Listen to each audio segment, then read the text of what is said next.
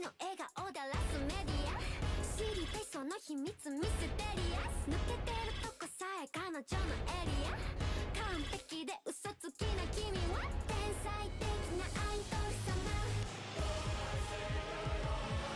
今日何食べた好きな本は遊びに行くならどこに行くの何も食べてないそれは内緒何を聞かれてものらりくらりそう淡々とだけどさんさんと味噌で見えない秘密は蜜の味あれもないないないこれもないないない好きなタイプは相手はさ答えて誰かを好きになることなんて私わからなくてさ嘘か本当か知り得ないそんな言葉にまた一人落ちるまた好きにさせる誰もが目を奪われてく君は完璧で究極のアイドル金輪際現れない一番星の生まれ変わりその笑顔で愛してるべ誰も彼も虜にしていくその瞳がその言葉が嘘でもそれは完全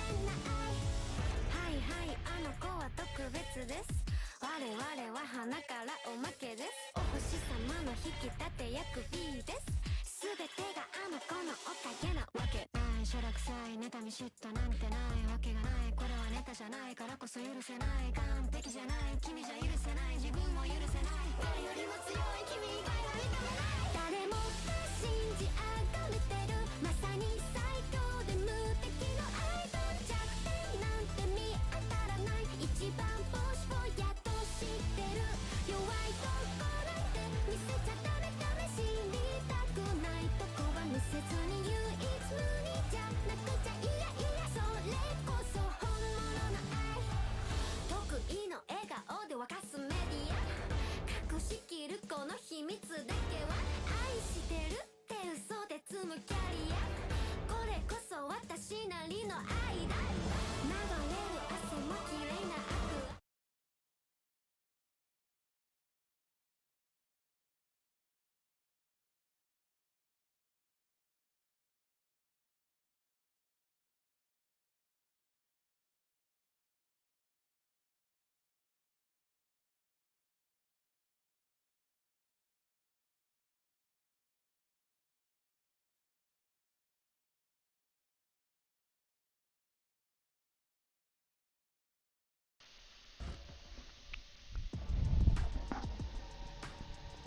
Wait, for Team Dead Drink, you don't need Kevin here for map pick ban, right? Or do you need him still?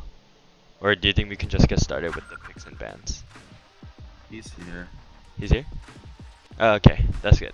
Alright then, we will get started with Group B of the Valorant tournament. So first, I believe the home team is the Lavender Princesses, so the Lavender Princesses will first be able to ban a map right now.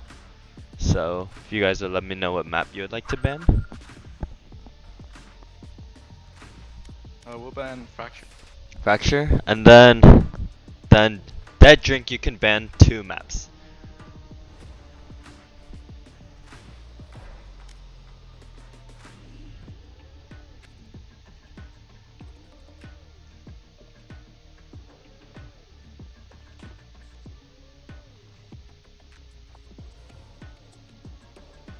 Sorry, we were discussing. It's okay, take your time.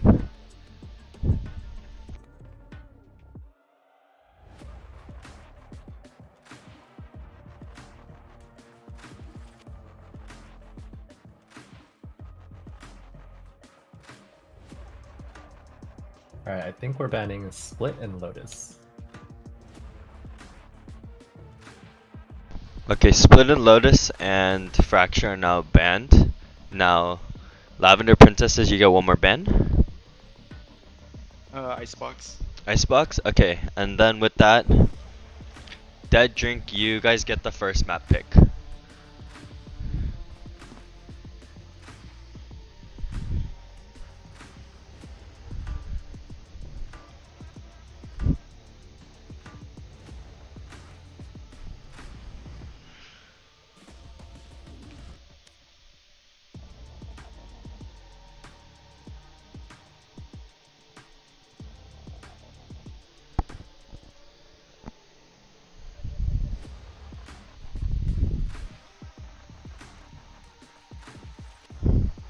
pick Bind?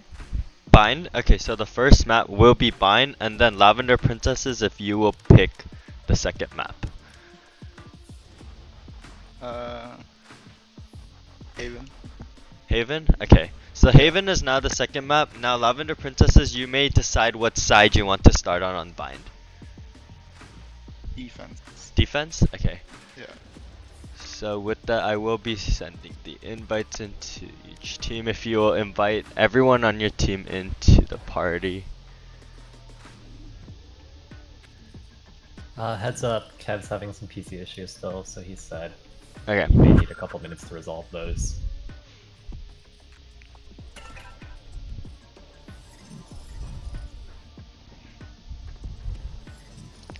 So Lavender Princesses on the defense, and Dead Drink on the attack.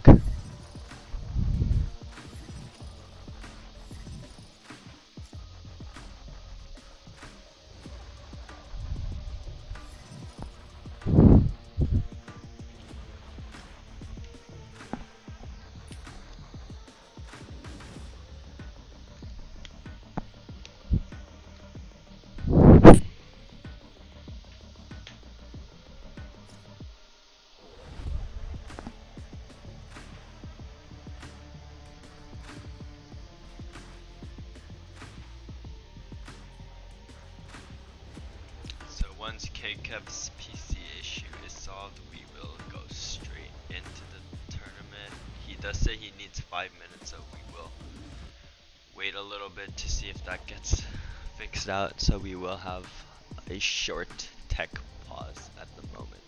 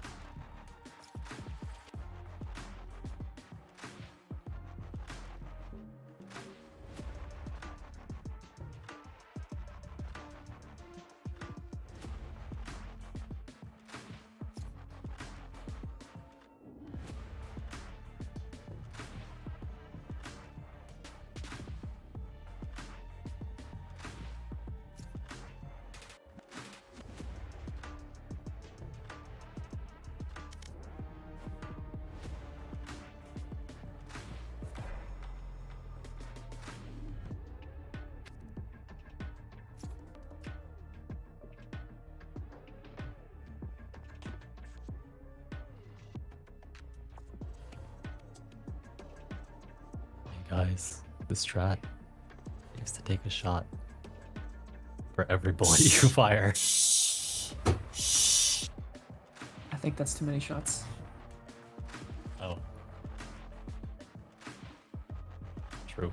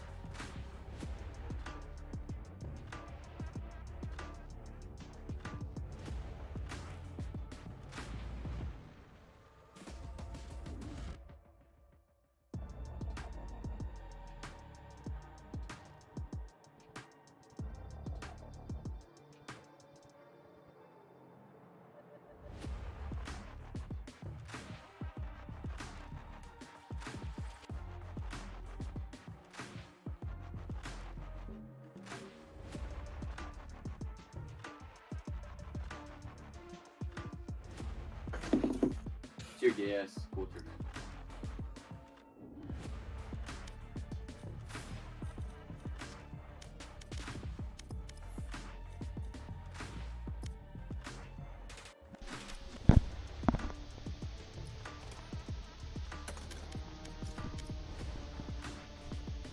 I made open party. Can you get in? Oh, wait, he's deafened.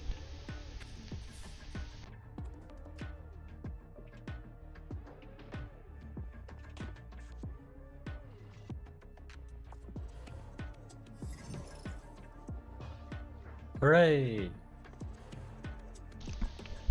With that, both teams may join their respective calls, and good luck to everyone. And we will begin on bind shortly. Good luck.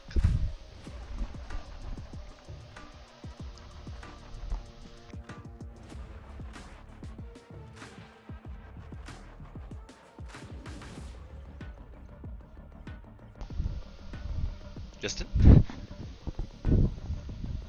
Are you there?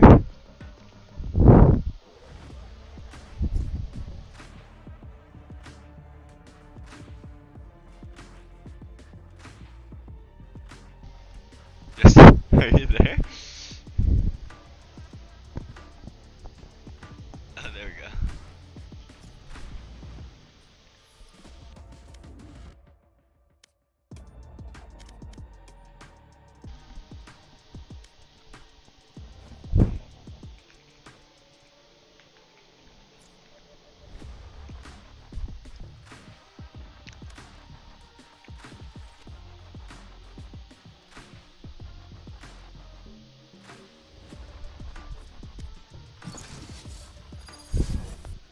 And with that, we will be beginning Group B of the tournament.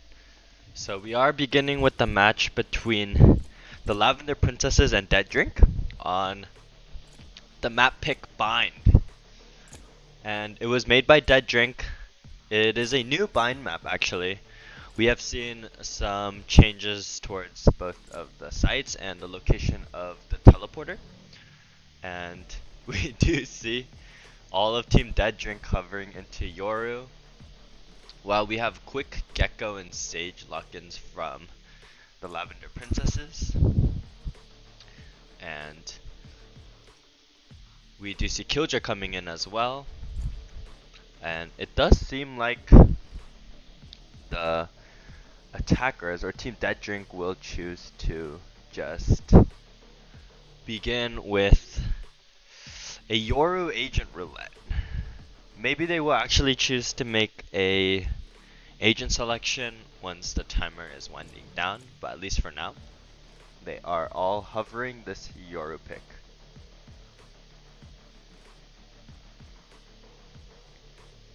And choose your agent. now we see Jet and Omen hovers as well.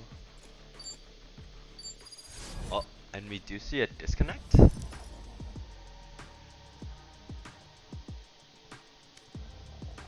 does seem like there was some issue. KKev has crashed, and seems like we will have another delay here.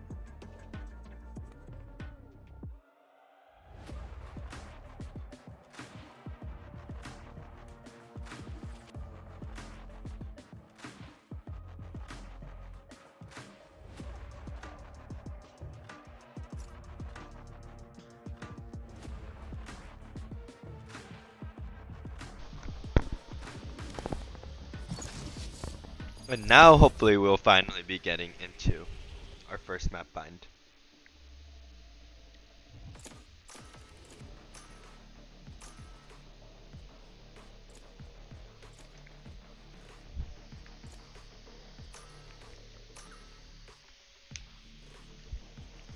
And it does seem like Dead Drink just quickly locked in their picks here, going with a double initiator comp with Sky Sova, and a singular sentinel of Cypher, singular duelist of Raze, singular controller of Omen. On the other hand, we should see the same picks coming out from the Lavender Princesses, choosing to go on Jet, Omen, Gecko, Sage, and Killjoy. So double sentinel comp for the Lavender Princesses, starting on the defense here. And with that, we finally are getting into the first map of Group B. And thank you everyone for attending this competition, as we have quite the pool of players this year compared to our past tournaments. And now we will be following into the match. So pistol round, obviously an incredibly pivotal round, as you usually tend to take 2 rounds if you win the pistol, as you will not be able to get the proper economy, and without the proper economy it's really difficult to win the bonus second round right after. So winning this pistol round usually sets the tone for the half, or at least the first half of the half, so like the first quarter of the game, so about the first 6 maps. And we will be seeing an aggression here towards this A site by the attackers. Showers being spotted out, and nothing really happening on to B so far though. Doesn't like the attackers will go a little bit more aggressive. Okay. There is the Raze bot coming out. They do grab the orb, but Pokeball getting a kill right there. Timito's just sitting here with the shorty, and they probably know that he has the shorty, but Mom will go planted. Down. Exchange.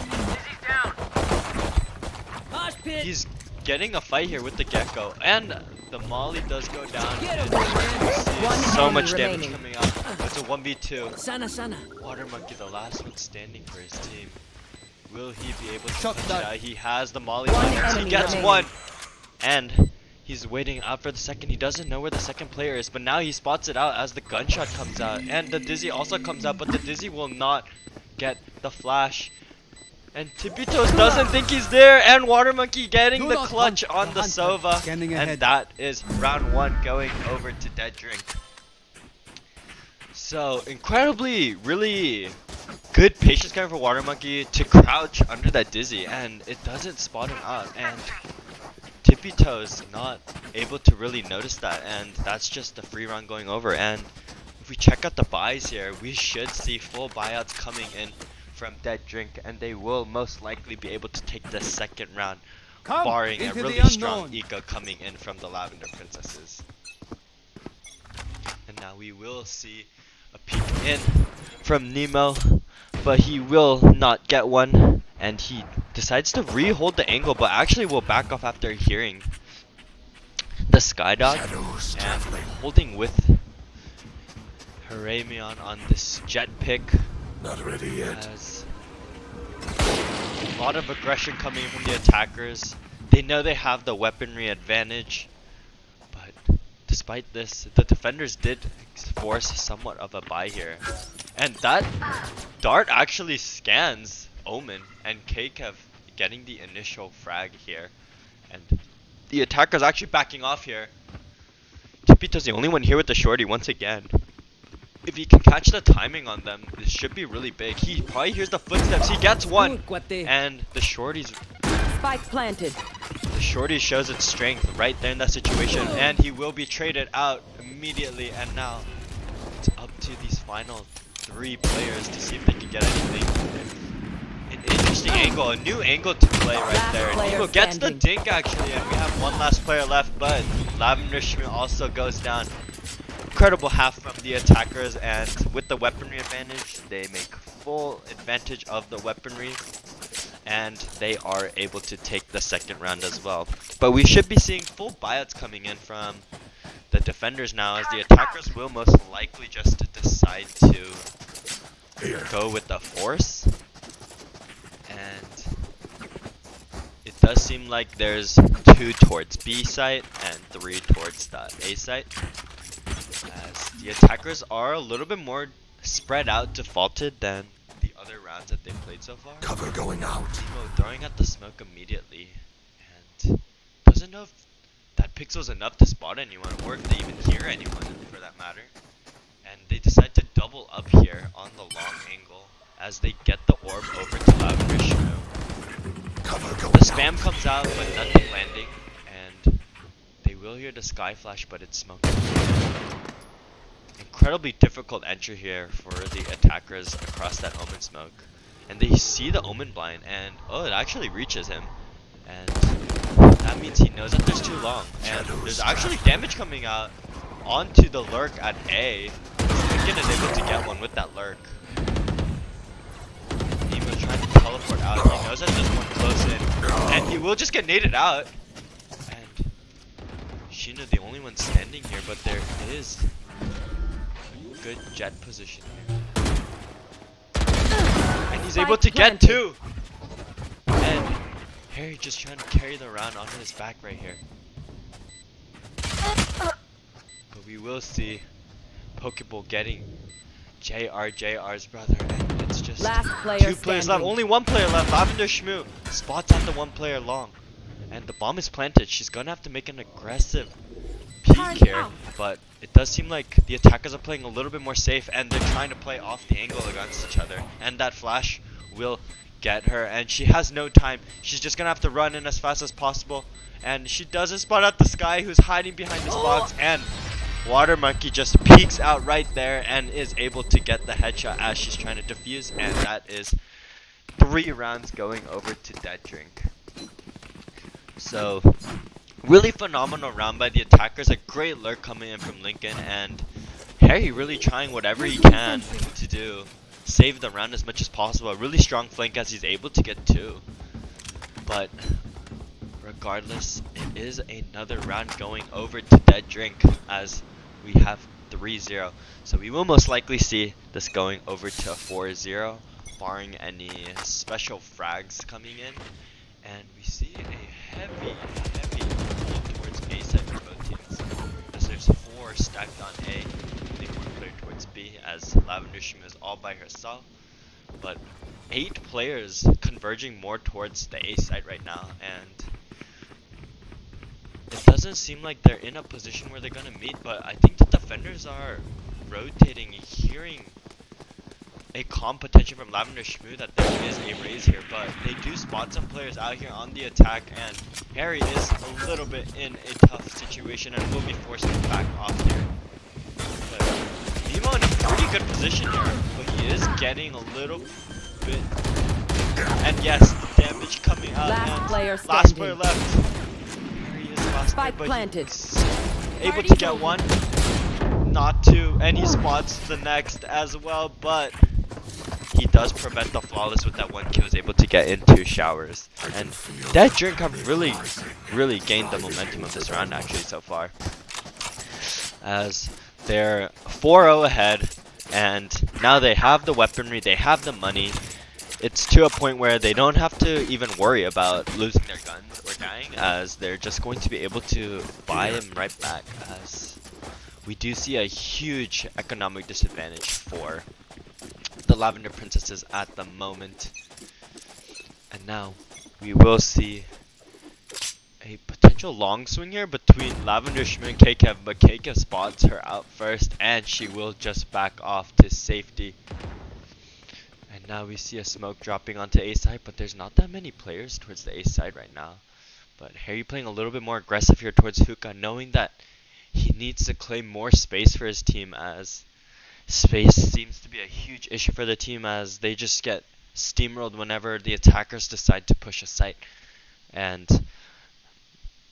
it does look like the attackers are playing it a little bit slow. Kekev might meet Lavender Shmoo here. The timing might really matter, as attackers choosing to play incredibly slowly, and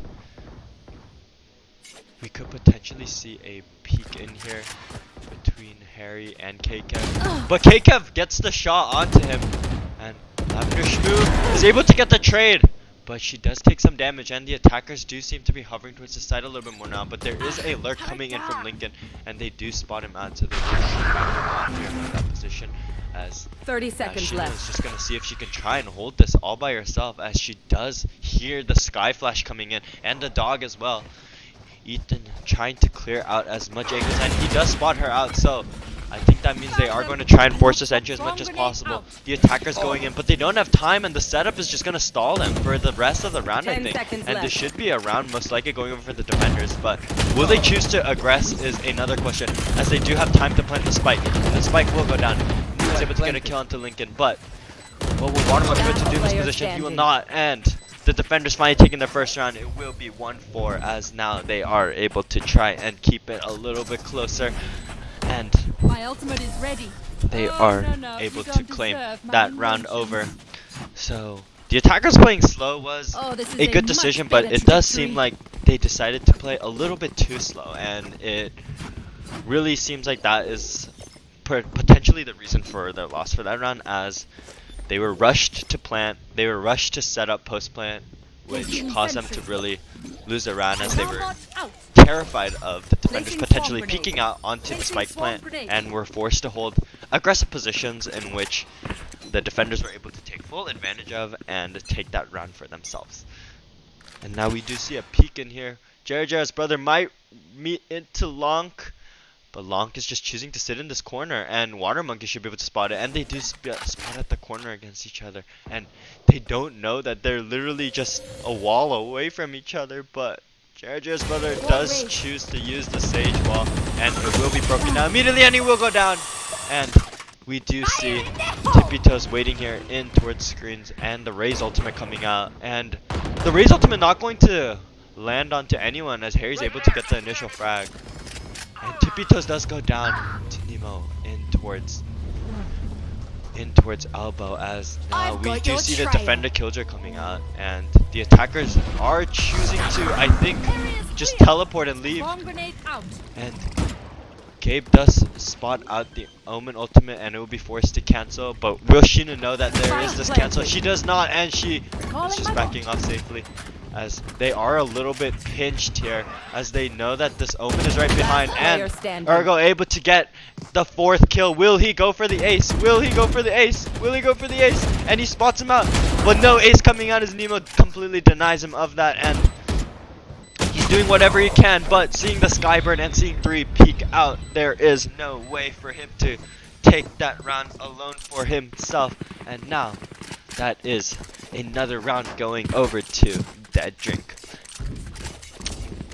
So, really good decision, I think, from Dead dead drink to take that teleporter after seeing the Killjoy ultimate coming out, as they were not fully committed to the site and they were in a position where they were able to easily rotate out, and that's exactly what they decided to do. And the Omen ult cancellation, I don't know if it just wasn't calm properly, but Lavender Shmoo just completely ignores the Omen teleport, the cancellation of the Omen ultimate, Shadows and traveling. it does seem to be a potential reason of the round going a little bit astray for their team, as we do see an aggressive swing actually coming from Harry, as he will go down here. And the Skyduck coming in, and Jerry's brother just gonna wall it off, but the dog does spot him. But will the attackers choose to aggress off of this? I don't know. But Tippy Toes is sitting here with a Bucky, as KKev is aggressing towards the site. And I feel like that means his team will go to play off this, but he's able to get one. Will he be able to get a second? Spike down. B. He will not, but he does have... He uses the ultimate instead, and he just goes down. And we have 2 players left. Last Lavender player Shmoo also standing. going down, and now we have JRJ's brother, the only one left on the other side of the site. All he Spike has planted. is a sheriff, and the attackers having 4 players left. It does seem hopeless for his team right now, as they are going to drop the 6th round. And he tries to do whatever he can, but Water Monkey getting 3 kills for the round, and the attackers taking another one for themselves. So really consistent fragging from the attackers right now. 8-7-7-5-5. Really consistent, and they're playing really patiently, as the defenders are trying to aggress a little bit more, as they are a little bit low on econ towards most of the rounds, and attackers making full use of how much more money they have and are able to take a lot of these rounds very comfortably, actually. But regardless, we do see once again another half by slash save, I think, coming in. And Lavender Shmoo does spot out many players, and they do throw in the flash, and it does seem like the attackers for once will play just incredibly aggressive, as they know they have the weaponry advantage. And oh, Jerry's brother actually able to get a kill here, and he will be healed up by his teammate on the sky pick, but Nemo does go down in showers instead. Only 2 bullets left for Jared. My Holding here. And Lavender Shmoo able to get one with the classic and makes the round almost winnable for his team, but no. And Tippy Toes does take the teleporter over. Last player standing. Lavender Shmoo goes down. He's the last one left on his team, and all he has is a judge. What can he do in this situation? They know that he took the teleporter, and they are choosing to just plant default, actually, instead of for CT. I'm not sure if they even heard that he took this teleporter, as they are distributing out towards the remainder of the site instead of just playing here. And Lincoln will peek into showers, and Tippy Toes getting that kill right here. But all he has is but he's able to pick up the Vandal, but an ace coming up from KKev towards the round, and that is our first ace today, as he gets the ace and will help his team take the 7th round, as they already have an advantage going into the entire half. So even if it is an ace onto an enemy eco run, incredible ace nonetheless, coming in from KKev, getting 5 right there, pushing him right up to the top of the leaderboard, as now we do see a full buy coming in from the defenders, and let's see if that can really change things up a bit. And we do see the attackers converging more towards the B site. The flash does spot someone out, but will they know that it's a judge is another question.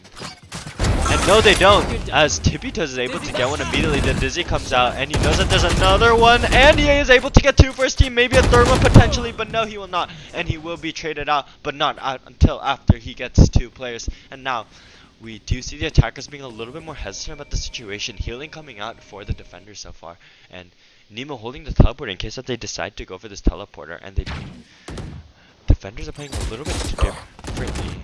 And same with the attackers as well, as the defenders are holding this potential teleport while the attackers are now playing a little bit slower, as they are scared, but they are choosing to re-hit here, as I think they're a little bit scared about someone potentially holding this rotate over. But Harry does choose to move over to the A side, but maybe it's a fake, and now the alarm bot is triggered, and they know that there are some attackers here. Lavender Shmoo just spraying that hookah, and not a lot of action to be seen so far, but we could potentially be seeing some 30 action seconds here, left. as it does seem like most likely the attackers will choose to hit. Harry peeking into one, is able to get one. He sprays into hookah, is not able to get it. And that arrow comes out from Water Monkey, and the teleport comes in from Ergo. He is in a very aggressive position here, and Nemo being a little bit far off. So we 10 will see seconds left. what Water Monkey and Ergo can do. Ergo is able to get one onto JJ's brother. Last player And standing. Water Monkey does go down to Harry, as Ergo being the last one left. He is blinded out. They know that he's here. They're going to swing into him, and he's not able to get any. And Harry getting 3 for his team on Jet. And now the defeat is coming out from the defenders. They are going to probably give it over to their Killjoy, as Thanks. she is now 3 points away from her ultimate, and that is their second round coming from the defenders, as now they have doubled their rounds in the half. But honestly, they can still be a little bit hopeful. The Lavender Princess is as 2-7, and if they're just able to claim 1 to 2 more rounds in the half, it's still completely playable. As people say, there is the 9-3 curse, and although 10-2 may be a little bit rough to make the comeback from, I feel like 9-3 is always doable.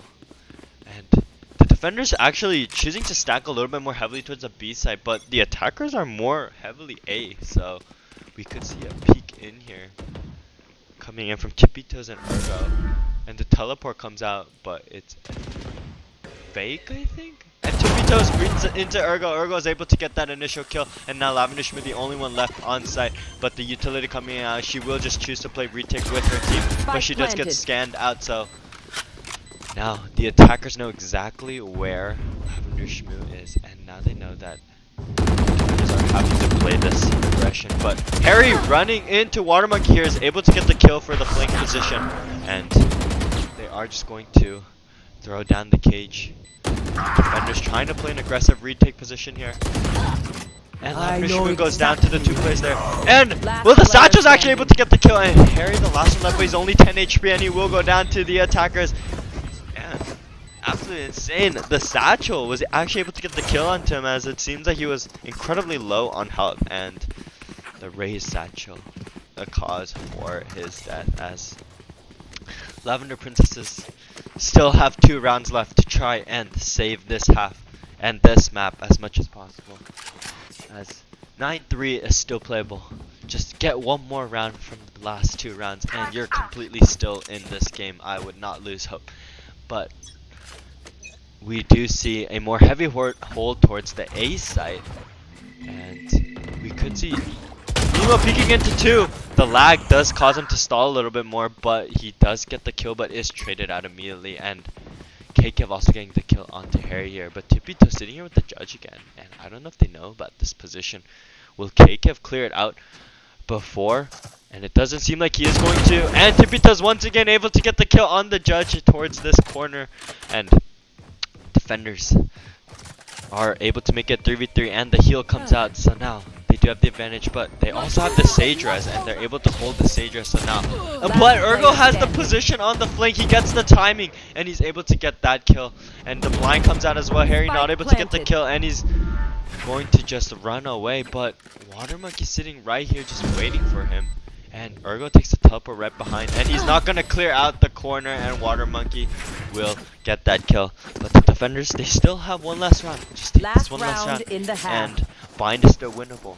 I don't think they should be completely out of this one just based off that, and hopefully they can scrape out whatever buy they can to try and take this last round of the half for their own team and make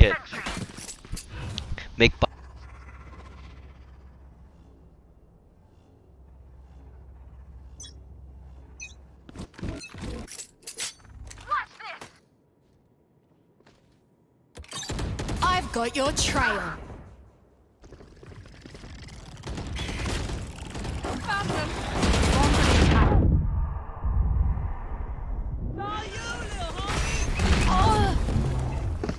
Spike planted.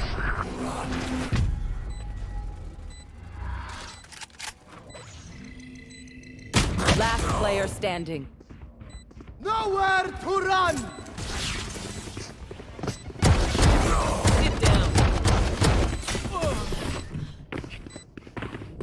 Bomb buddy out. Switching sides.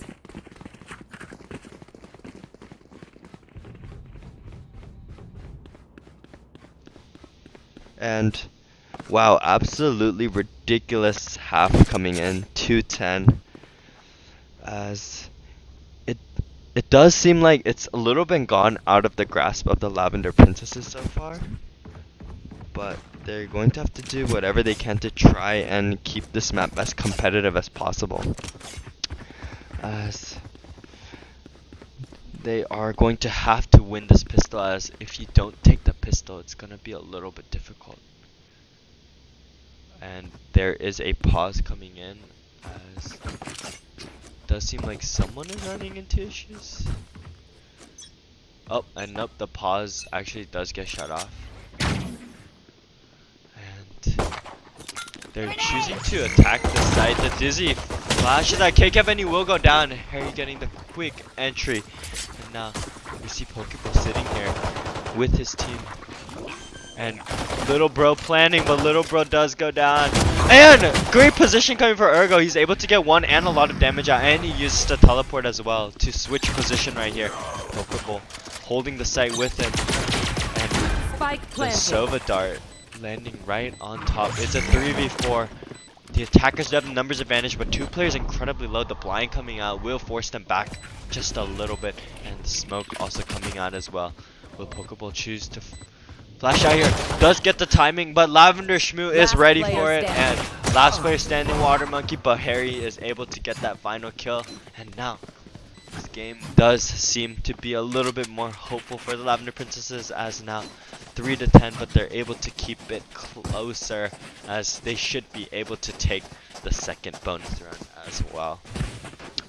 And I mean, going into this match, it does seem like there's a lot of patience coming in more from the team of Dead Drink, and the Lavender Princesses are playing way more aggressively, and it's actually rewarding Dead Drink significantly.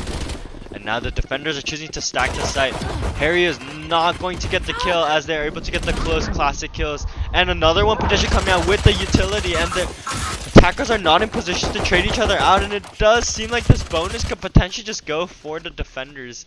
What are the attackers positioned into? They spot one. They're not able to get his Pokeball, is able to get his hands on a Spectre, but they're holding the corner here. Nemo able to, but the lag is not going to be favorable to him. He's able to get one. Will he be able to get two? He's able to get two more, and it makes it a 1v1. And Water Monkey's on the flank, but he doesn't have a gun.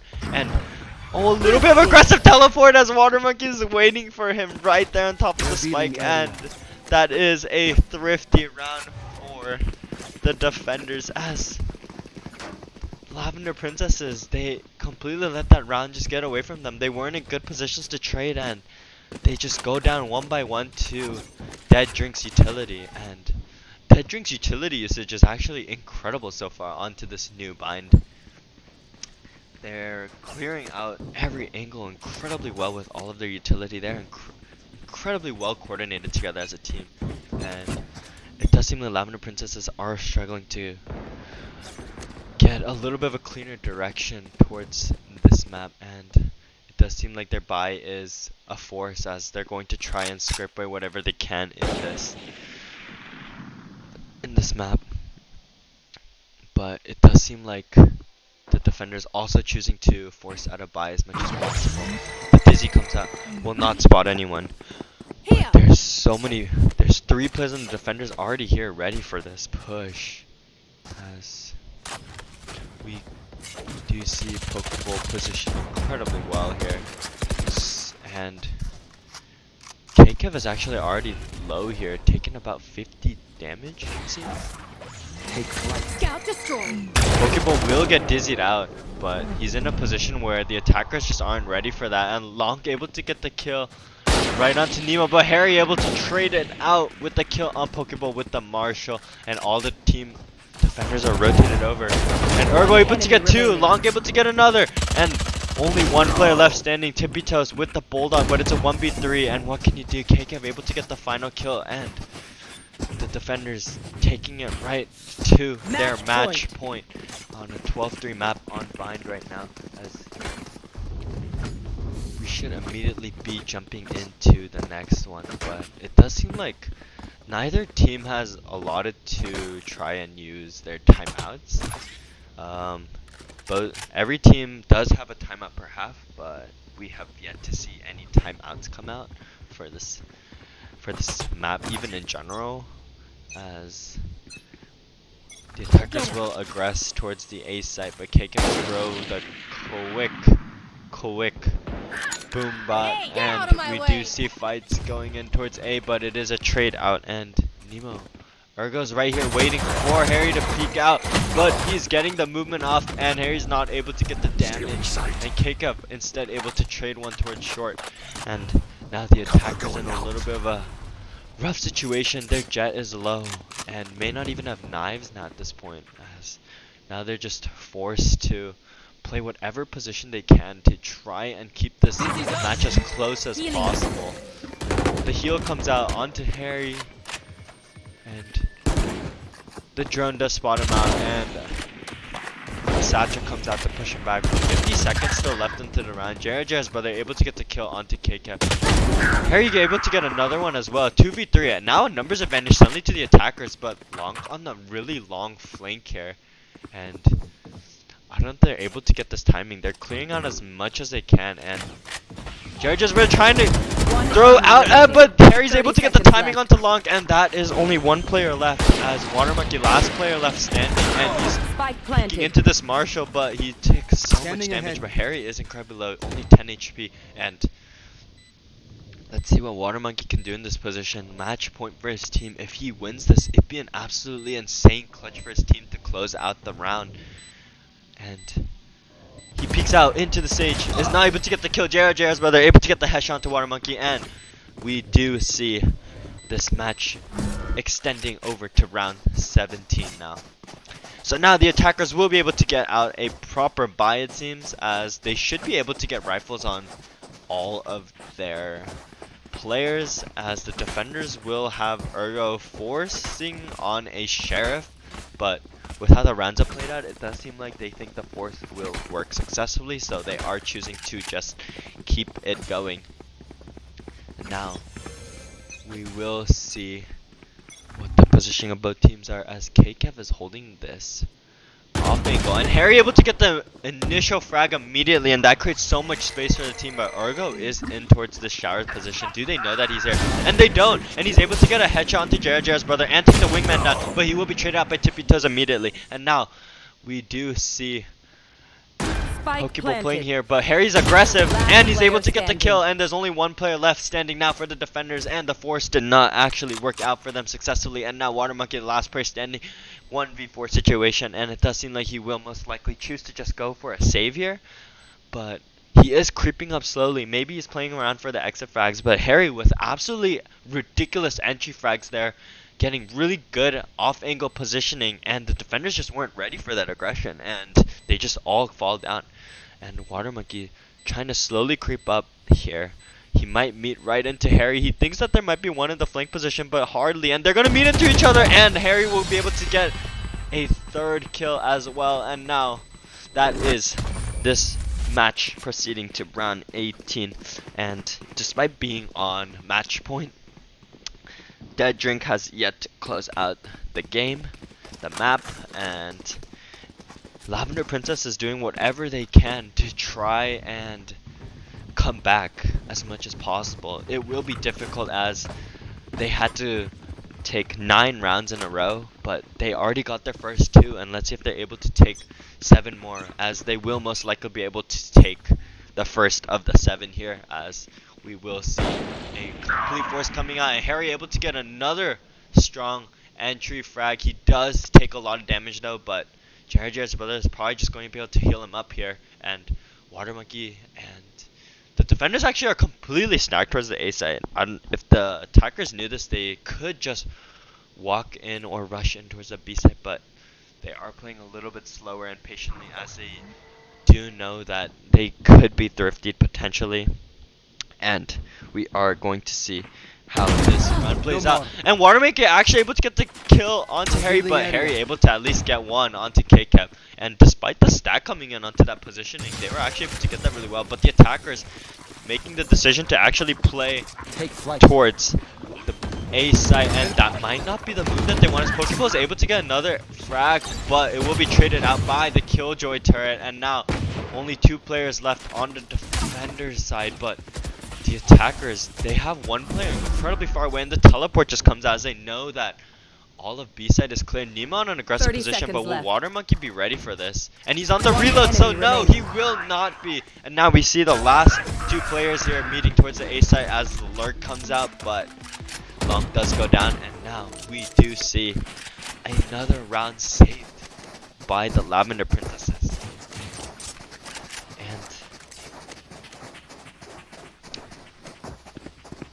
Very, very, very good past couple of rounds coming in from the Lavender Princesses, as they're trying whatever they can to try and save this match as much as possible.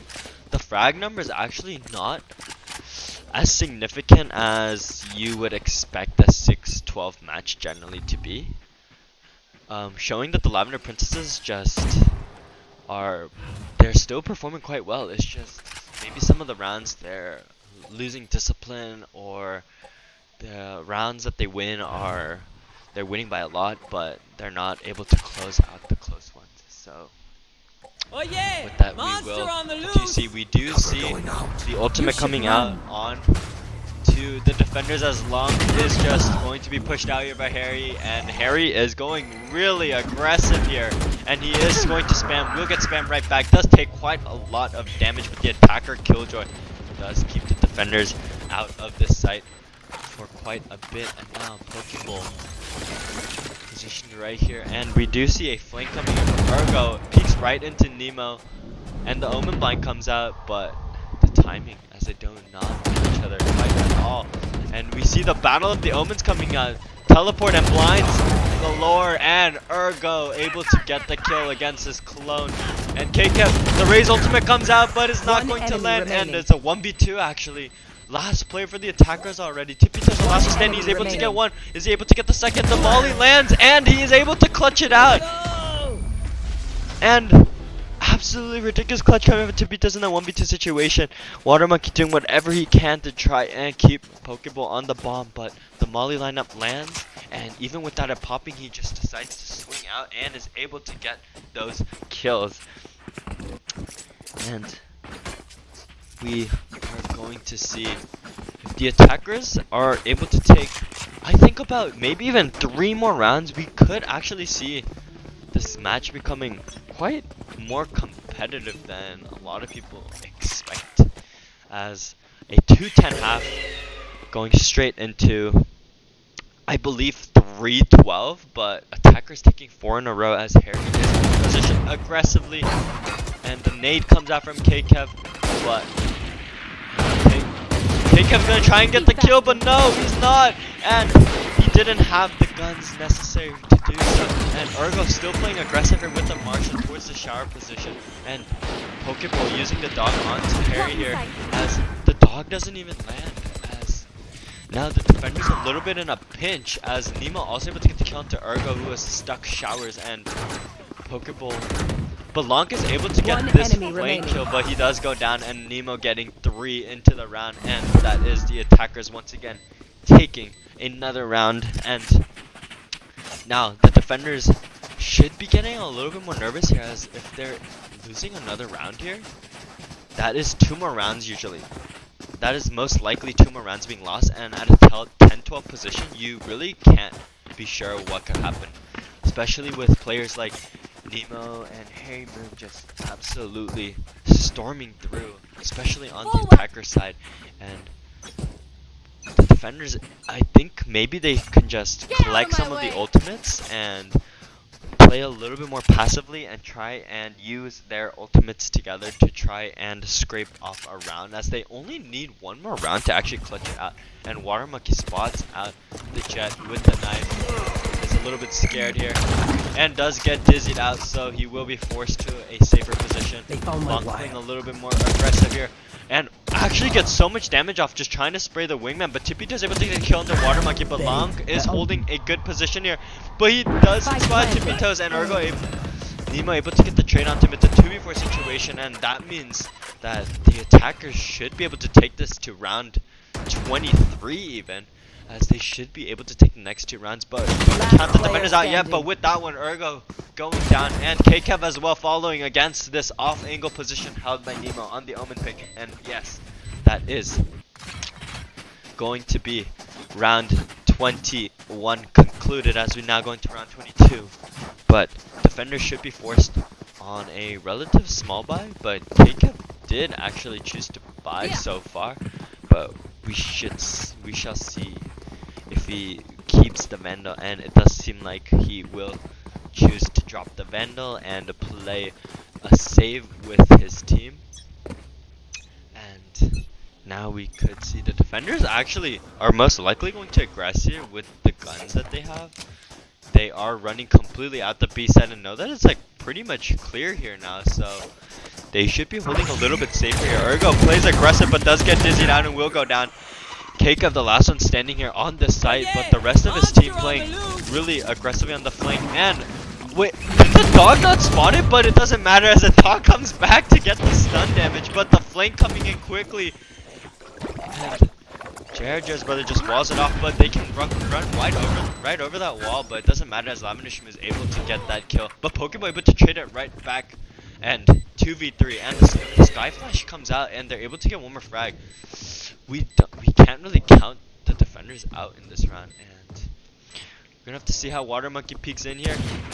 Not able to get the kill quite yet, but will get traded out as quick trades coming out from both sides, and now we do have this game proceeding all the way over to round 23. And honestly, genuinely thought that this would be a quick map after a 10-2 half, as 10-2 halves are really hard to come back from usually.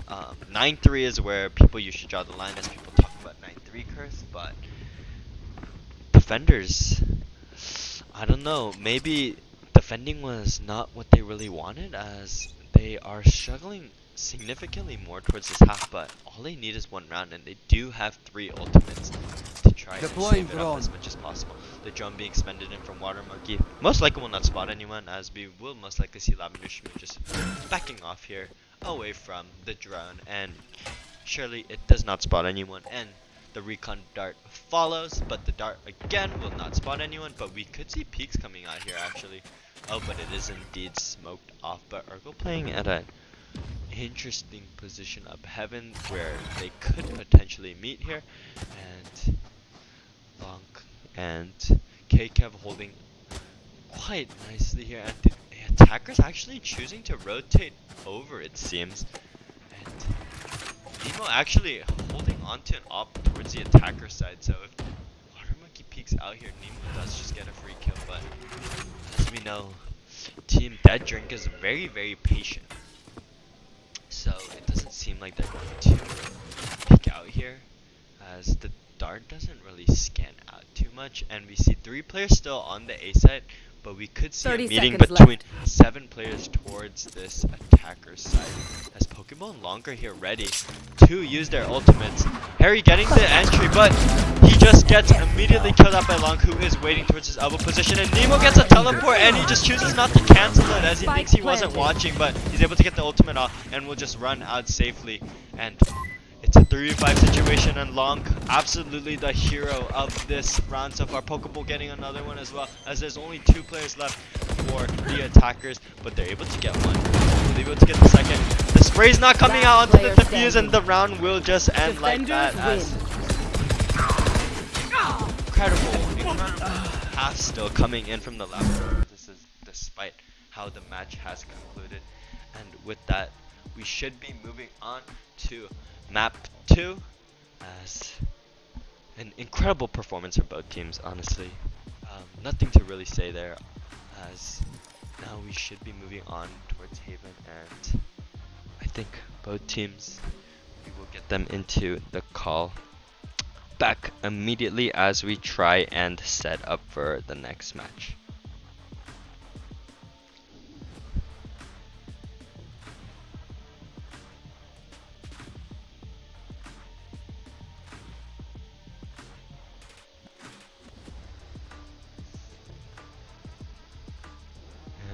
we have both teams coming back into the lobby slowly but surely.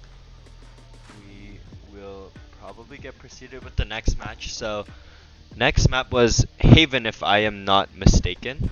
And so if Dead Drink would like to pick which side they would like to start on. This is Haven, right? Yeah, it's Haven.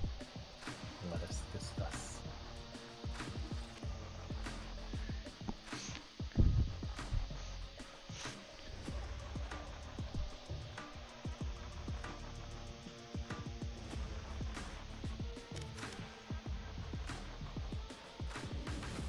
Alright, we're starting out defense. Starting on defense? Okay, then if both teams can switch sides really quickly. And after both teams switch sides, we will be immediately going into the second map here today. As that was quite the long match, if I am not mistaken, but Haven could be a different story, Haven could be the same story. And we still yet have 4 more matches coming in after this one, as we do have Pogon, Anime, and these 2 teams playing again. And once all players are ready on their sides, you guys can join your respective calls, and we will be going into the second half. Also, timeouts are still available if you guys do not know. Just put /timeout and vote if you guys want to use a timeout for the round. But other than that, we will be going to the second map, so everyone can join their respective calls, and good luck everyone as we get into map 2 Haven, or this match up between the Dead Drink and the Lavender Princesses.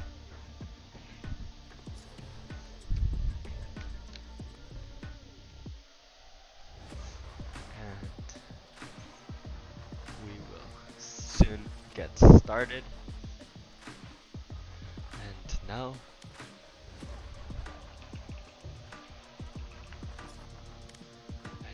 with that, we get right into Haven now. As a lot of fun bands coming out, Lotus, Icebox, Fracture, your very standard band maps, honestly, coming in from most people's experiences. But honestly, Lavender Princesses did a really good job to try and keep it as close as they can, and they really switched up the game plan, as the first half was really not working out for them, but they did incredibly in the second half actually, and was almost able to clutch it out, taking it from 2-12 all the way to 10-12. So they were able to get 8 in a row. And now we are going to see how this next match goes on Haven, as we see Cypher, Reina, Omen, Sova, and Sky for Dead Drink, and the Lavender Princesses are going to go with Brimstone, Gecko, Breach, Killjoy, Jet, it seems. Select your agent. Unless they choose to switch something up a little bit. And it's going to be the exact comp we are seeing. So both teams allotting for double initiator, a singular sentinel, a singular duelist, and a singular controller. But we see actually none of the same agents onto both teams. So we could potentially see a complete agent diff in this map, but unsure, as both sides do have some standard agent picks, and Haven is one of the maps where, depending on the players, there is a lot more variability into agent selection. So that could be making a huge issue, as now we are going to be getting into the second map today. And personally, based off what I've seen in a lot of pro play, it does seem like Breach and Killjoy are nearly must takes on this map for a lot of teams. And then the duelists have a lot of variability actually, and Sova is actually picked quite a lot. We do see a lot of Astra as well, and the attackers choosing to progress. Seems like towards B, and Ergo being smoked off immediately goes down to Harry, and the defenders playing an aggressive position as much as possible. They're able to get one kill off right there, but they are pushed back here as much as possible, and they're able to claim a decent amount of space despite them having the numbers disadvantage, and they're all just collectively waiting here around the smoke, and they're going to just defuse it. They're going to get half, and they just get off of it, and the attacker should be able to know based off the sound cues that it's halved. And are they not going to spray it down? And they are, and they're going to be able to get kills. Immediate attackers winning it by all pushing out of the smoke together, and really good gameplay coming from both sides. The defenders doing a great job to get that sneak defuse in and to take so much space on the site, but the attackers doing incredibly to reclaim that space, pushing out of the smoke together, and the defenders clearly were not ready for it. And that is round 1 going over to the Lavender Princesses, as they want to try and at least make this matchup 1-1 instead of an 0-2 ending. And Harry having really strong presence, especially towards a lot of those entry fights, but the defenders are actually just stacked completely towards this site, and Harry will beat into some of them, and he will just back off here. But the flash coming out from the defenders, the flash comes out, and they're able to get the kill, and they're able to get 2 actually, and the Dizzy doesn't get the timing right here. I don't think they actually spot him, and they're able to get all of the kills. It could be a potential flawless Thrifty actually, as Nemo the last one standing right here, and it's a Thrifty flawless for the defenders, as Dead Drink just decide to rush completely up A long, and they take all of the guns of the Lavender Princesses. Absolutely insane. How often do you see that? A flawless Thrifty, as they just completely rolled them over with classic pistols, sprinting in through that A long, and the defenders absolutely great aggression, as the attackers just completely were held off guard there entirely, as now we will see the second round going most likely in an advantage towards the defenders. They have the money, and they are able to bonus as well. And now they are playing a more consistent hold here, spread out more, defaulting, and Long is able to get actually the sneak into here, and I think Ergo gets the spotter here, but a fight towards C Long, and Jacob also able to get a kill though towards the A aggression, and Jerry's brother getting another one as well, as there's 4 attackers, 3 defenders left, but they don't know that anyone's on A side, and Lincoln's actually trying to get the timing here, and I don't know if they're ready for it, but they are watching him, and he's able to get 2 immediately, and he will just run out quickly after knowing that there are probably most likely more players here, and he probably hears a lot of these players hovering towards the A side. The Pokeball coming over with the quick rotate over to A, I think, as 3 players onto A, but Nemo and Harry actually, Gabe and Harry getting a really smart timing here, and also a really wise decision by Ethan to get that flash out mid and see if they're going C, and he does switch it up to C entirely, but I think he will actually just choose to play with this team. They hear the flash, and what can this tag team duo do for their team, as they are going to try and clutch out this round for their team as much as possible.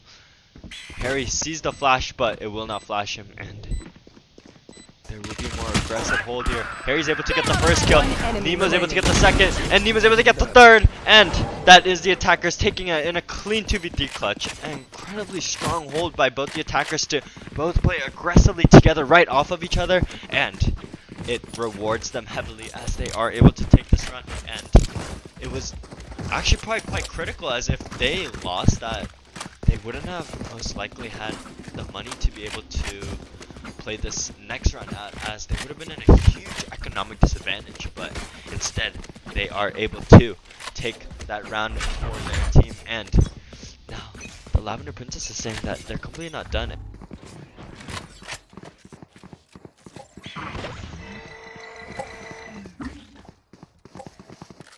Cover going out.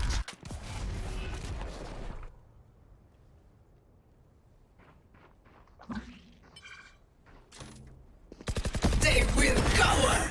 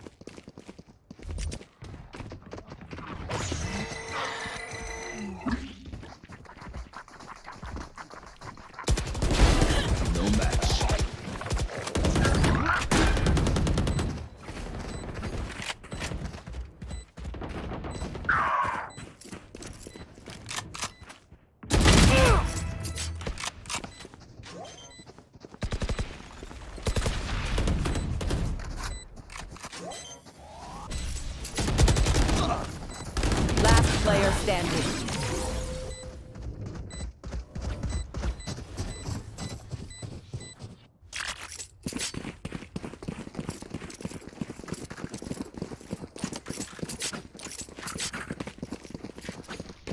Absolutely incredible gameplay, especially coming from the attackers. Their post-man hold is phenomenal, and it does seem like both sides are more comfortable on the attack side, as they are doing incredibly well on that side of the map so far. As now we do see a complete stack towards A from both teams, as we will see them meet here. And the ultimate is being expended. Pokeball trying to get the timing, but will not get it.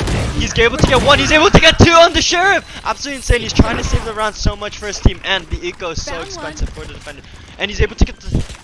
And his team is now quickly on the flank. Spike planted. I'll get Pokeball trying whatever they can, but the plant is down, and the attackers have complete control of that space. Lavender will be get along, but will get the kill. And now, last player standing is Pokeball. But if he's able to get this ace, it would be absolutely insane, as he's already able to get 2 insane kills with the Sheriff so far. With the Breach Flash coming out and so much Utah coming out, it does seem like he's a little bit in a rough position, but he is at least able to get 3 and make it expensive for the attackers. Absolutely insane hold by Pokeball on the Sheriff with Sky, and just patiently waiting in, not feeling too rushed in by the presence of the Gecko ultimate coming in. And oh, we do see a disconnect, as I think we might need a pause. And the match timer is paused, yes, and he is reconnected, and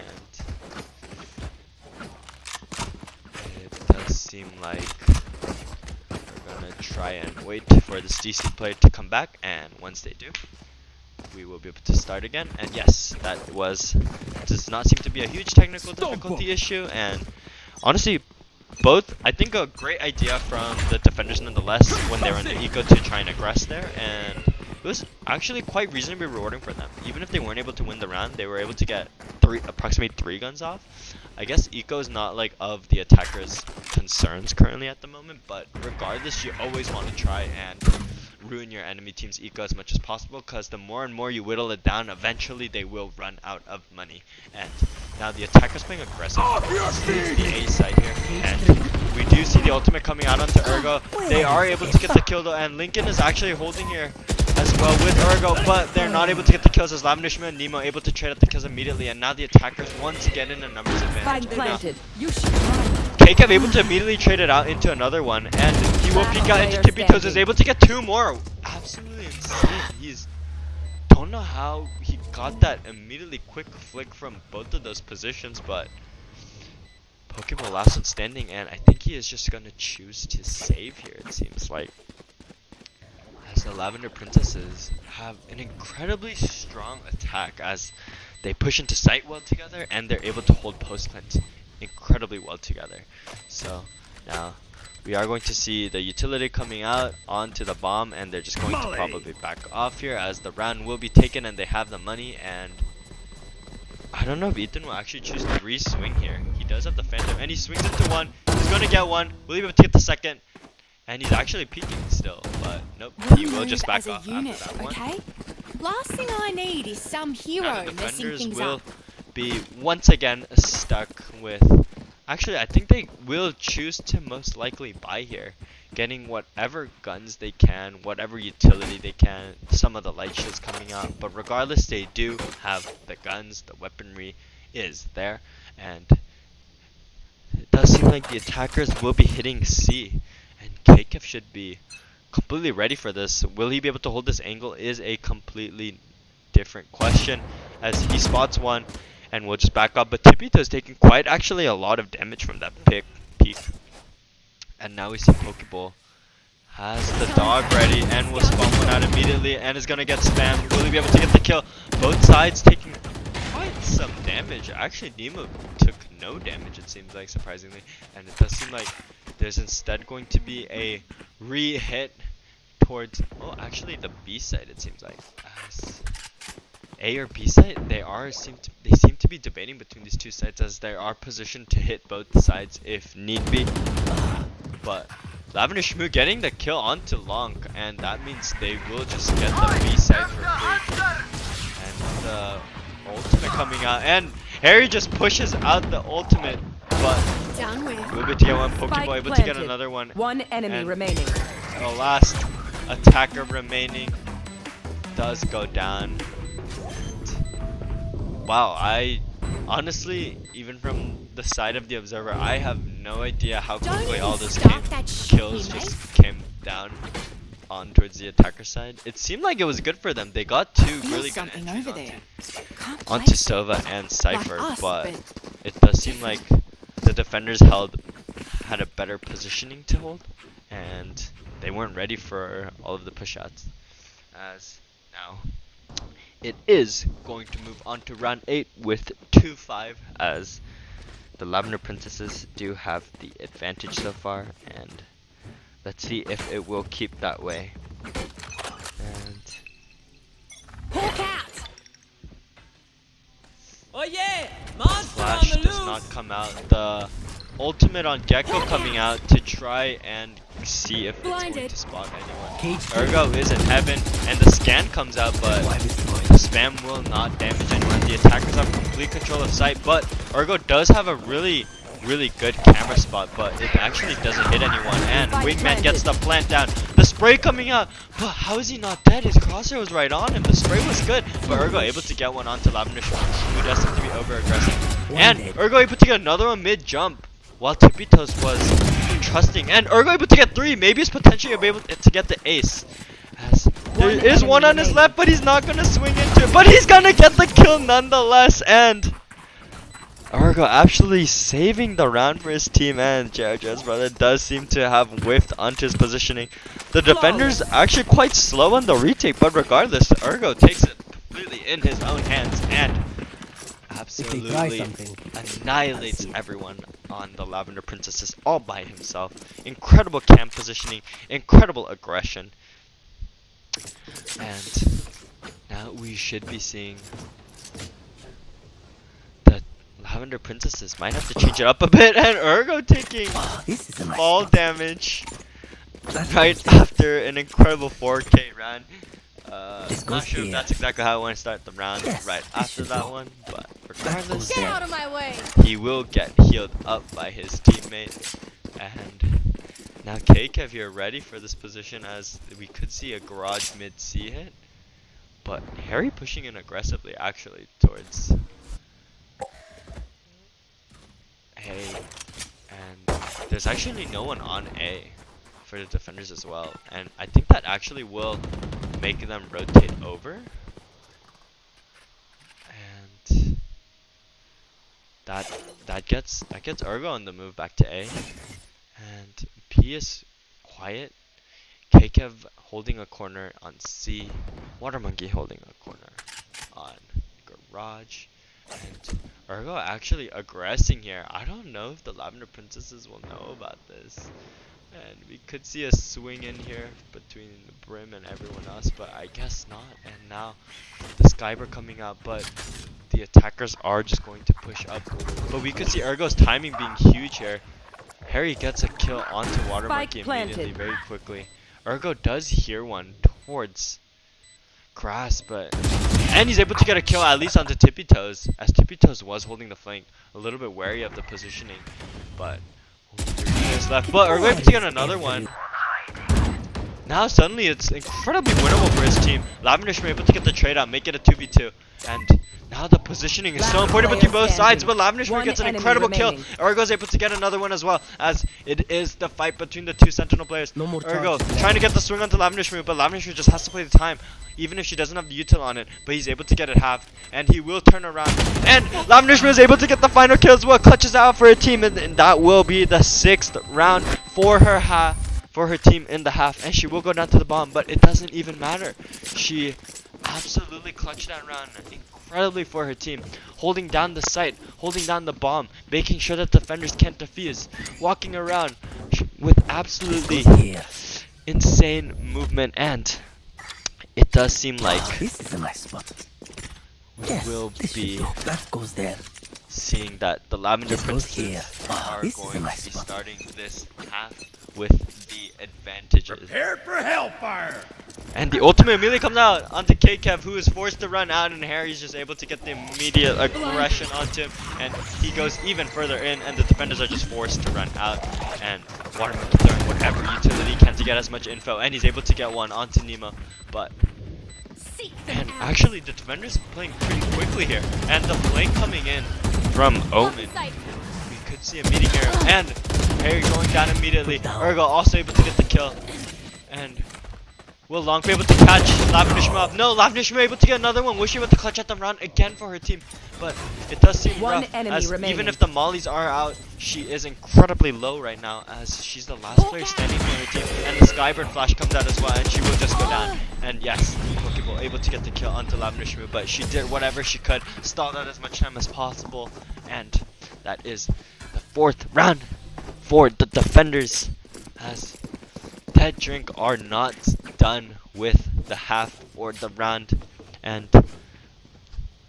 it is a little bit rough for, I think, the Lavender Princesses. They did expend the Brimstone ultimate, and not sure if there are any other ultimates expended, but potentially maybe Jet ultimate, That but goes there. that's not exactly the round you want to see, and now they're also short on econ. This goes here. Meanwhile, we do have Killjoy ultimate still available though for them, and KK going to hold this angle and actually going to get the immediate swing onto Harry, and that's an immediate kill coming out. Harry's holding the Marshall. He just did whatever he can, but Tippy does getting the trade out immediately onto KK, and now Seaside is empty as everyone's just dead from Seaside.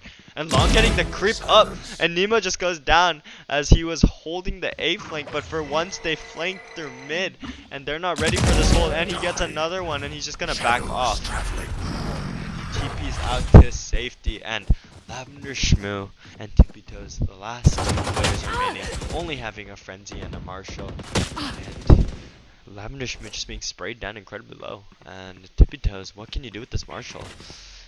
Really seems to be the factor here. Can you make it at least expensive for the defenders? Can you try and make this a 5-7 at least for your team, as going in 6-6 from the attacker side could be a little bit harder, as Haven is known to be one of the most attack-sided maps with the 3 sites, and the lack of a lot of corners and angles to hold, and we do see an aggression 30 towards seconds left. mid by Lavender Shmoo and Tippy Toes, but the defenders are holding this position, and Last player standing. goes down. Tippy Toes the last one Spike down standing.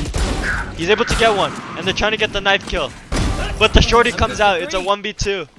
And he has 1 bullet on the shorty only, and he goes for the reload, and 10 the seconds molly left. comes out, but he did not go down yet. He doesn't have time though, and he gets knifed. Pokeball able to get the knife onto Tippy Toes, and that is Last round before round the switch. 11 going over to Drink and Dead, as Lavender Princesses I mean, they were on an eco buy, and honestly, I'd hardly say that's even a bad position for them with all the kills Tippy was able to get at the end, with the Lavender Princesses just choosing to play aggressive with the knife, but it does not really matter to them as they do have the economy to get all the guns that they need, and it does seem like the attackers will just aggress towards the A side, playing with that Gecko ultimate once again, and Ergo will go back into his favorite position up in heaven, but the attacker Killjoy ultimate comes out from Lavender Shmoon, which should push them off of the site mostly, and it does seem like the attackers are not in a position to really push out. Spike planted. Wingman comes out, able to get the plant down, and the Wingman is picked up once again, and it's a 4v4 as trades come out. Lincoln on the flank here is able to get the kill on to Nemo, and KKev also able to get the one onto Harry. There's still the ultimate still available, but Pokeball able to dodge the ultimate and still get that final kill, and Shinu's the last one remaining. Not able to get one, but will be immediately traded out by KKev, and that is a 6-6 half. A completely balanced half coming out on this second map of Haven Switching for sides. this match. And now we will be moving on to the second half, as now we do see the Lavender Princesses on the defense and Drink Dead on the attack. And as you tune into this game, please be prepared, as right after we will be jumping into the match between, I believe, Pog and Anime and the Lavender Princesses. As originally Pog and Anime was scheduled to play match 1, but there were scheduling conflicts, so we had to switch the order of the two matches. And now we will be going into this first pistol round, as there is aggression towards Garage Revealing area. A as well, as Harry will swing out, but will not be able to get the kill on TK. I don't even know if they actually spotted.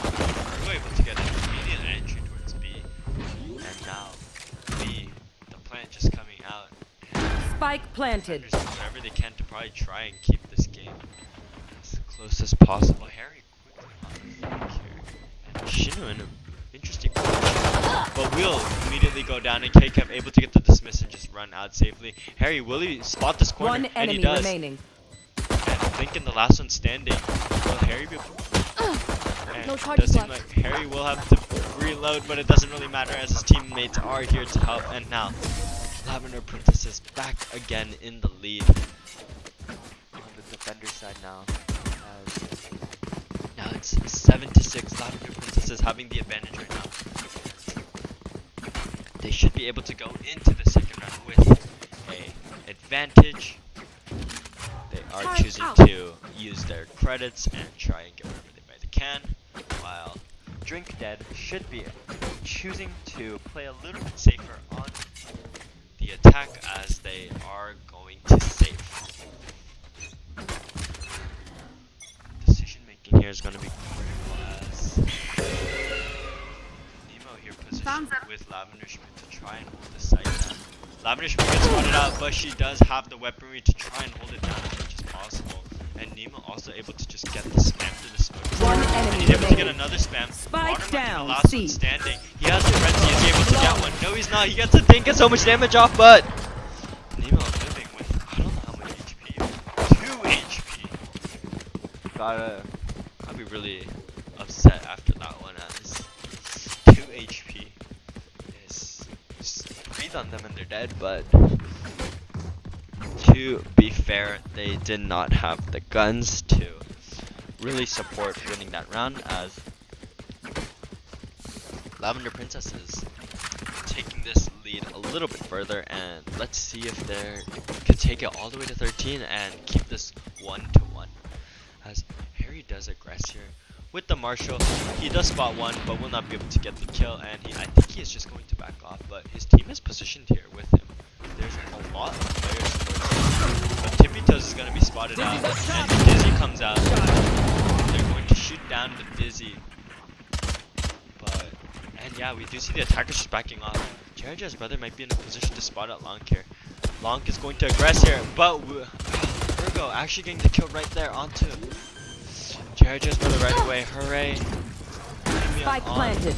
But did hear the Omen teleport, but just get spammed. Headshot spammed actually. And let's see, last three players here.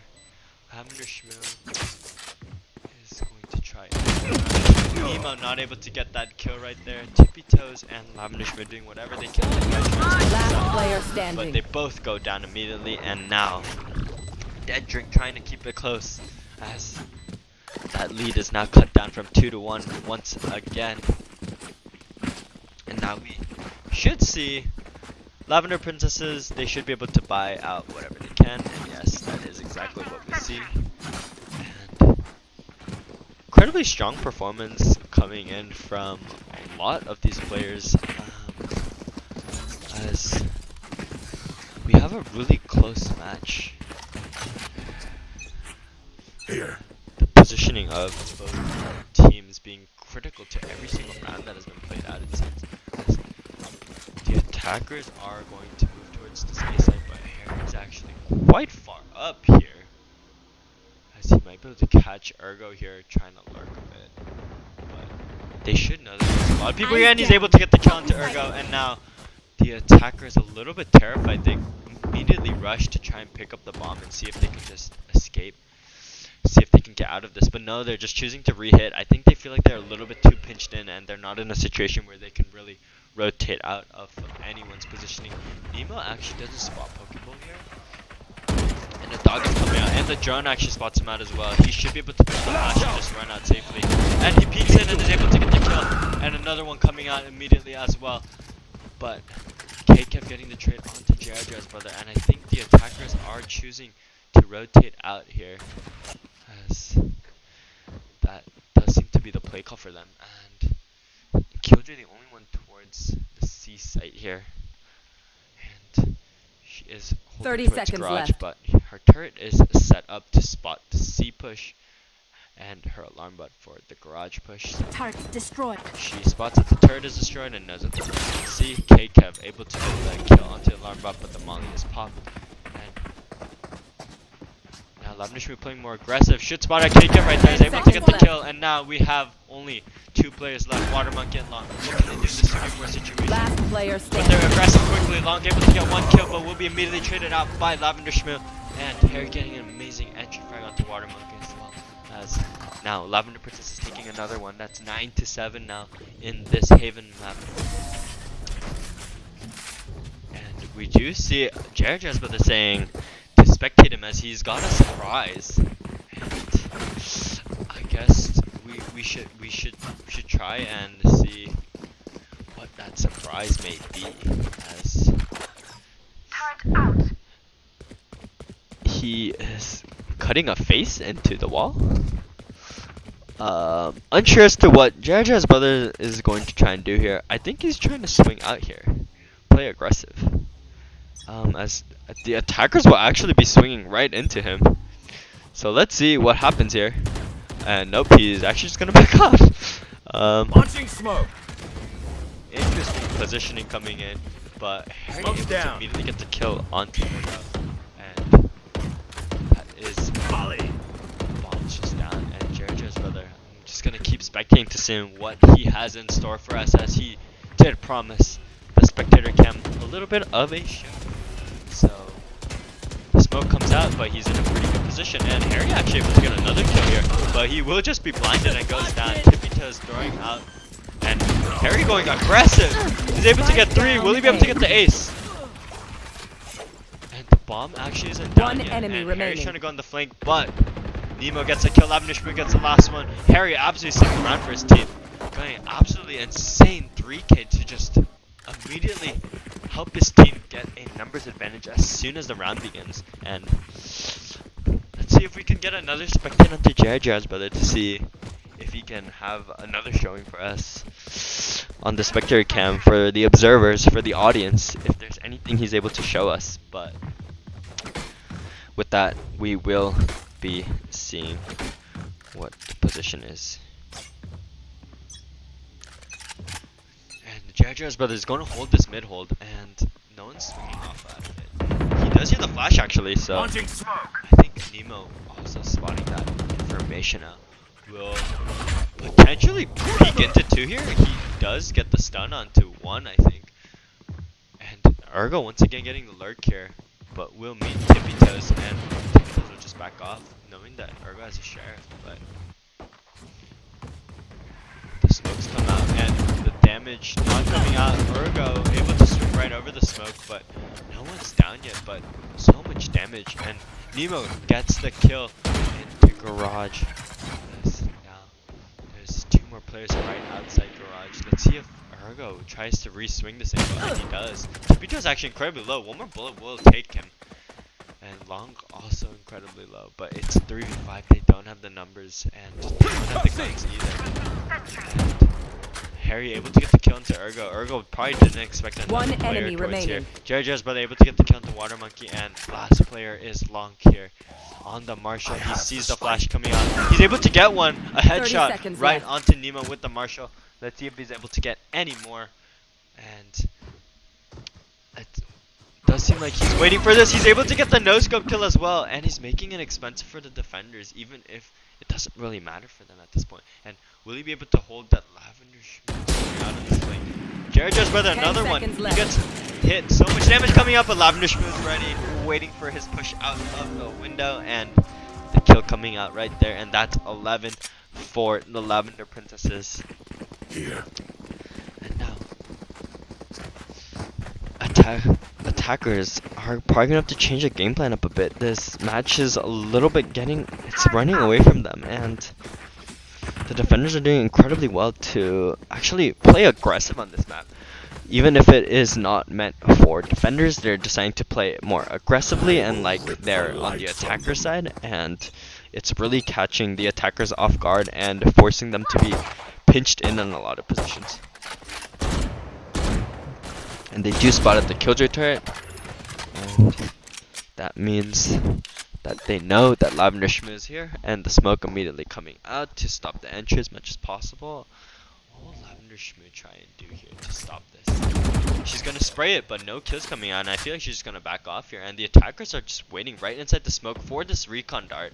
And as soon as the dart comes out, they should be just... And yep, they're going to chase as much as possible, but Lavender Schmoo is able to get out safely, and she just immediately is going to Spike pop out the planted. ultimate. And that forces the attackers off the site, and I've got your trail. she's able to get 1 kill, but Tippito's also able to get a kill right there. So the defenders have a numbers advantage once again, and now the attackers are completely pushed off of the site, but Water Monkey able to trade as much as possible. Harry able to get another trade out on as well, and the breach ultimate comes out, and now Water Monkey and Pokeball, the last 2 player remaining. standing. Pokeball's able to get the kill. Water Monkey trying to use the ultimate to stop the plan, the fuse, but the fuse comes out regardless, and Shino just runs in and gets the kill onto Water Monkey mid ultimate, and that means that a lot of ultimates expended for the attackers, and they're not able to get around a lot of it either. So I think that means most likely the defenders should be able to run away with this match, as they even have the incredibly oppressive Gecko ultimate. But regardless, attackers do have Omen and Cypher ultimate to play around, especially Cypher ultimate. If they're able to just get that first kill, it would give them a lot of input to play on, a lot of intel, and it should help them incredibly to try and make this game a little bit closer than it already is. As an aggression coming in from Tippitoes and Harry onto this position. They spotted Tippitoes, but they're not going to realize that Harry's actually walked up here. And that means an immediate kill from Harry onto Long. And that's an Omen ultimate down. That will most likely not be seeing daylight. But Ergo gets a lurk kill onto Lavender Schmoo. And will he just back off, or will he choose to continuously aggressive? I know Question. exactly But he's where able to get the kill onto Jera's brother. And the ultimate comes out. That's huge. They know all the intel of the positions of the defenders, and that means they can just get a free C site.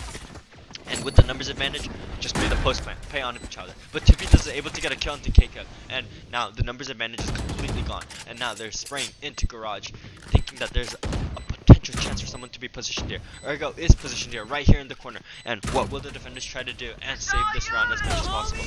And they're going with the Gecko ultimate action. The Gecko ultimate lands onto 1, and they're able to get the kill right onto Water Monkey. The last player standing is Ergo. He's trying to get the flank through CT. They should be able to hear him. No, they don't actually. They're able to get the kill onto Tippy Toes, but Harry able to trade it out right onto Ergo, and that is the second match. ending Defenders over. win. Going over to the Lavender Princesses 13-7 on this Haven. So both teams doing incredibly well, I believe, on their respective map picks, and it does seem like this match was really close in the first half, but the second half, Lavender Princesses just completely fly away with it, and with that, we should be getting both teams back in here, as we will soon be preparing for the next match between the Lavender Princesses and Pagan Anime.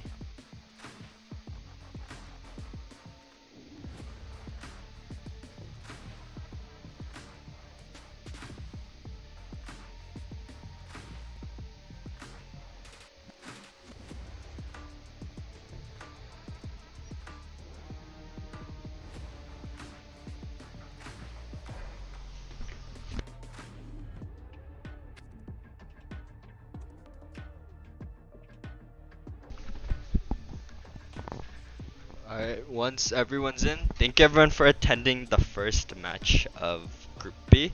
And at 9:43 in about 5 minutes, it'd be great if Pagan Anime and the Lavender Princesses could come back, as we will start our second match of the day.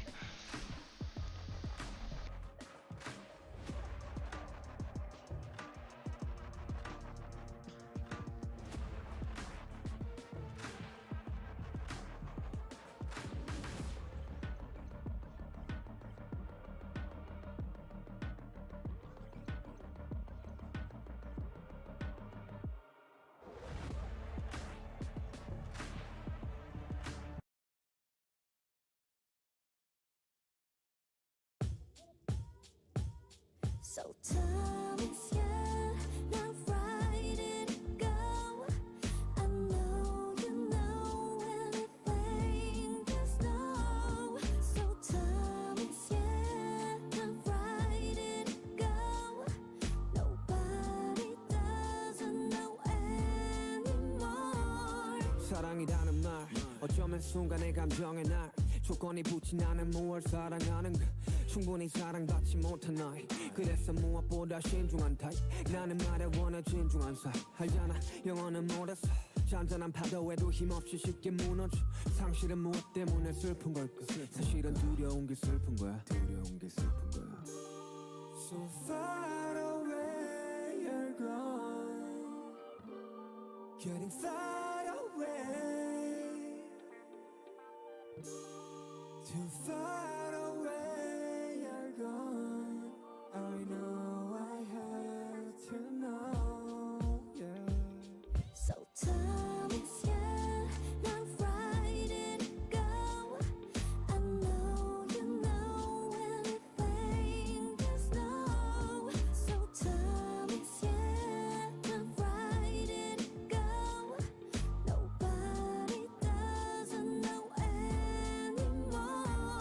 당신은 무엇 때문에 슬픈 걸까 사실은 두려움이 큰 거잖아 함께 미래 그리던 우리는 없고 쌓은 모든 성들을 부셔버린 것은 우린 걸 승패가 없는 게임이라지만 난 언제나 게임 루저 모든 걸 주겠다던 우린 모든 것을 부셔 그리고 떠나지 사랑이던 사람이든 모두가 이기적이기 때문이야 So far away you're gone Getting far away Too far away you're gone I know I have to know yeah. So time is here, now right it go. I know you know anything, just know. So time is here, now right it go. Nobody doesn't know anymore. 떠가는 사람 떠가는 사람 사랑의 끝은 과연 무엇일까 수많은 사람 스쳐간 사람 사랑은 사랑으로 완벽할까 그래 말야 이타적인 게 어쩌면 되려 이기적이네 널 위해 한다는 말은 곧 내 욕심이기에 욕심을 버리면 행복해지고 채우지 못한 반쪽짜리 허사 삶은 저항과 복종 사이의 싸움이라는데 내가 보기에는 외로움들과의 싸움이네. 눈물이 터져 나오면 그대 울어도 돼. 당신은 사랑받기에도 이미 충분한데. Sometimes, yeah, not right and go. I know you know anything is no. So tell me, yeah, not right and go. Nobody doesn't know anymore. Yeah.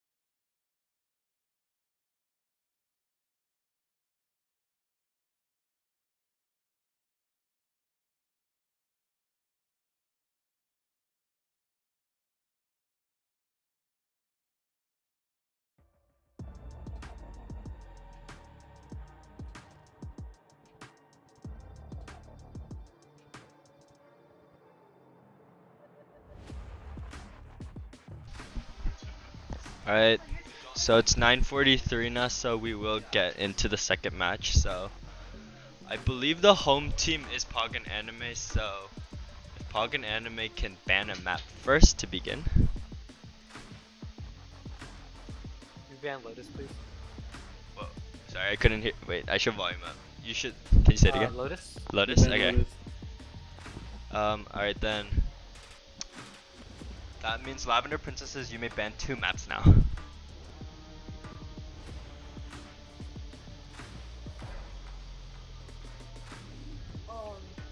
Wait.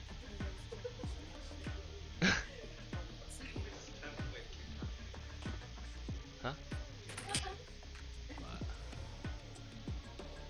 How do I push it?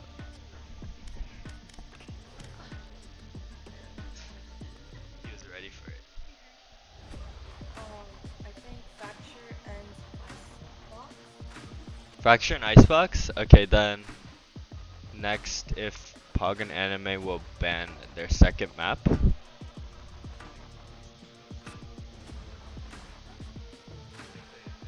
we ban Pearl, please? Pearl? Okay. So with that, Fracture, Icebox, Pearl, and Lotus are banned, I believe. So if the away team can pick their map, so the Lavender Princesses, your first map, please.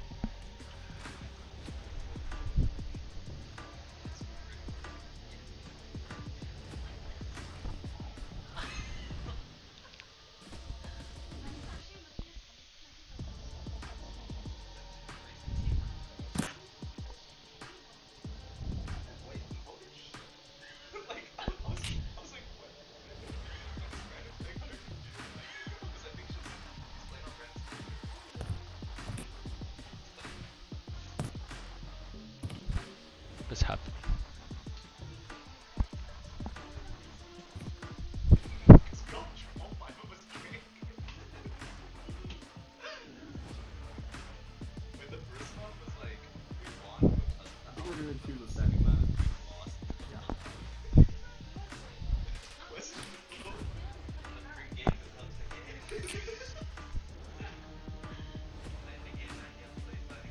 So, wait, Lavender Princess's Ascent? Yeah. Okay, so Ascent is the pick for Lavender Princesses, so then what is gonna be the pick for Pog and Anime? Can we go defending side, please? Okay, defending side? Okay, so Pog and Anime will start on defending side. What's your second map pick also?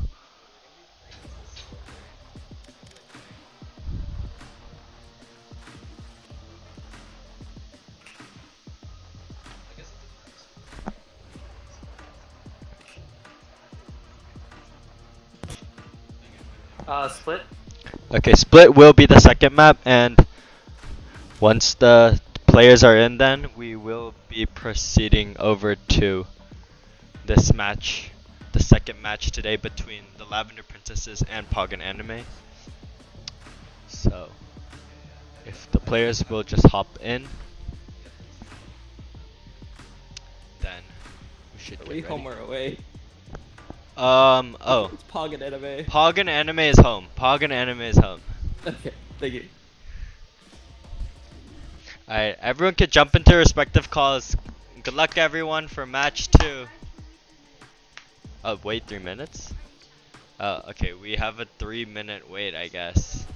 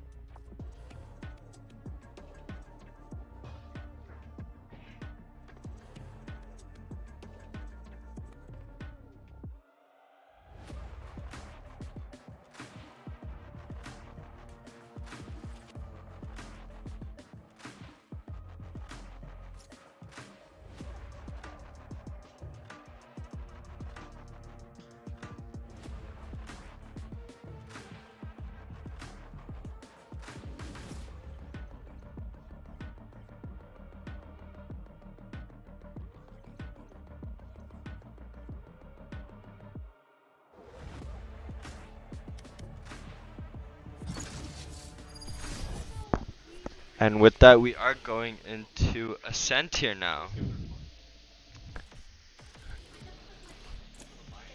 And Ascent is actually an incredibly popular map. It does seem like a lot of people genuinely like Ascent a lot. So, really curious to see how the teams perform here, as Pogon Anime are locking their agents very quickly actually. It seems like they had a plan pretty set coming in. And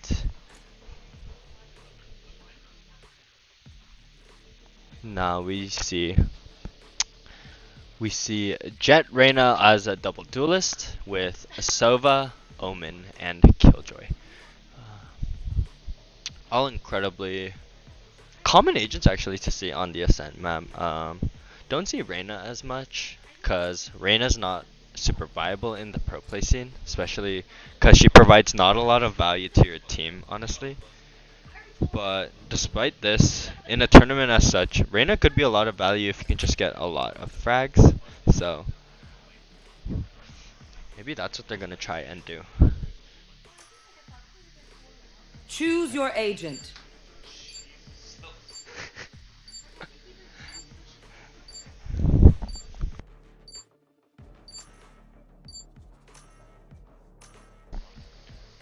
And comp of both teams are pretty similar actually. We have Jet, Sova, and Killjoy from both teams. The only difference is Brim Gecko versus Reyna and Killjoy. In all honesty, I think Lavender Princesses do have a more utility heavy comp, so it'll be actually a lot easier to play around that, but maybe this Reyna can make a difference on her own.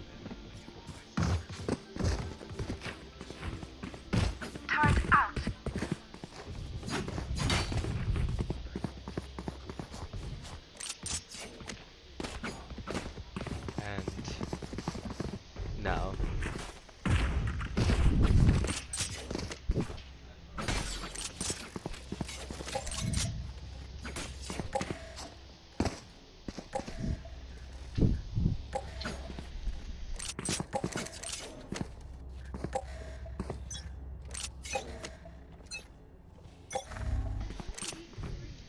And the attacker's now hovering towards the A side here, but the defenders are stacked here, and Nemo going with the fast aggression. That Dark comes out immediately, but Quack is able to get the movement and the healing immediately, but the trade out immediately coming out from the Frenzy.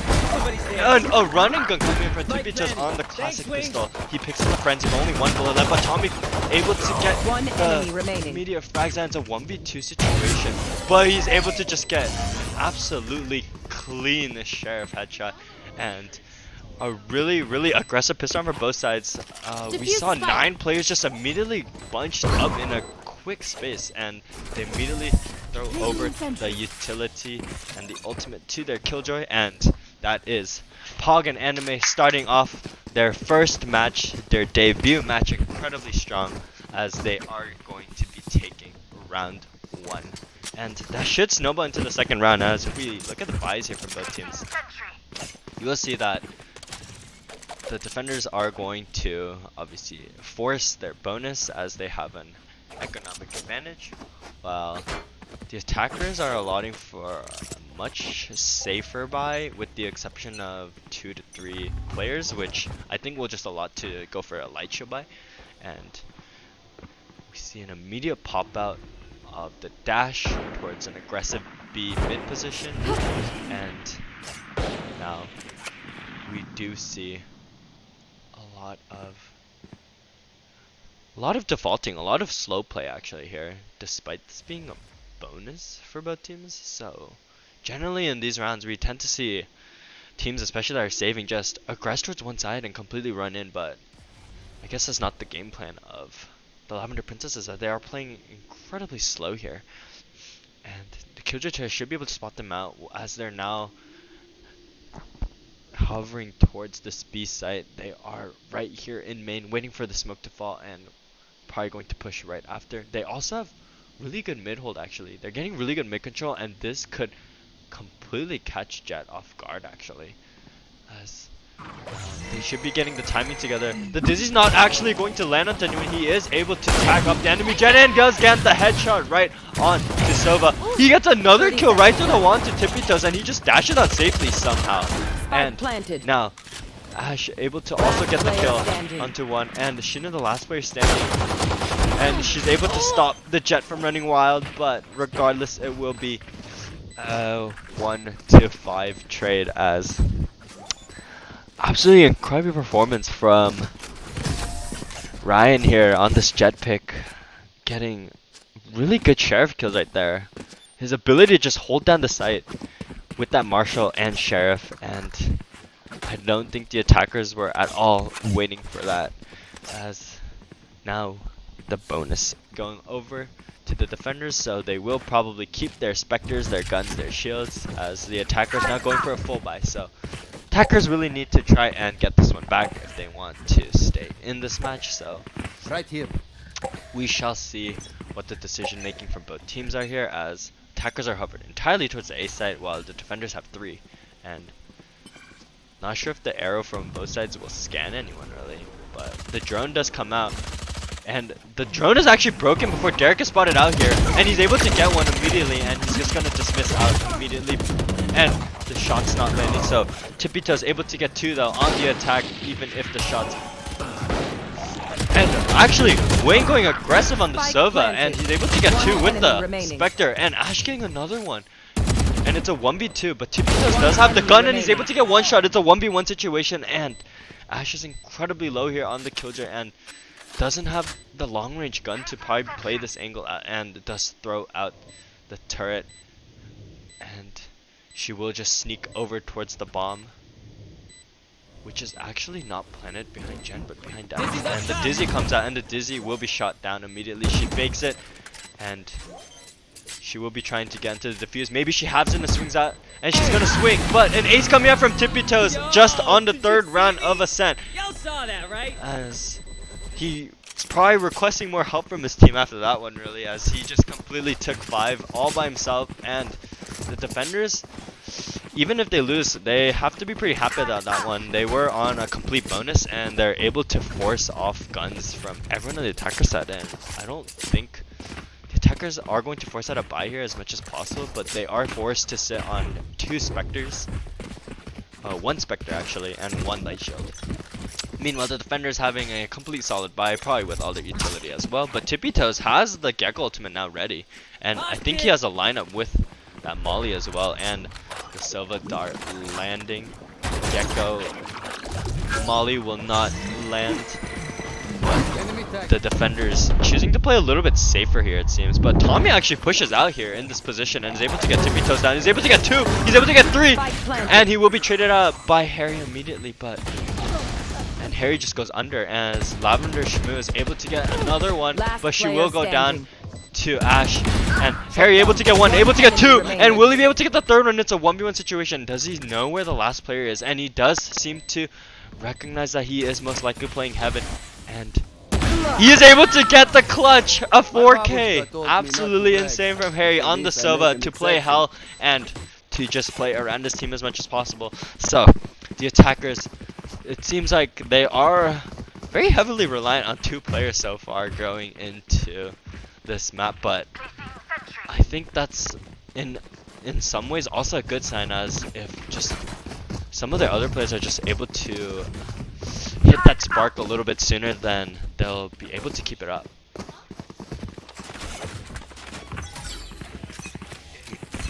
And now we actually see Justin with 6 assists already, most likely probably coming from that stim beacon and the smokes. And the defenders choose to play aggressive towards mid, as they know they don't have the guns and they're just playing Sheriff, so they will all just rush down mid and the middle of the site, and they are coming around on the flank, but the Killjoy turret is waiting for it, and I think there are attackers waiting for this peek as well, as you should be seeing a swing in. Harry's able to get 1. Will he be able to get any more? But no, he will be traded out immediately by Derek, and that's actually a pretty good trade for them, and that's a gun for them as well, as now the attackers are a little bit pinched here, but Tippy Toes does have the utility to try and stall them as much as possible.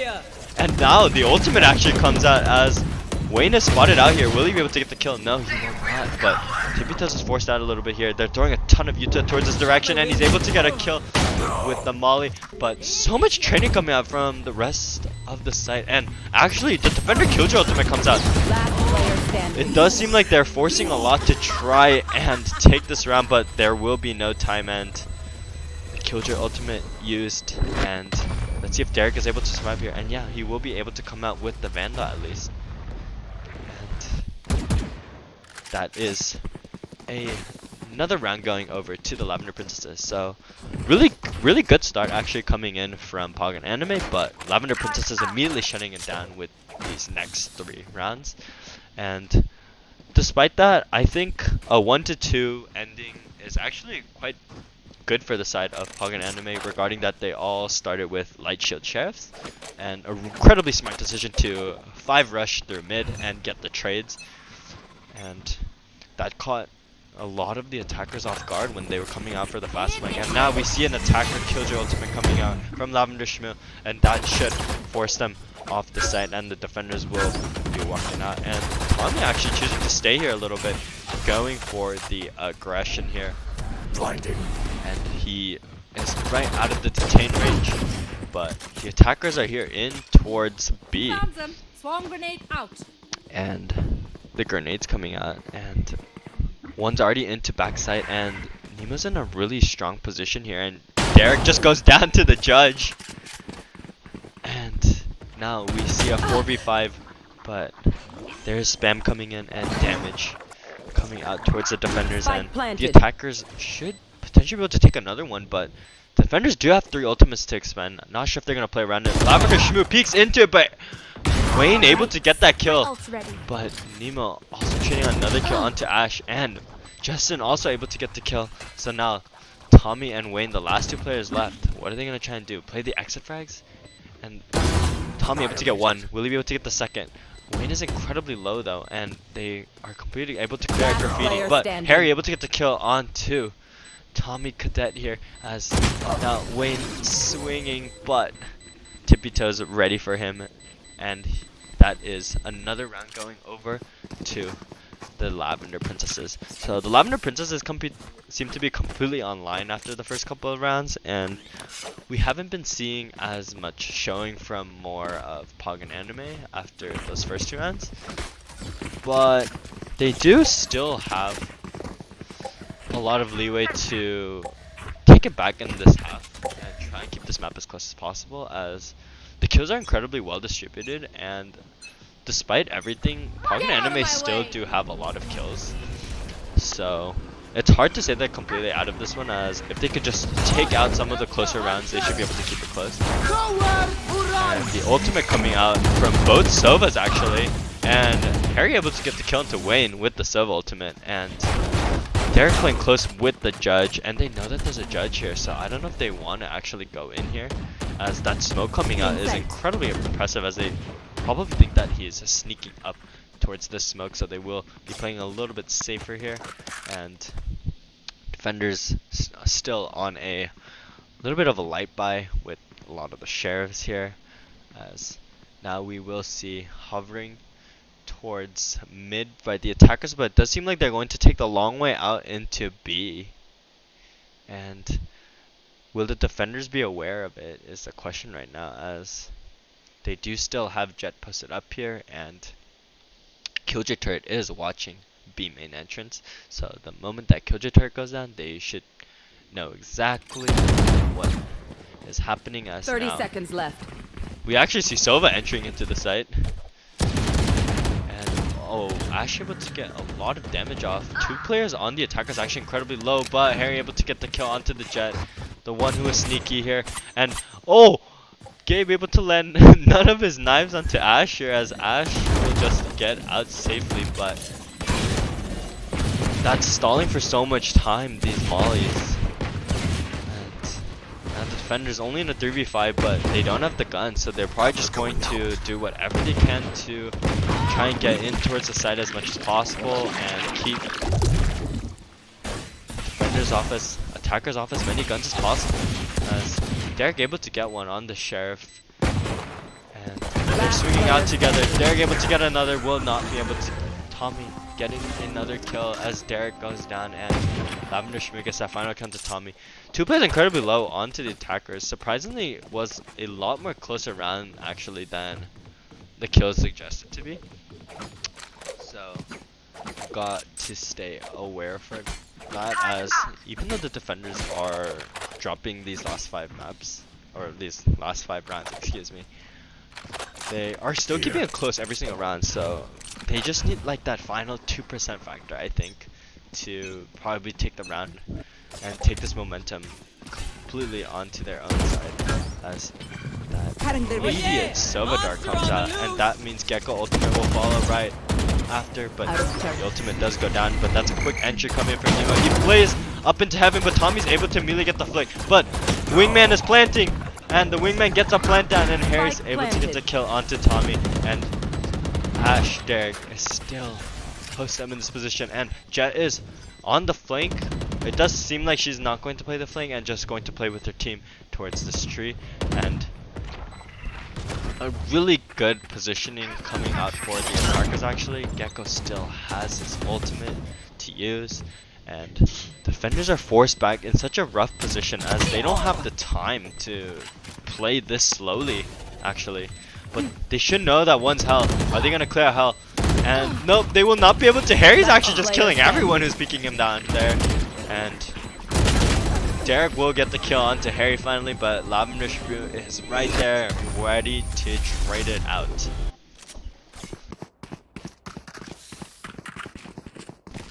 And we are moving on to the 9th round of the Ascent map. So this map pick actually, I believe, was the Lavender Princess's map pick, so we can't completely count Pogon Anime out, as they still also have the next map to deal with, but also they're not actually that behind. And they could totally still come back in this one if they can honestly just keep it 9-3. 9-3 is the, I think, always a sweet, that sweet half number that you want to always at least aim for to keep your team in the match.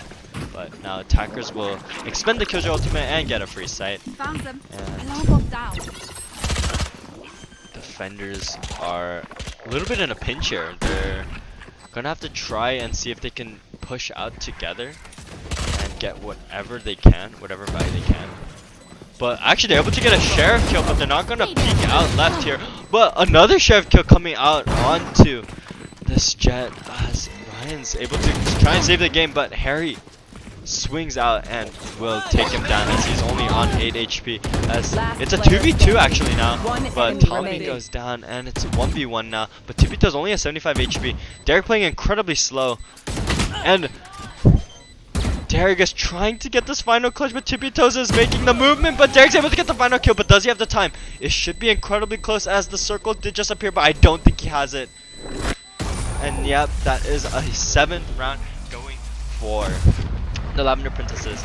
But really valiant effort from the defenders here to try and get that, as they aggressed the site really well, and they didn't even have the guns for it, it seems, as they are now scraping whatever buy they can after that last round, as they are forced on a Spectre or so. But Packers are really running away with this one so far, 2-7. And let's see if the defenders have any decision-making changes, maybe a timeout potentially after that one to try and change the momentum of the match. But it does seem like timeouts will not be expended, and they're just into the B site once again. No one's holding the B site, as the defenders just choose to play a full-on retake, as they do have Reyna ultimate and Omen ultimate to play around. But at the same time, the attackers do have Brim ultimate, so that means they're gonna have to play a little bit faster on this post-plant position, as if they don't, the Brim Molly and ultimate will be quite difficult to deal with.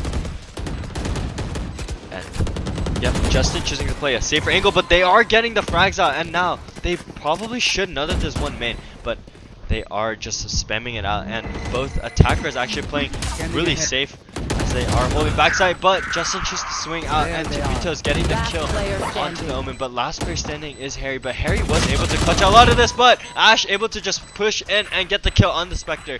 And now that is the 3rd round for Pod and Anime, and now they got the money and the guns, and this should really save the game for them. They should really be able to come back to this one. They got their 3 of the half, and hopefully the attack side half will be a lot easier for them.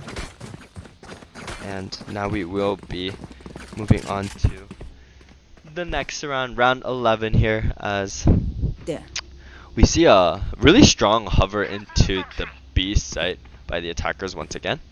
It does seem like this is more of their favorite site, as the defenders are having 3 or 4 players? 4 players I think towards the A side, and they actually are playing aggressive here, but instead the attackers are choosing to play around Gecko ultimate and silently around this B site. And the ultimate lands onto Ash, but she's the only one stuck here. But do they know that she's the only one here? And they do. But Tommy able to trade 2 out, so it's a 3v3 still actually. And Spike planted. Let's see how the remaining 6 players play out this round, as all the attackers are pinched onto site, and the defenders are in the position to potentially push out here and get the damage that they need. Derek is going to clear out as much of main as he can, but Nemo able to get the kill onto Wayne, as now it's a 2v3 situation and so much stalling Yuta coming out, and Derek is able to get one, make it a 2v2 and a 1v2 now, and Derek is just gonna swing out, and Tipitos was not ready for that fast swing, as the defenders once again getting another one. They're just allowing to play full retake, and now it's working for them. So absolutely impressive match coming from both sides, 4-7, and now we have the 12th round coming in, the final round of the half. Well, both teams have the money to completely buy, and it seems like yes, both teams do have the economy to fully buy out, and it does seem like the attackers are going to be hovering towards the A site this time for once. And let's see if Reyna and Jet do the same aggressive push that they've been doing.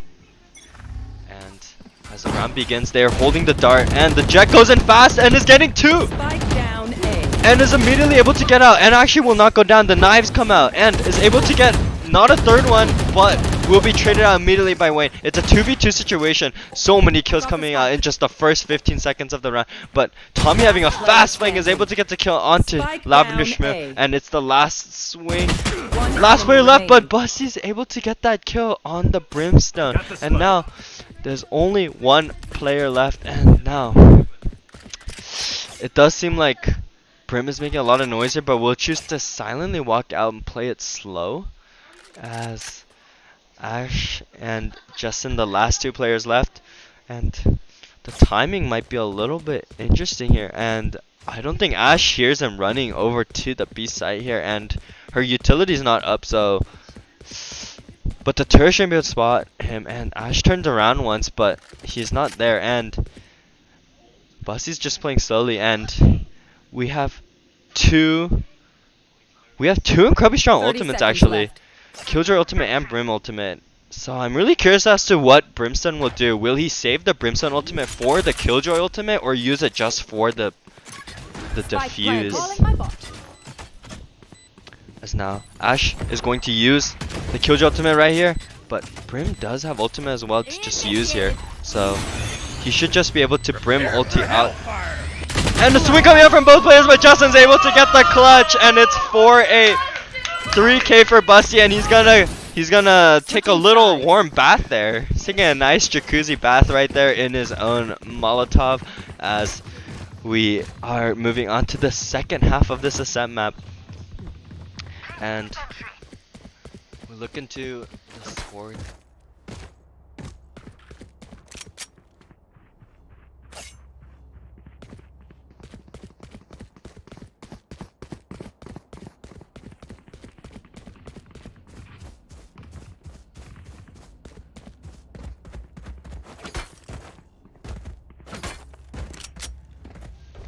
And now we are going to see how the second half plays out between both teams. As now we do see the attackers going for more of a slow play, as Harry should spot out a couple players here, and he's gonna immediately throw out the recon dart, which scans quite a lot of players, and so much damage coming out from his shock darts. And he knows that the attackers are fully committing, and he will back off here. But Tibita is able to get the kill with the molly onto Ash. Stay down. Harry getting another one onto Wayne. Getting a third one onto Tommy.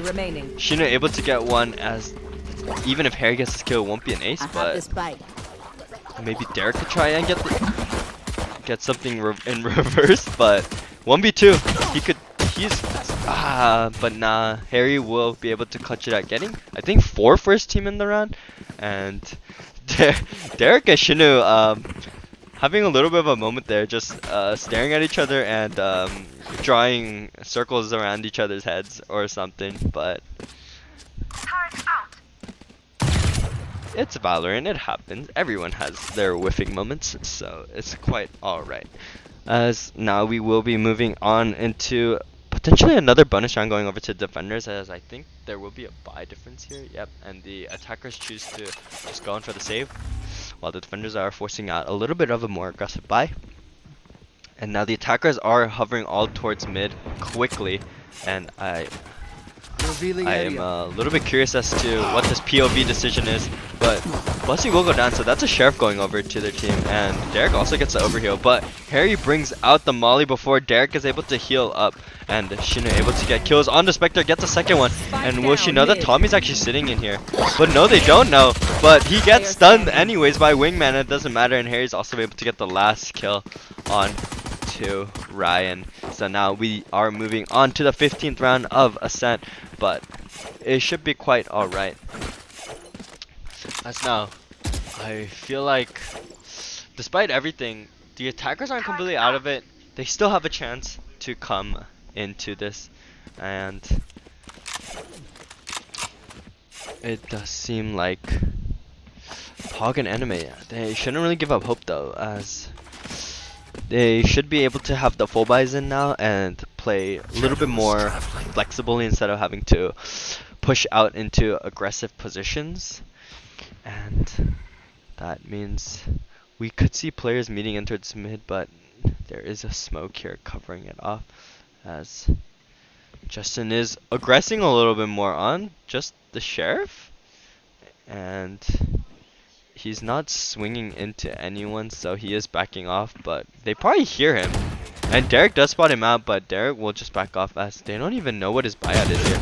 But Derek will just get the kill onto him, and we see Gabe holding this position in towards Catwalk with the stinger, and I don't think the attackers will be ready for this. And yep, that is a kill going over to the stinger, and he's trying to pick up the gun, but I'm not sure if he's able to get it. Tupito is also able to get 2 with the Spectre, and now it's looking like this round is really running away as he's holding with the stinger once again, as it's now only 1 player left. Jet's the last player left, but he's completely lurked through their spawn, but do the defenders know is another question, but he might just allow to save here is also an option, but nope, it doesn't seem to be the case as he is going aggressive, as now Harry is positioned to try and catch this as yet, and that is Ryan going down to Harry, and that is another round going over to the defenders, just 2 off match,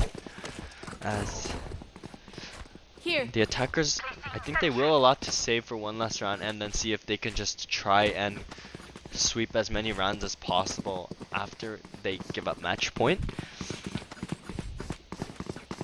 But we'll see how the rest of this map proceeds, as Ascent is progressing to be completely in the advantage of the Lavender Princesses, as they are the people who did pick the map, and we do see an aggressive hold by Nima towards Cap, but he does get smoked off, and now I think the attackers are playing aggressively towards mid, and Harry throws out the recon dart, and it will spot 1 out, and the Jet goes aggressive, but the shot's not landing as Harry is just jump swinging, and they're not able to get the kills off, and not a lot of damage actually played out of the round either. So the attackers are playing slow towards the middle of the site and towards B. Spam's coming out, but no one's taking damage yet, and I think we should just see a B hit here, very standard, as they don't have the guns and they should probably plan just a really quick rush, as they do already have quite a lot of players here, and the defender's still holding 2 players towards A. Scanning ahead.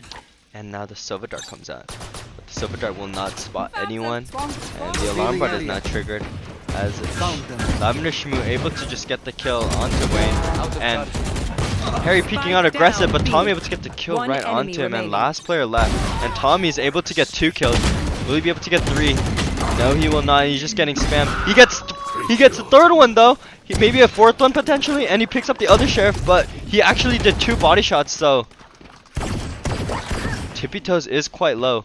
But the gun difference is too hard to overcome, but an absolutely insane 3K coming in from Tommy Cadet nonetheless. And now we are on match point for the Lavender Princesses on Ascent, as now the teams should be getting a little bit more prepared for the second map, as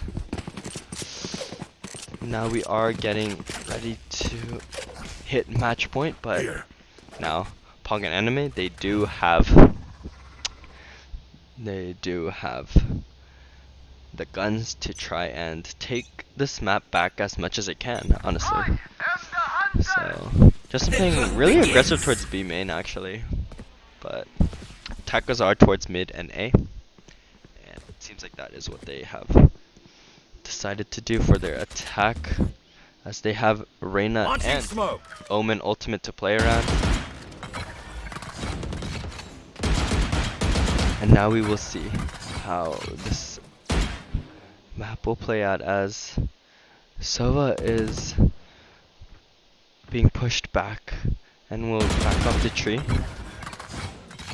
but no one yet down or have spotted anyone yet, as Gabe is actually really aggressively pushed to A, as he is completely 3 main and peeking through to see if anyone's there. Doesn't spot anyone, and him and Harry just choose to play main together, it seems, and they might go for this flank through mid top. And will the attackers be ready for it? The timing But will they be fast enough to actually catch him off is another question here. But it doesn't seem to be the case. And this Killjoy should just be able to spot them out actually. 30 seconds left. But no, the Killjoy turret is actually facing the other direction and is cancelled. And Tipito's going down though, and that means we could see the attackers getting their 5th map potentially. But Wayne goes aggressive and Lavender Shmoo able to get the kill onto Wayne. And now we do see the attackers, they're in a little bit of a pinch as not only do they want to win the round, but they generally want to take as many guns as they can out of it. Ash able to get the kill onto Harry, and trades coming out as now we see a 2v2 as there's so much running going on towards Heaven, and he just drops down, but Jet and Reyna able to clutch it out. Ryan and Derek as now saving their team's hopes for the rest of this match, trying to reduce the round differential as much as possible. And now we are getting into the 18th round of Ascent. 5-2 Pog and Anime, 12-2 the Lavender Princesses. And it does seem like the attackers, they do have 3 ultimates to play around, and the defenders on the other hand have 2 ultimates to play around. So it's really interesting to see how these ult usages could really match up. But an op being held here, if he peeks into it, oh, but he's able to immediately get the shot off, and that's an op down and a 4v5 numbers advantage going over for his team. And Derek spots that there's one mid. Will he be able to spot this player? Yes, he does, and he's able to get the 2nd kill as well, as now attackers now really having the momentum, and Tommy comes out with the ultimate, and Shinu, I think she hears it, so she is going to back off a bit. And the Killjoy coming out, Killjoy ultimate coming out from Ash, and that should force the defenders off of the bomb for a little bit. And now they are going to have to play a full-on retake with just 3 players. Will they be able to get the trade out? And Standing ahead. no kills coming out, and the dart actually lands, gets the kill right onto Tommy, and Shinu able to get another kill as well. Now it's a 3v3 situation, but 2 coming out from Ash, and an incredible hold using the Bulldog as Ryan is able to clean up the last kill. And good timing to look for as the defenders were forced to try and clear hell, and she swings out from behind Jen at the perfect timing and is able to kill 2. Now 6 for Pog and Anime. They took 2 in a row. Can they take 3?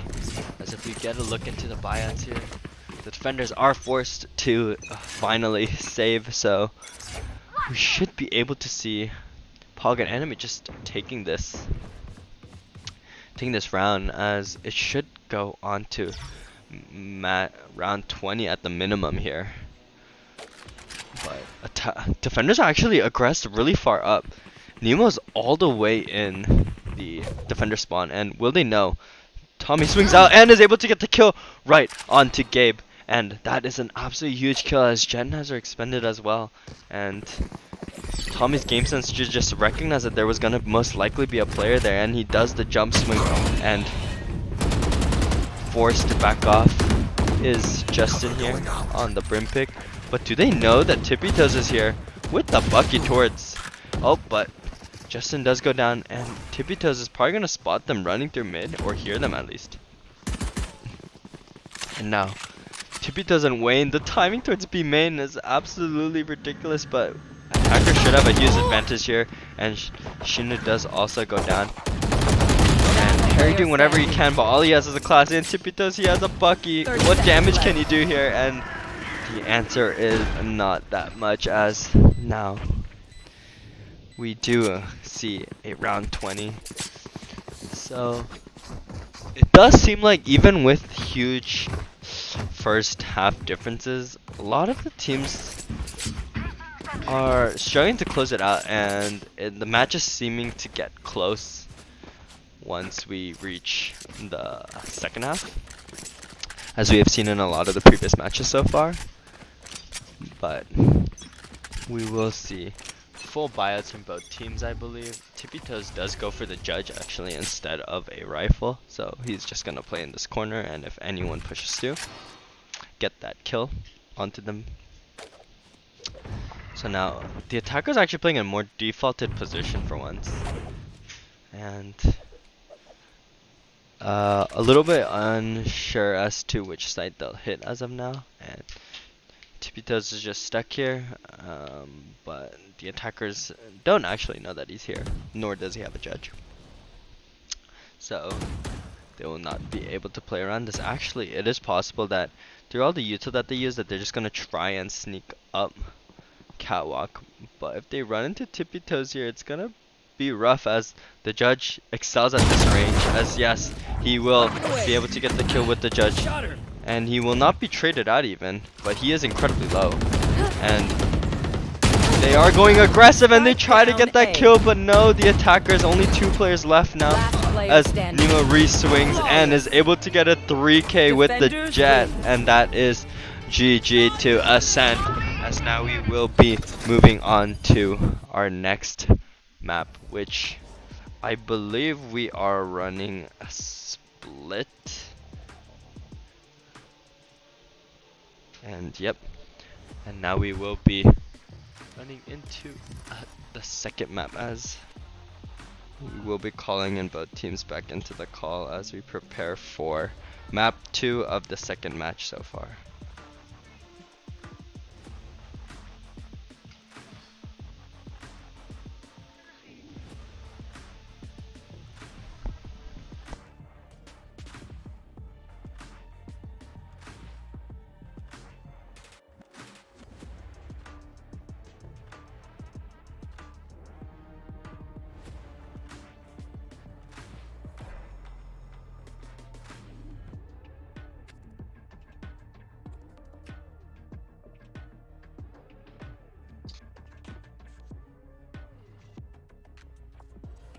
Now that everyone's back, we'll go right into map 2, which was split, right?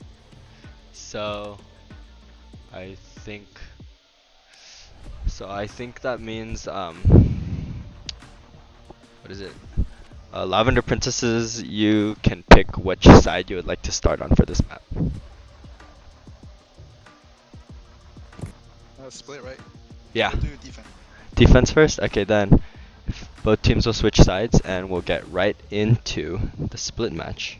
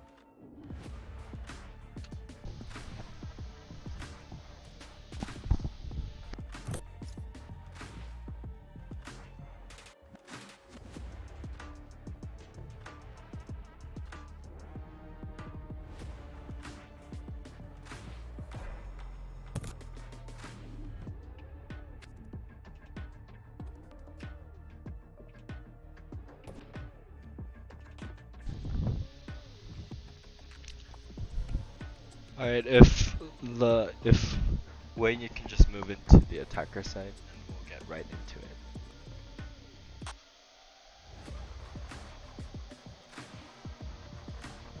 Yep, okay, with that, good luck everyone, you can go into your respective calls now, and we will begin map 2 right away.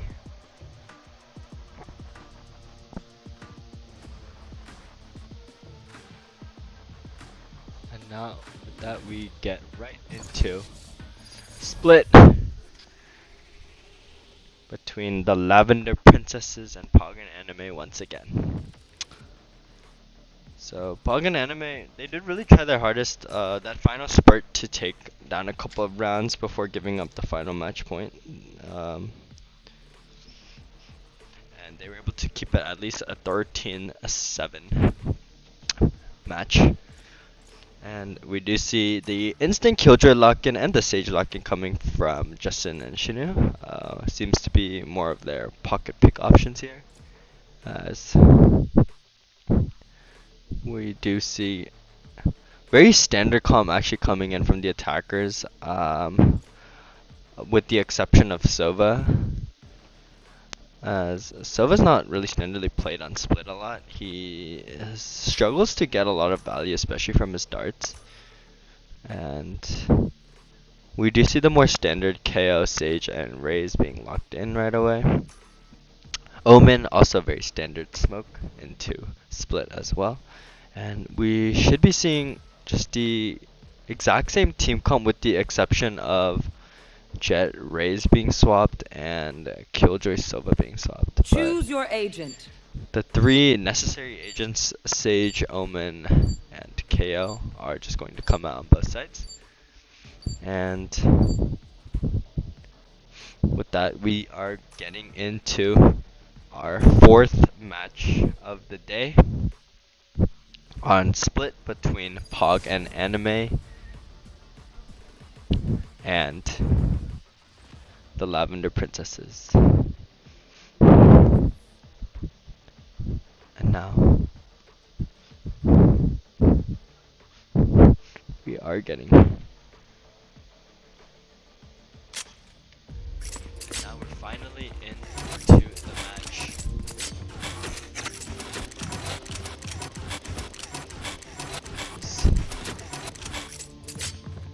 Split has returned after being a break from both the competitive scene and the ranked scene for a while.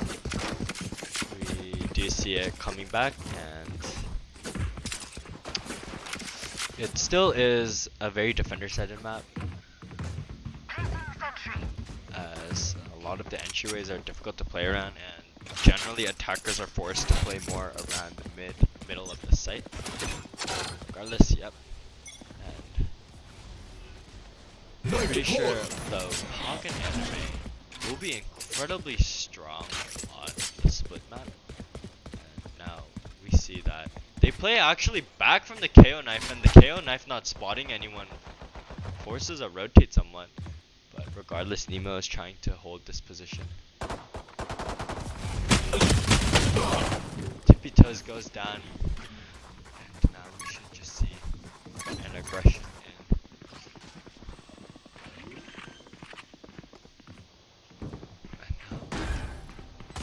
Wayne is gonna try and swing out here and will go down.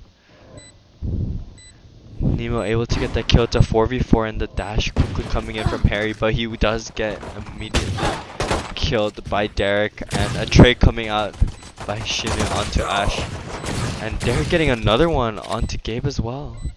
And now only 2 players left in the defenders, both incredibly low, and I don't know if this retake will be very likely, as Justin's able to trade one out but will go down, and Derek getting 3 actually into the first round here so far.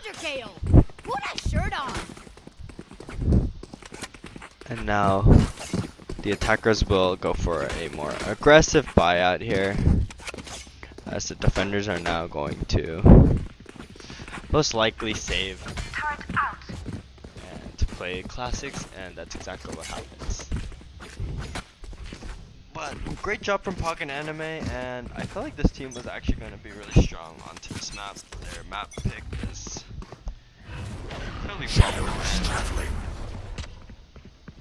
Immediately the smoke comes out, so he's gonna probably try and hold it, and they know that the smoke's actually coming in towards B Heaven as well, so they should be expecting this hit. And so they are playing a little bit slower, probably gonna wait for the smoke to come down, as the attackers do have the eco advantage, the weapons advantage, as all the defenders have are just classics, but despite everything, the attackers are giving them all the respect and choosing to back off, as they do immediately break the Sage wall, and Justin almost taking so much damage from the boombot, but he is able to break it with the right click right before. And He's going to swing in, but Derek able to get the kill on the Spectre. And Tippy's trying to get one to Shorty, but no. And Harry actually able to get the kill onto Ash here. And now it's a 3v4, but the weaponry disadvantage, but actually 30 seconds left. I feel like the defenders might have a really good positioning here, as they might not clear out, but no, they do. Tommy clears it out, he was ready for it. Now Shin is just forced to be pushed off of the site and play with her team. Spike planted. With the teammate, as Harry will be rotating over through mid across, and I think Derek most likely heard this, so will Harry be able to expect this? No, he will not, and Derek gets that kill on the Spectre, and Shin is not able to trade it out either, and Derek getting 3 kills. I think he's already 6-0 going into this match. And Derek is incredibly comfortable on this map, especially on the Raze pick, as we've definitely seen a lot of situations where Derek performs incredibly well with Raze, and this is going to be a really strong entry for his team, as it's going to be rough for any team to both stop his entry, but also entry in against him, as Raze is incredibly strong on split, and if they just had a comfortable Raze play, I feel like Pog and Anime most likely, I mean not Pog and Anime, the Lavender Princesses probably most likely would have run a Raze as well, but Derek decides to use the Bucky and run in, and we'll just go down.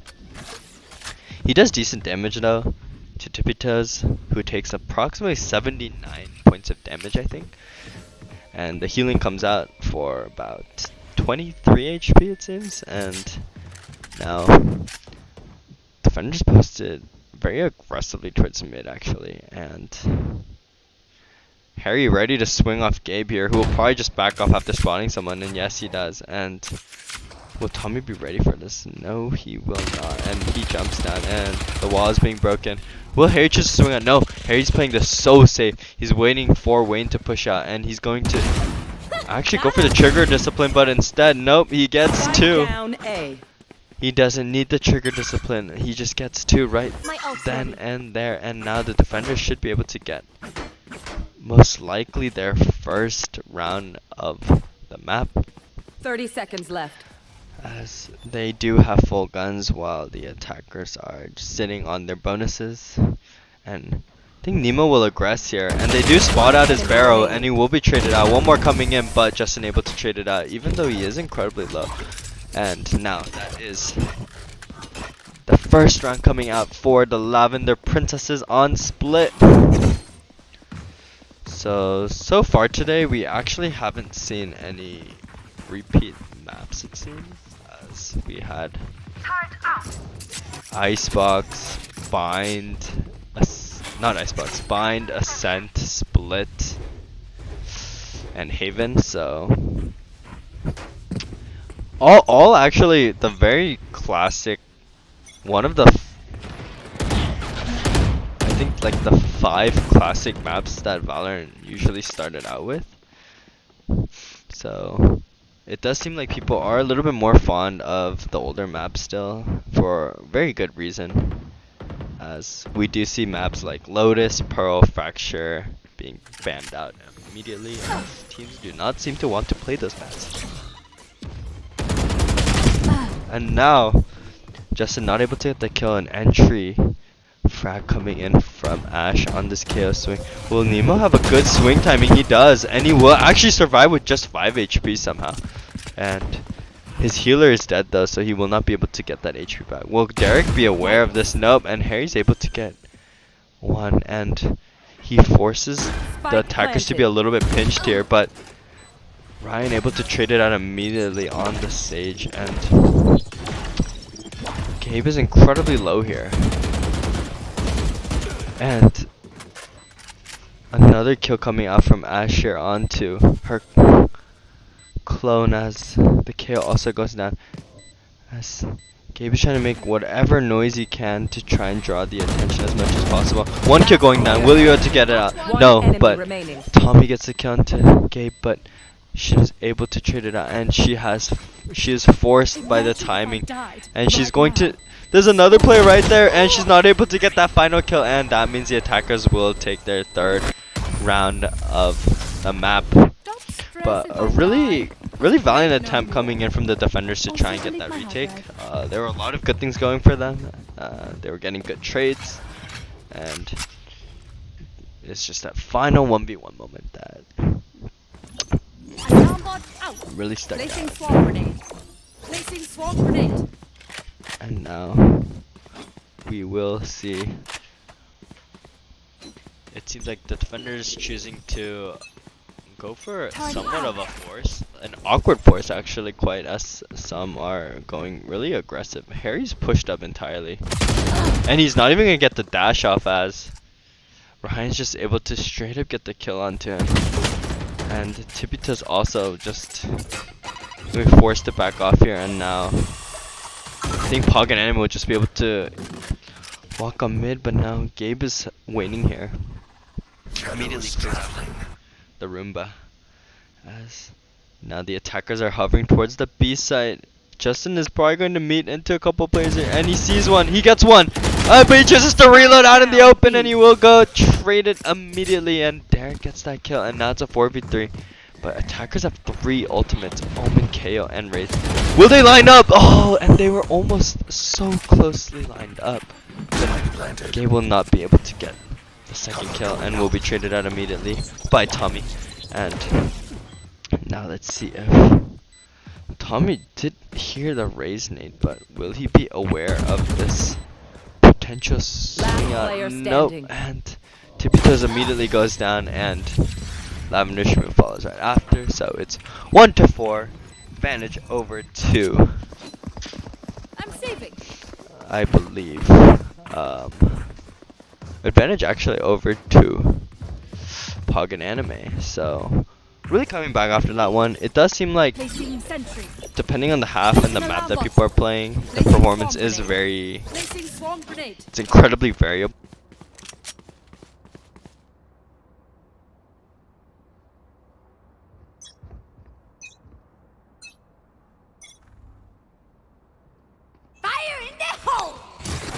The Raze ultimate comes out, is launched into heaven, but doesn't catch anyone, as the ultimate comes out as well, and it should be just a round for the attackers. As with Chibitos get the timing with the judge, and does, will be traded out immediately, but it's not gonna be the best feeling when you're Raze. And Tommy able to get the kill, but the res comes out, and they're holding down the res, as attackers are investing a lot of ultimates, but doesn't matter, as it's technically a flawless round with the Sage res coming out. So now we shall see what the defenders are going to try and do to switch it up, as they're in the completely opposite situation of the last match, as Lavender Princesses were completely flying away with the match on Ascent, but now that they're on Split, we see everything just completely changed.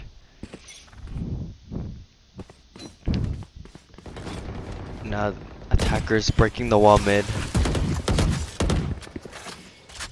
and let's see how the hold and what the call is from the defenders. They are going to keep this Omen posted up here a little bit more aggressively, actually. Potentially go for a flank position. And the attackers are just stuck here in mid, playing incredibly slow, but they will throw out the nade on the utility to try and get through. The flash is coming out. Just unable to get one, trying to get a second, but will be traded out immediately. And the Shinu on the site by herself, but Harry's right here to help her. Silence. And My ult is ready. Wayne able to get the kill onto Shinu, and Tommy onto Harry. So now we have a 2v4 situation. Tipitoes is going to try and flash out. They're going to know exactly where he is, but it doesn't matter. And he's going to get spotted out by Tommy. It's a 1v3. Gabe the last instant. And Tommy TP's out to a safer angle, and it just gets a clean one tap onto Gabe. 1-6. And Pog and Anime have just complete control so far.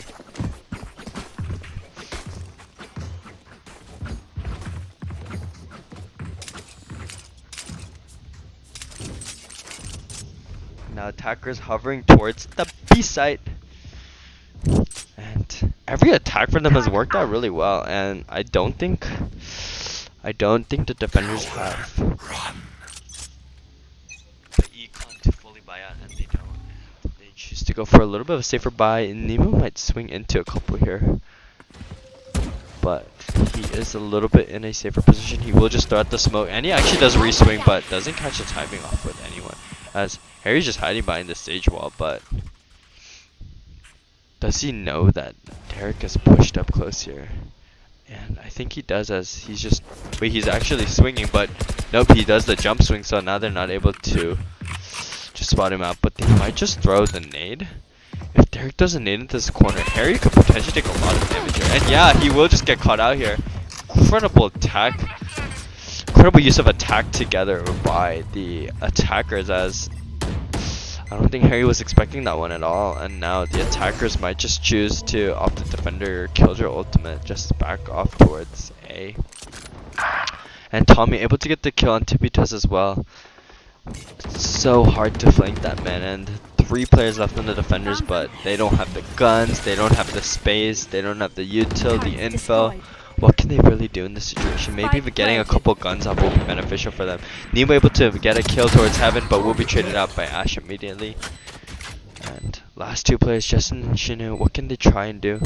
Shinu gets one actually, right onto Derek, but Ash will get the trade immediately onto Justin, and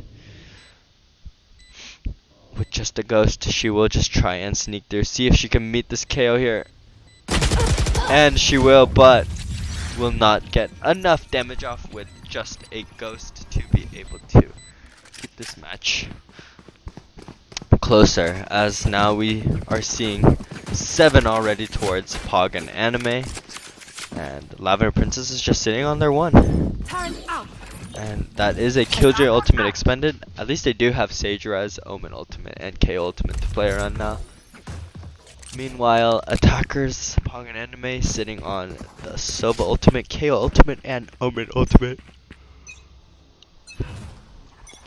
Now, attackers aggressing towards A. The KO ultimate comes out, but the smoke comes out before the KO ultimate comes out, and they do get info onto Gabe's positioning here. Now, Tommy just ults right into site to make sure that site is completely clear for his team. With the bomb, he gets the spike immediately planted, but they are waiting for smokes to come back on, but he's able to throw out the smokes immediately, and Harry able to get a kill, but they're gonna trade it right back out onto Gabe, as now they know that he's coming here, but Sheena's holding the cross, and ton of trades coming out, but now attackers was in a disadvantage actually, but suddenly they're able to win out 2 gunfights, and Tommy's incredibly low, and the spot out the swing. He's able to get 1. Is he able to get the second? The teleport comes out. He's just stalling for time, and there's no way Shinu can defuse the bomb here. So even if Tommy is to die, it does not really matter, as he clutches the round out for his team once again. As he was just on 18 health, and in a 1v2, he's able to get his 1 and just blind teleport out to safety and delay the defuse as much as possible. And now we are moving on to round 10 of this match, on to split. As really strong honestly really strong performances from every team so far, as we don't have any stomps so far. Every team is able to, even if they're having a little bit rough in the first half, they're able to really bring it back in the second half and keep the ultimate match score pretty close. So now, Tommy just holding down this angle, but attackers have complete mid-side control. Satchel out. And Derek throwing down the satchel, which does quite some damage actually to Gabe, as we could see a very interesting bracket here, as round differential could be the game decider for everyone's ranking, as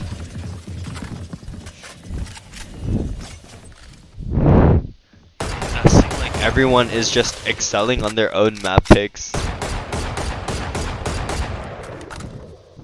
So now we do see the Lavender Princesses a little bit more heavily focused towards the B side, but not by a significant margin. 3-2, very balanced hold. And attackers are choosing to go to this B side, but it is walled off actually. So the defender should have the time to be able to rotate here because the attackers will be forced to break this wall. And now they break it through, and Justin able to get through, almost 4! And he just sprays down through the whole of his wall, and he might have just gotten another round for his team, and Tommy's just forced to be pushed out. And now Harry getting that kill onto Tommy. But Justin, absolutely insane hold. He was just waiting for that, and the moment they break the wall, he just sprays it down, immediately gets 3.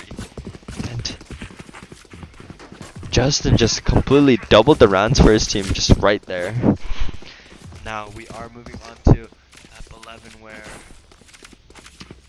actually we are seeing a little bit of a fair buy between both sides, where they are missing guns on a couple of their players, but having rifles on about 3 to 4 of their 5. And there is the jump swing towards mid. They don't spot out anyone. Shadows traveling. Defenders will just play a little bit more safer. They are pushed up towards B main already actually, so I think the attackers are just gonna rush the A side, but little do they know that there's 3 players holding across towards this A side, and they hear that judge coming out, so they're going to back off a little bit as the Roomba also comes in. And Tibito is able to get a kill onto Ash. And Nima also getting a kill onto Tommy.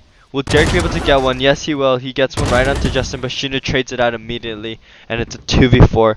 And Tipitos is still in this position here to prevent the attackers from being able to do anything, but he will be traded out immediately. But Ryan will go down immediately after, and now I think the Lavender Princess got their 3. They should be able to keep this relatively close actually. They still should have hope for the rest of the match, as 3-9 curse does exist, and 3 maps is honestly all you need to probably think that your team could still come back into the match. Placing swarm grenade. Quick peeks now. And now let's see if the 3-9 curse will even be present in this game. Justin peeking aggressively into, but he sees the shoulder one, so he will just back off and wall it off. But attackers instead choosing to go mid, so Justin actually might re-aggress here. But no, he actually just throws out the sage wall.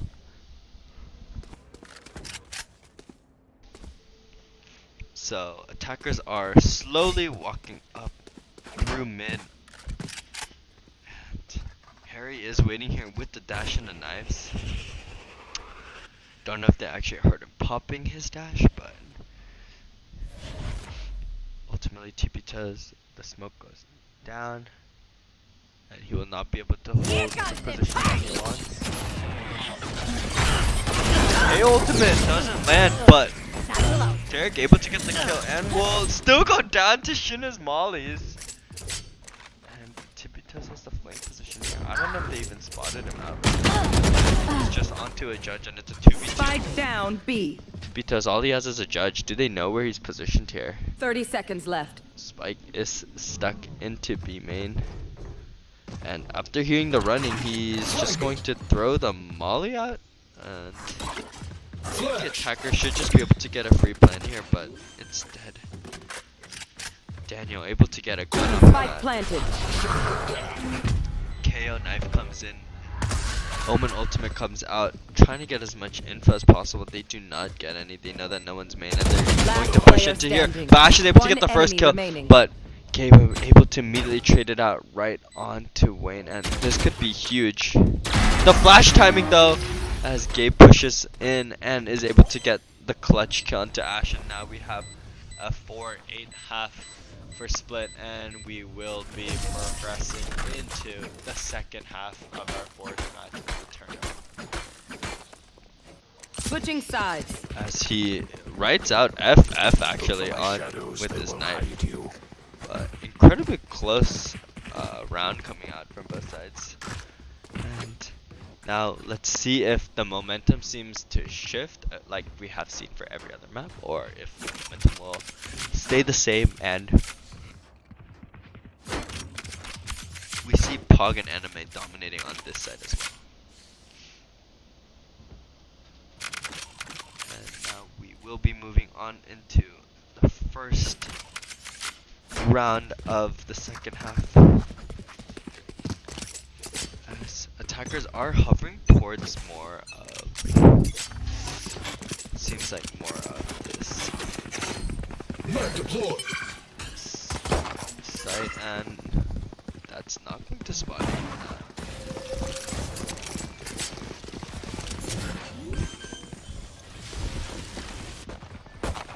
Spike planted. The minimap actually was gone for a second. I have no idea what happened there, but attackers fully committing into the site, and now they do get the plant down. Defenders playing a full retake. The attackers do have complete control so far, and none of the Sova utility is landing so far. But Tom able to get the kill right onto Harry, and that's 2 players already down for the attackers. But Tibbet is getting a really good flash in, and he just somehow survives in that situation, but now won't before Shino the last one standing, and the wall goes down as well, so that means another round over for Pog and Anime. It does seem like every team is incredibly comfortable and dominant on their own map picks, and it makes... We're honestly seeing why every team has picked whatever map they have picked in this group so far. So, now we will decide to prepare for the next round, as we should see Pog and Anime going for a bonus force here, and that should allot them this 10th round win for them. And the attackers probably should be playing, and will probably be playing more aggressive here. They do spot out Ash, who takes just a little bit of damage. And the KO knives being shared here by both sides. Both KO knives coming out. Harry's actually pushed onto the side. And he's able to get 1 with the Sheriff, 2 with the Sheriff. Absolutely insane aim coming in from Harry just on the Sheriff. And he's making this round completely winnable for his team just off of that. And now the defenders Cover going out. Not ready yet. in a little bit of an awkward situation, as now they will be giving up A side towards the attackers, who now will have a player's advantage. But regardless of all this, the defenders still do have the gun advantage, and Harry is still incredible. So Pog pushing in aggressively with the Spectre, does spot at the other players, but they do clear outside completely. And they are going to get swinged out here, but it doesn't seem to really matter, as actually the defenders bring it back. Now they have the numbers advantage and they have the guns advantage as well, but will they be able to stop this defuse is another question. They're able to get 1-1, and that's 1-2, but Gabe has a lot more HP, but he's actually able to just stick the bomb and get it. But honestly, really good eco coming in from Lavender Princesses regardless, and Gabe is able to at least take the Spectre to save whatever he can. And now we're going into round 15, but really good entry and aim coming in from Harry right there. Absolutely insane headshots on the Sheriff. No idea how this will land. Now we will see the defender is going for a little bit of a bonus, actually a little bit of an excessively aggressive bonus potentially. Gabe will just be throwing the Spectre away and will be choosing to go for a full gun. And Derek playing here with the Judge, but no one is clearing out Heaven, as they're just going to run straight into sight. And he's waiting for this potential Heaven push, but there isn't one. And the attackers are just completely in over. And Derek could catch a good timing here, and yes, he is able to. And he also gets the gun. And that's already a numbers advantage for the defenders in Pog and Anime. Still able to keep the numbers advantage. Tommy pushing through is able to get so much damage off before he goes down to Gabe. And now 2v2. And a good blind, but the timing is a little bit off, and he's able to get 1. But Gabe able to clutch it out with just 30 HP. And incredibly close, but I feel like feel like that's not the round you technically want to see coming in for the Lavender Princesses, as they probably want to be getting a bigger lead, a bigger aggression, as even if they did lose the round, Pog and Anime should feel good about it, as they didn't have fully forced out guns, and now maybe we could be seeing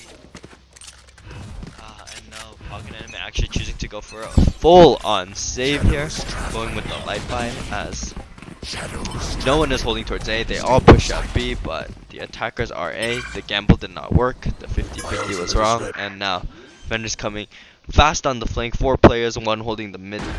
2, actually 1 holding the mid and 1 still staying on the B side coming through CT. But now Harry's sitting on here, this corner, and the Killjoy ultimate is actually just going to be used. And let's see if Harry swings out here into Eric. And yep, Wayne does go down to Harry here.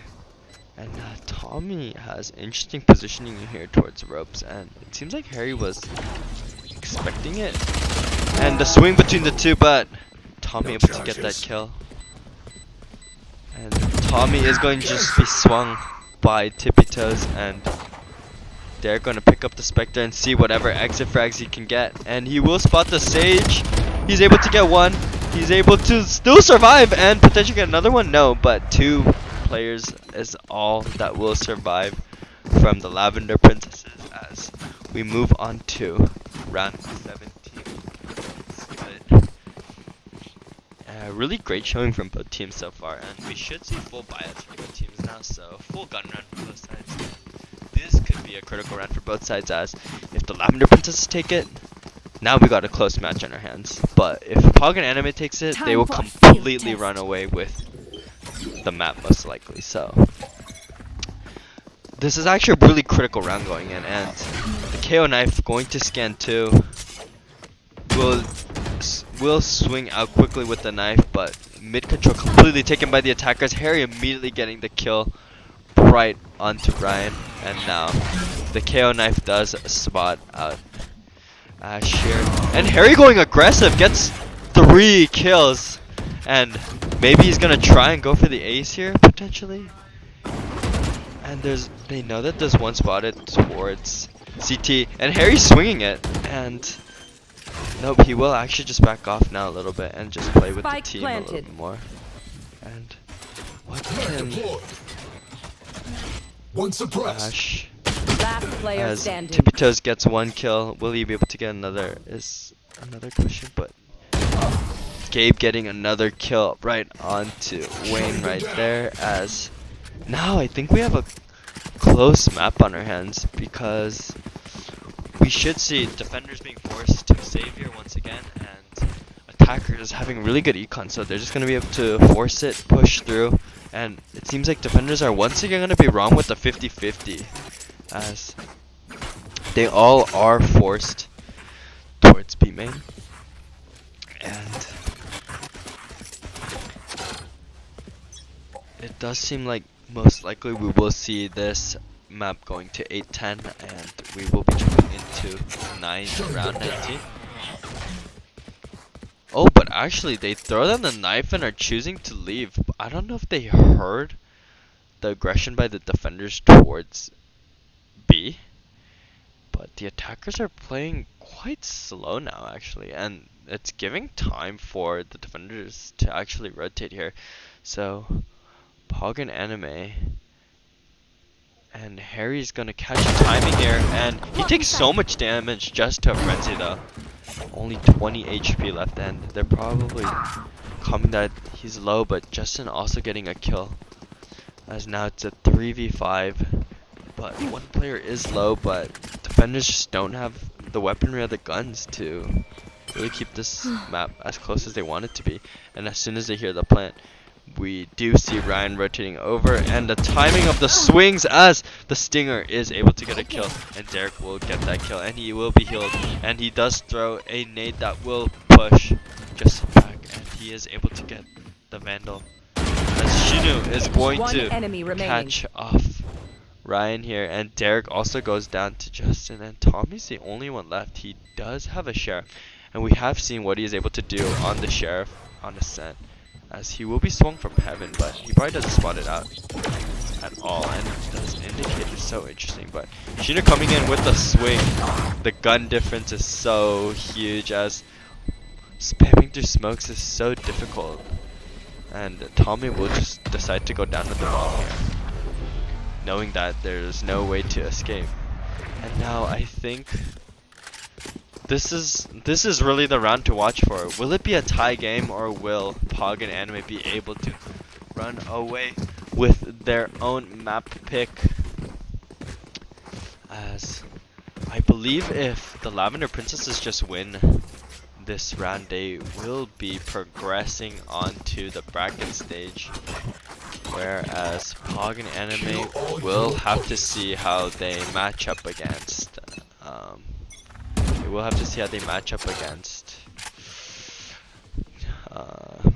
Drink Dead, to see if they clutch it out.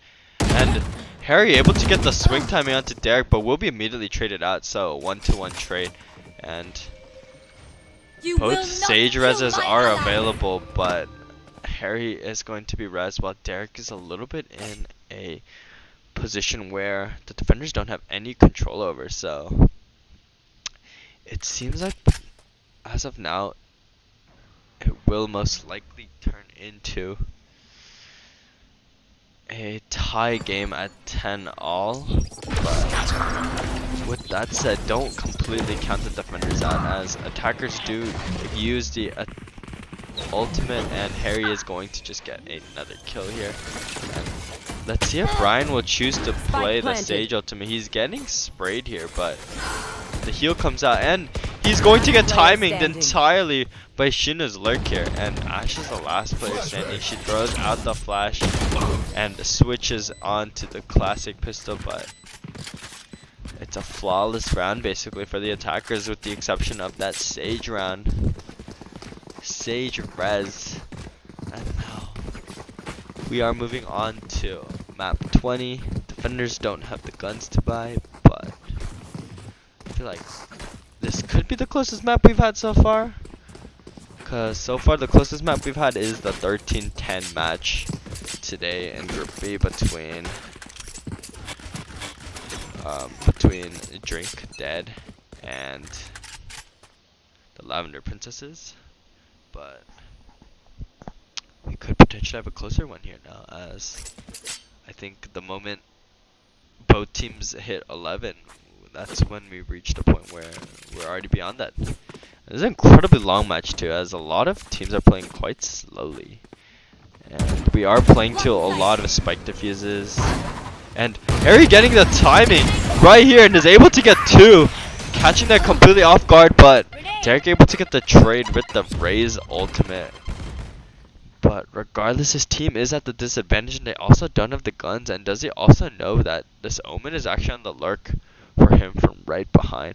And Gabe will spot out Derek, and that's just a kill going over, and that's 4v2, as only Ash with the Phantom and Tommy also with the Phantom will be the last ones left. But Tommy gets the timing onto Gabe perfectly, and no timing for a trade there at all, and that means A site will just be given up, and I think they'll just play together, as they're going to try and make sure that the attackers can't go B, but they will hear the plant A and will just slowly creep over. But don't completely count them out. They do have two ultimates to play around, and if they do win this, they can keep it somewhat close. And cover going out. A really important round actually, as I wonder if they know that Tippy Toes is playing in this position, but they actually don't spot him out, as he's just hiding in this corner, and I don't think they expected that at all, as Tippy Toes' position just completely wins them that round. And now we're once again forced onto a save from Pog and Anime, which means that Lavender Princesses should be able to get their first lead of the map. And now we are jumping into round 21 of the Valorant tournament, as do think that it is getting quite late, so there is potentially a chance that we may push the final match to another day. And we'll probably hold it on the same day as third place consolidation match best of threes. So, but we will have to check into the status of the players based on that situation and if they're willing to do that. And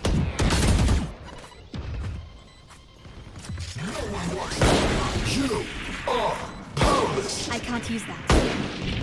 And now Nemo getting a kill onto Tommy, Lavender Shmoo also getting the kill onto Ash, and it's a 4v4, but there is KO res available, but he will go down, and that's 3v4.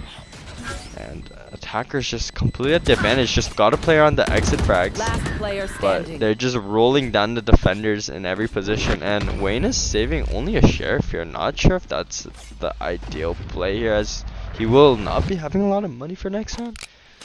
And let's see if he's able to buy, as both teams' positioning is incredibly important coming in here so far, as money is now especially a huge factor for the defenders, as now we can see that Wayne actually can't afford a rifle, probably due to the fact that he survived. So now we're gonna see the attackers. Get out of my So way. Split is generally a very defensive-sided map, but after seeing both teams are incredibly good at playing through the middle of the map, it has become more attack-sided as now. We see Harry coming in with the right click, but he will not get the kill, but he will also. No more. And there's immediate trades coming out. The defender's actually getting the winning end of that trade, as Harry goes down and Justin goes down, and Tommy's in this corner position, might get peeked by Gabe here, who is trying to clear this corner out, but will not push any further. And let's see if he spots Tommy out. No, he does not, and there's no more players here, but there is a lurk towards. One enemy remaining.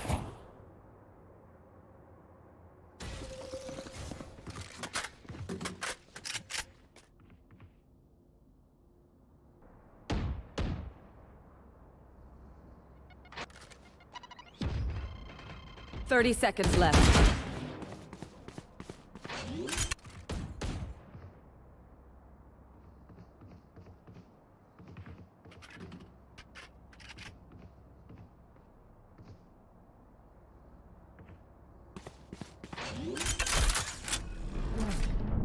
Ten seconds left.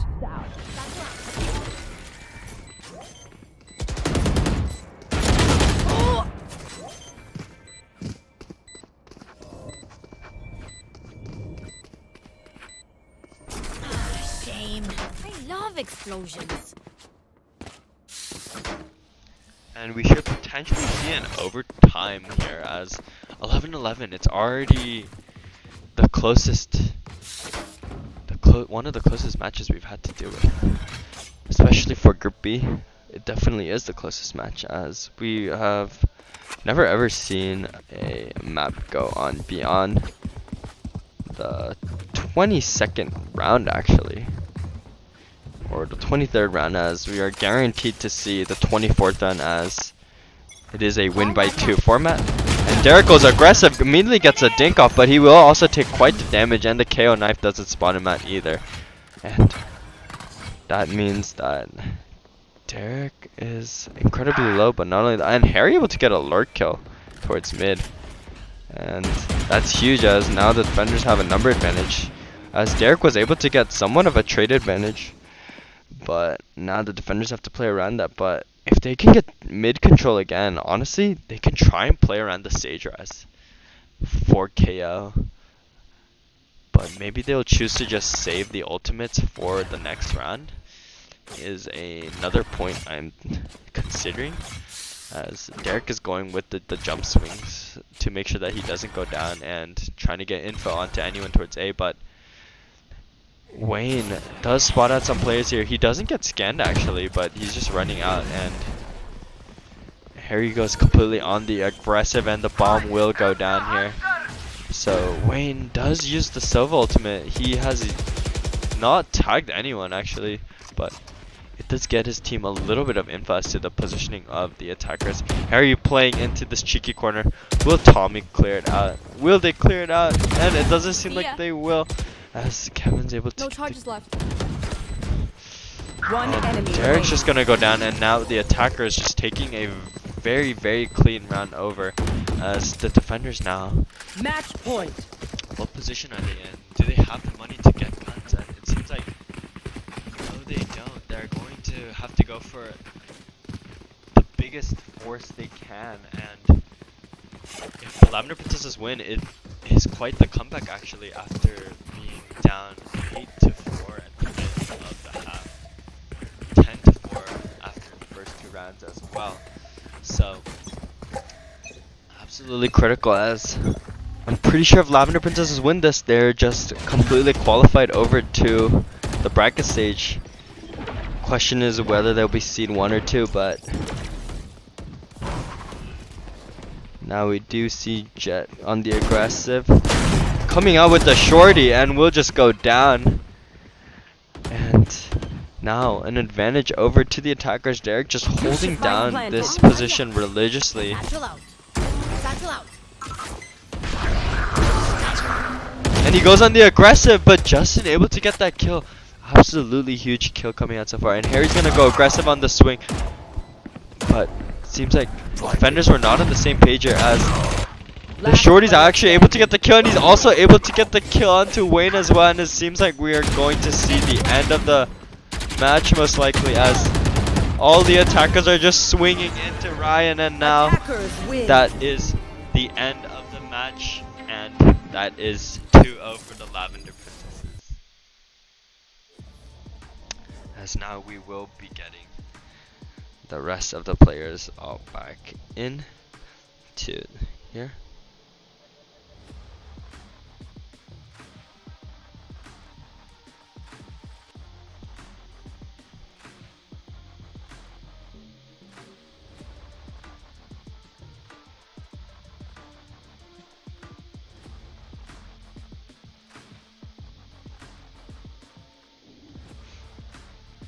Alright, thank you everyone for playing Lavender Princesses. You guys have qualified over to the bracket stage for sure. And now that we're at the end of the second match, I wanted to actually ask the 2 teams that are upcoming. So Pog and Anime, and also Dead Drink, if you guys wanted to potentially push the last, the 3rd match to a different day, possibly Friday, if that works with everyone's schedules, was what I was wondering. I'm down to play today. Today? What's everyone else's stance? Can't do Friday. Can't do Friday. Can't do Pog Friday. and Anime can't. Cannot do Friday, Friday. Friday would just be hard for me. Okay, I then. think today's better for us. Yeah, we just finished it up. I agree. I agree. Alright, then with that we will be proceeding with the final match right after then. So 11:25 we will reconvene here with all the teams, and we will be doing the pick ban phase as yep. And other than that, yeah, thank you everyone, and we will be going on break.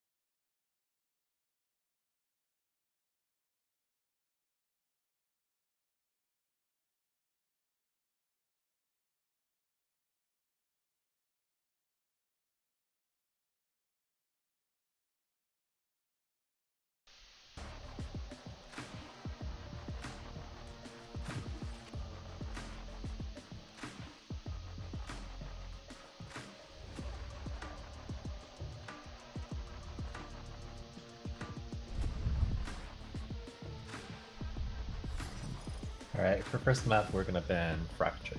Fracture? Okay. So Fracture is now off of the pool. So now, Pog and Anime, you have 2 bans.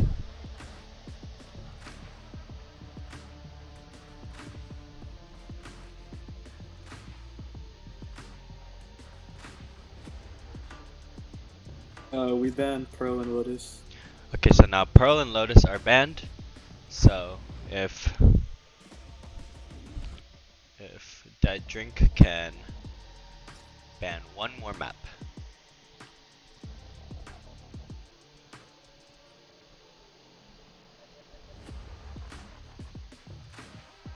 Alright, last map will be Bind. Okay, so now Bind is also out of the pool.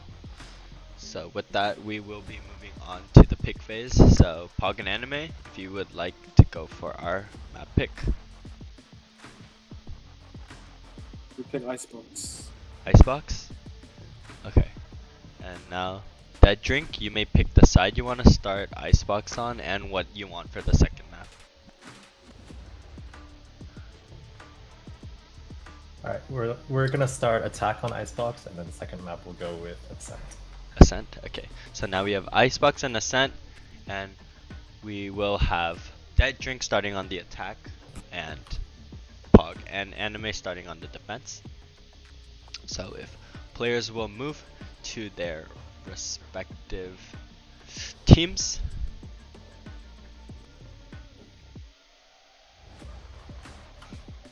And once everyone is ready, we will be going right into it. Oh shit, Justin's done.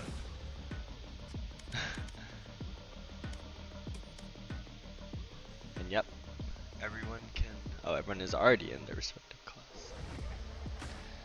And now we are finally concluding Group B today. After 4 pretty long matches actually, we are finally getting into the final 2 maps for today. And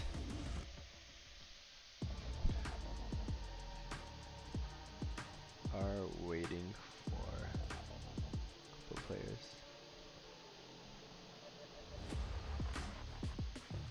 And now, with everyone in the party, we will be beginning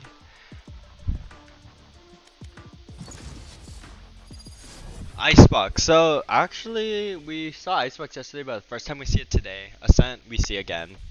So we had 5 unique map picks today actually. We see that Pearl, Lotus, and Fracture, people aren't really a huge fan of, so we're seeing it banned out a lot. And now we see Dead Drink or Drink Dead going in for Dead Drink is going in for their 5 duelist comp actually.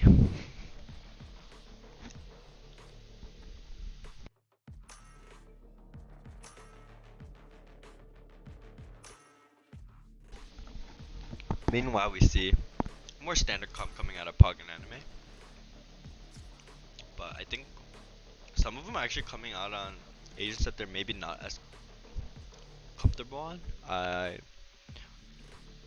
didn't know Ryan played Viper, and I haven't seen Tommy Cadet on this Killjoy pick a lot either. Mainly because a lot of people are Killjoy players, so he rarely gets a chance to really bring it out. And now, with that locked in, I think with the 5 duelist comp though, potentially, even if the match is close, we should see a fast match, in all honesty.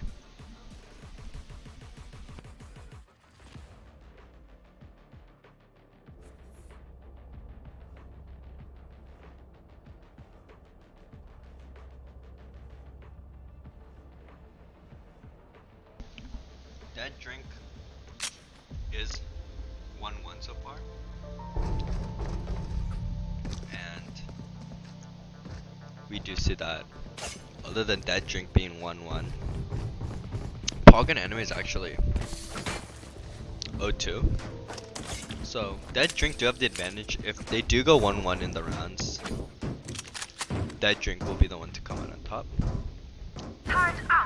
Or not rounds, excuse me, maps. As how it's determined is your record against the specific teams first, and then your map score against all the teams combined out of 6. Or out of 4, excuse me, and then the last one is the round differential.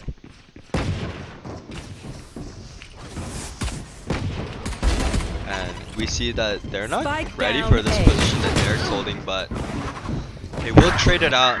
And so much damage coming out, actually. Seems like Dead Drink was completely ready for this, and they're pushing in with their sheriff picks. But now it's a 2v3 as Wayne is able to get a kill. Tommy able to get another kill actually, but Ethan will get the trade right onto Wayne, and Tom is quite good with this gun though, so it's hard to count him out completely, but they're playing the angle together, and that is a 3k over to Lonk on this jet pick, and attackers taking it over with their 5 duelist comp. So it's really interesting to see 5 duelist comps. I feel like if it's played right, especially on the attacker side, it's actually quite strong. It's because it forces everyone to play aggressive together, so unless your team is completely caught in a pinch of like Killjoy utility or like Cypher utility, it's honestly really hard to find a way to like stop this push, as people will just be going in for trades off each other immediately, and Lincoln going for a full gun, and he's gonna get cooked by his own teammate, but it doesn't even matter. And the one duelist that they didn't seem to bring out is Yoru, but it makes sense. Yoru is not like the most optimal duelist to bring out, as Enemy Lincoln kill. getting 1, maybe almost getting 2 actually, but Tommy's able to jump out safely. But Derek's also here. He's gonna get 2 though, and he has a dash. And Derek's gonna try and pick up a gun, I think. And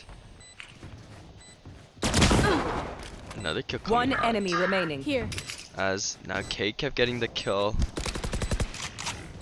And now Derek's just a last kill. And Lincoln getting a 3k right there. Just let them try to He's catch using me. the Zed momentum, and now this full duelist comp is actually kind of working for this team, as they are getting full value out of it so far. I'm out of here.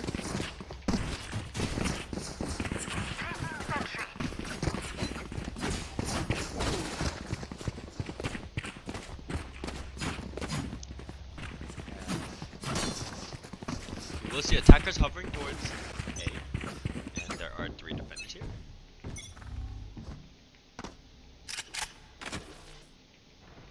Derek's gonna aggress forward. He's gonna get 2. He's gonna get 3. Is he gonna get a 4th one? Down A. No, not quite. One He enemy gets 4. remaining. No ace though, as Ethan is able to trade it out. And Derek is visibly upset about not being able to get the ace there, but Ethan is forcing these positions, and Tommy playing this eagle. Watch out! But the ball is stuck. Watch out!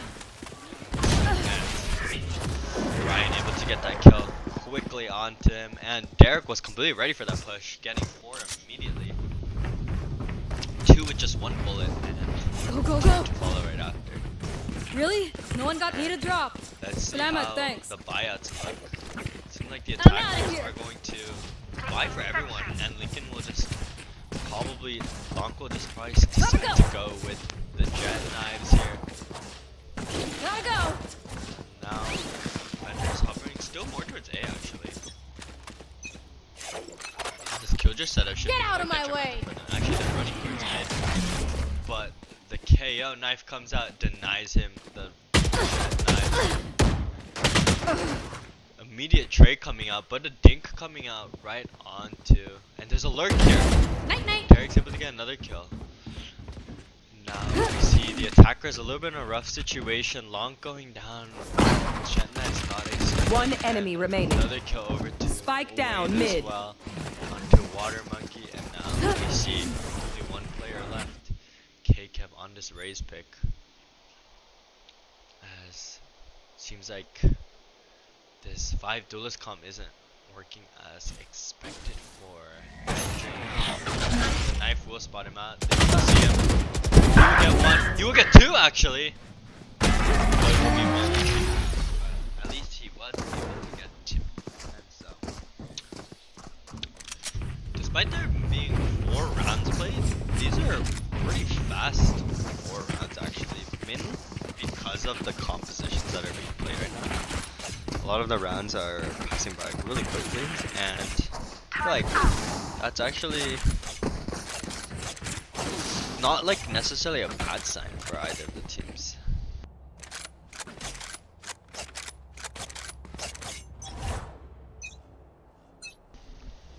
And Derek holding the off here onto this angle. Will John swing into it? And he does, and he actually drops the gun too right before.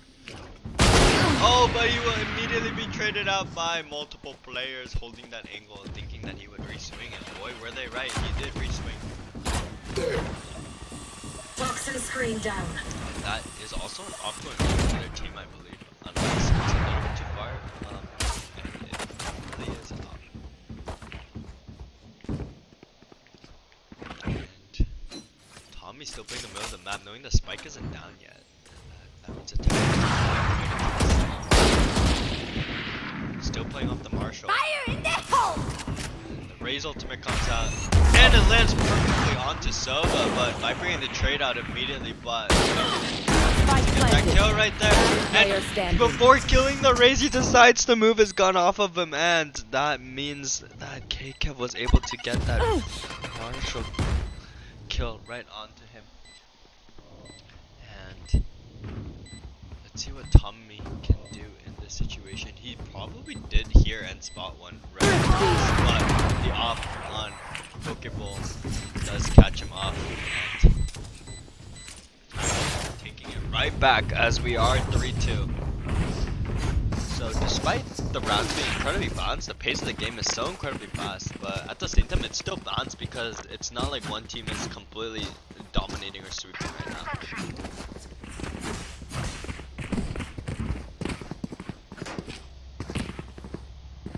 So, we see the attackers hovering more towards the B side. I don't know if they still kept the operator, and they did actually. And they actually have a lot of money too. And Clock is probably just going to Joke's over! You're dead! Out to the Jet ultimate. Do they know that there's a Killjoy back there? The alarm bot gets flashed. Tommy does get by Ergo. Derek going incredibly high up, knowing that he has the knives advantage. Just dashes out safely. Ergo able to get the second kill with the Empress, and will go aggressive. Ergo is not able to quite get the kill, but one enemy remaining. Ergo maybe is able to get another one. Nope. As his teammate instead. KCAP taking that last kill. So now, it seems like the attackers are getting a better grasp of how they want to run this 5 duelist comp. So really good direction for them in all honesty.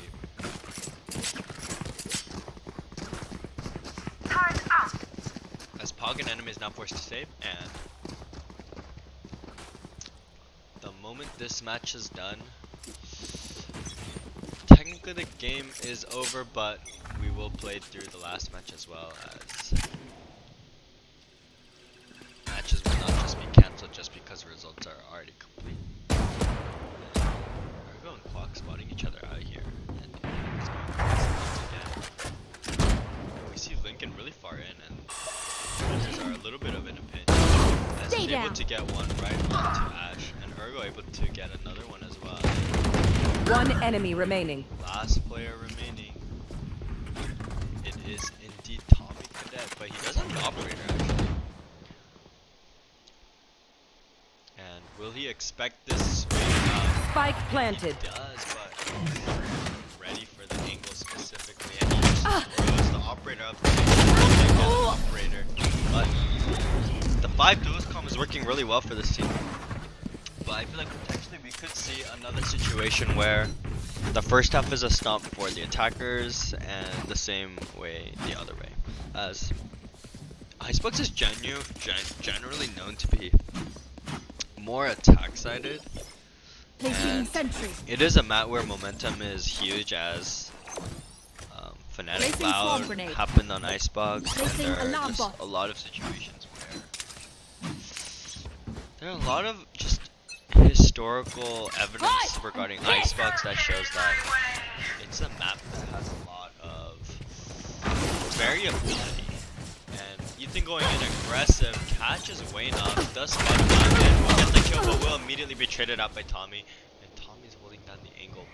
So Swarm grenade out. bomb is going down, and swarm grenade is going Spike down as planted. well. Tommy swings into both, but does not get the kills. And that's Quack. Quack is not able to get the kill onto Ergo. One enemy Jacob remaining. gets a kill onto Quack. Last player standing is Joey here on Ryan. Ryan's able to get 1-2 actually. And despite the blind, he immediately shoots it down and flicks right down on the Phantom to their head, and is able to at least take out 2 enemy players.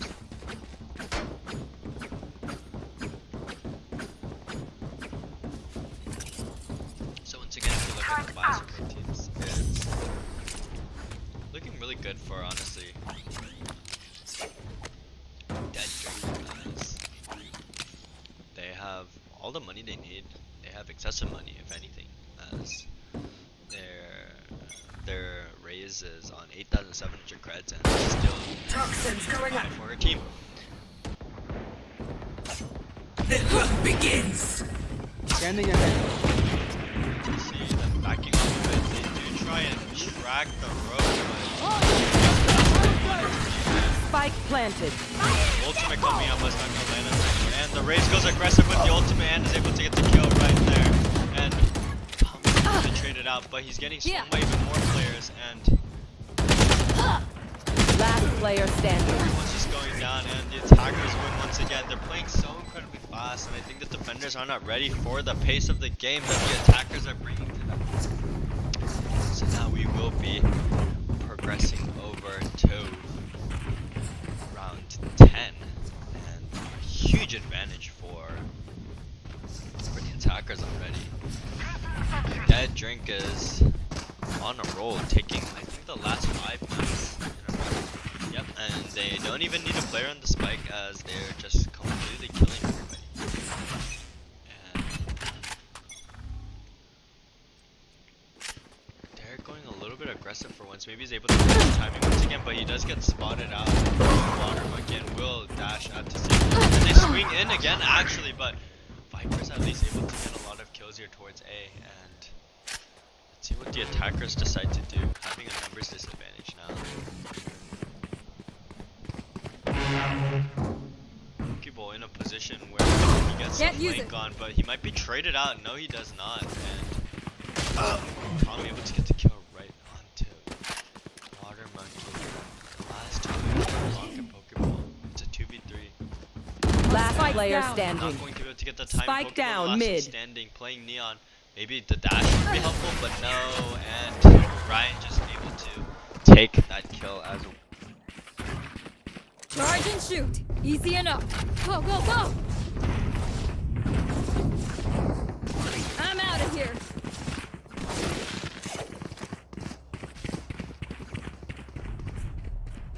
Turret out.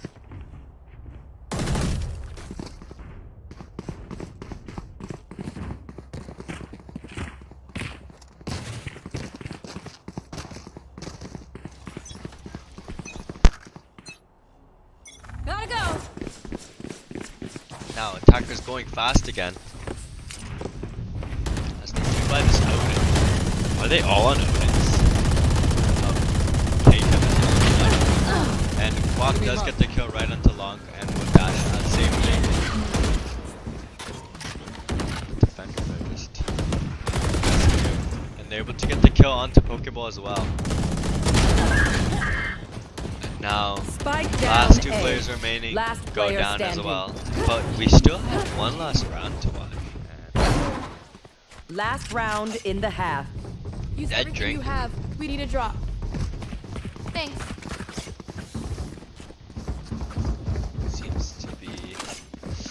taking quite the lead despite even losing those rounds, and they just go 5 operators it seems, as they do seem to be having a little bit of fun towards the conclusion of this tournament, and they do already have the lead, so that lead is quite easily lost as seen in the previous matches though, and Lincoln will pop ultimate and an immediate kill on to Guac here. And Wayne is silently making moves up, and the timing, Neutralized. he is able to get that kill as well, as now we see that Wayne is still pushing through, and he does decide to back off, and they don't have a really aggressive hold towards. Oh, but Lincoln actually spotted. I don't know if he actually noticed that he spotted one, but the rest of his team is on the B side basically, so they're going to bait out the Killjoy utility with that fake plant and then get right back onto the plant. And now it's a 4v4, 4 ops versus 4 rifles. Who has the advantage? We will learn today as Initiated. the defender Killjoy ultimate comes out, and they don't have any utility to actually really destroy the Killjoy ultimate, so they're going to be forced back a little bit. And the knife deployed. No one is detained, and Lincoln able to get the kill. But oh, and he's actually also able to get the kill on the diffuser, but it's half, and they're peeking out. But Jet does have the knives, and Ethan getting another kill as well, and K-Kev as well. The 5 op paying off as they're actually able to take the round right there on the attacker side. Going incredibly aggressive and performing incredibly well on the first half. And let's see if this 5 duelist comp can translate into the same energy on the defender side for them as well, as that drink is making a lot of really unique plays here, especially with their team comp. And I think they are going again with the 5 sheriffs as well, and we see 7 sheriffs spot in already. And let's see if the attackers are going to. Attackers are hovering the A side, so let's see if they will be waiting for that. Lincoln does go on the aggressive. He does spot one out, and he will get out actually. And a lot of his teammates are rotating to help him. Careful now. And Derek actually just dashes away from John, even though John did not even have his gun out ready to shoot. So, and Lincoln goes back on the aggressive and will go down, and Ergo also going down. This on the map, but Ethan able to trade it out. So now Ethan and John, the last 2 players standing. Spike planted. There should be a swing coming in. They right hit the rope and they get double swung off, so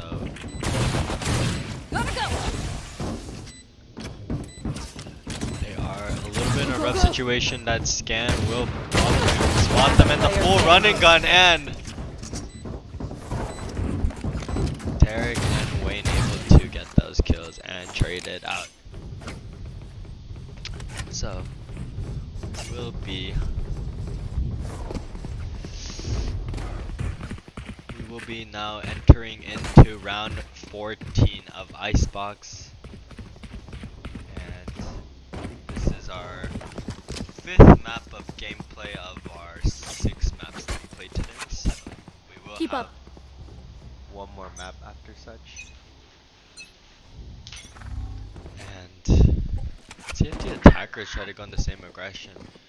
No, they don't, but an immediate swing from Tommy Cadet onto K-Kev gives them the numbers advantage already. Blocking sight.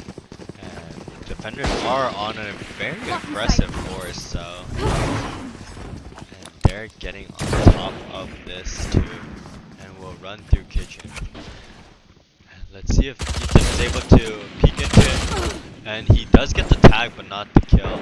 Ergo able to get the kill right onto Planter, and Lincoln able to trade it out as well. They spot out the Marshall, and he is tagged, and Tommy also tagged actually. Lincoln making a lot of value in this Marshall, and he's gonna run out, and he doesn't have his gun out, but it doesn't seem to matter. And Water Monkey with the Spectre could be a actually. Both players tagged by the Marshal, and he does get scanned, but he jumps right over the shot, and they are incredibly low, and he knows that they're going to pop the mollies. He does spot one out at least behind yellow, and the flash comes out, and he gets both. Absolutely insane, as Water Monkey clutches it out for his team, thanks to a lot of that Marshal damage coming out as well, as the attackers are positioned in a way where they were both just going to be flashed. And so, not ready for that push. We do see another round going over to the defenders. Dead drink, and now they are going to force Poggin Anime to go on a save. So let's see how this next round plays out between these two loadouts.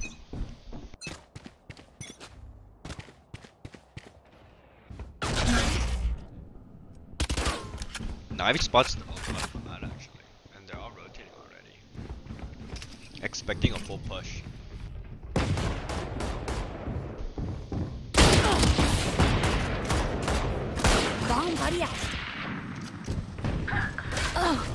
Thinking getting the kill on the Guardian. They don't call him Guardian Man for no reason, and he gets Spike two. down A. He must be on One him with the enemy Guardian. remaining. And last one's Belt. I wonder if he knows that though. And Chewy, the last one left here. And will not be able to get it as Pokeball gets that kill on the Guardian as well. Now we are 5-10. And well, now Poggin Anime can buy the guns that they need, the weaponry that they want, and it's really up to how they decide to really finish out this map that will determine probably a lot of the potential seeding here, as Let's go. as Dead Drink are basically playing for the #1 spot after this. Oh, and Derek able to get the kill, but Urga also getting one towards B long. And I think the attackers are just going to push him regardless of this initial frag, knowing that he only has a Guardian and he might be timing here, but no, it's quite the other way around, and he's gonna try and get the timing onto the enemy team, and he's gonna get the heal. No, actually, instead of the heal, he would choose to dismiss that, and the reload comes out, and the blind coming out, and he's repositioning. And will they be expecting this? They will, as Tommy's able to get that kill, and now it's a 2v2, and it really gets the load as between the two. It's a Spectre and a Vando versus two Vandos, and we are going to, and we do see the Killjoy ultimate actually coming out, so Spike planted. Last they player will go aggressive. They know that he's here, so they're gonna go for one kill, and then I think Water Monkey will just back off here and wait until that Killjoy ultimate goes down. And now it's a 1v1 situation, as Tommy's now playing on top of the box here, and John doesn't know where Tommy is, so he's going to throw the wall up half, and he heard the Killjoy. He hit the Killjoy turret, and he halves it, and he gets a kill, and he also gets a defuse. Absolutely ridiculous gameplay coming from Water Monkey. That's the second clutch for his team just in this half. And I'm twitchy here. Let's go. Maybe we just see a little bit of more Phoenix gameplay for Water Monkey, as he has said that he's not really a huge fan of gameplay, but looking at his performance right now, I mean, he's absolutely killing it. Saving a lot of rounds for his team too. Don't hold back. Huge rounds that forces Poggin Anime to go on a little bit of rough buys, and he does go aggressive to try and get that orb, and he will back off after getting it. And Pokeball actually getting the kill onto Derek after aggressively pushing out of B. And Urgo with them, getting the flank kill as well, and now Bomb. And now Lincoln also getting the kill with the op. Last player We do standing. see Tommy going down as well, even though he's able to get the kill. And now Sui, the last one left, able to get one kill, but will be timed, and Water Monkey getting another one once again, and now we're already on match point of Icebox. Match point. So now it does seem like this game is pretty much flying away, unless Hog and Emma can do whatever they can to try and scrape away maybe a couple more rounds, maybe try and keep it close, maybe bring it back. Really curious to see what their approach is going to be going in here, as they do not have the most ideal buy currently at the moment, but Get out of my way! should that be the make or break factor? Absolutely not. And Tom is playing really far back actually. The attackers are just going on the aggressive while they're leaving the on site to just wait and play patient. Here. Spot out one. You know that Lincoln is posted up here, but we're able to get one with Tommy, and but Uru's getting once again even another one on the Empress. One enemy remaining. And now K-Kev getting the final 2 kills with the nade. So that means we'll be jumping right into the last map for today in Group B, as now we will call both teams back in.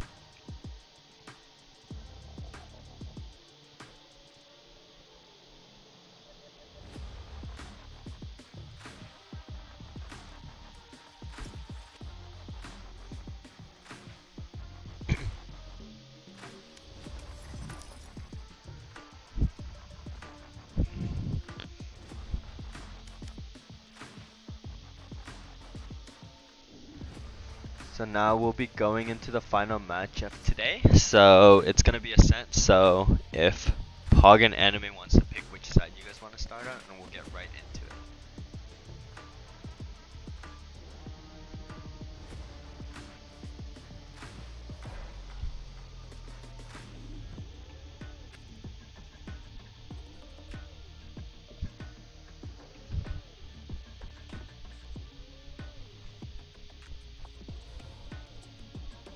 Attack.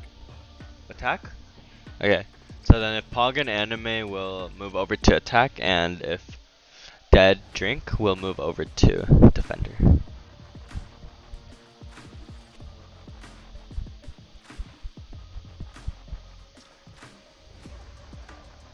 And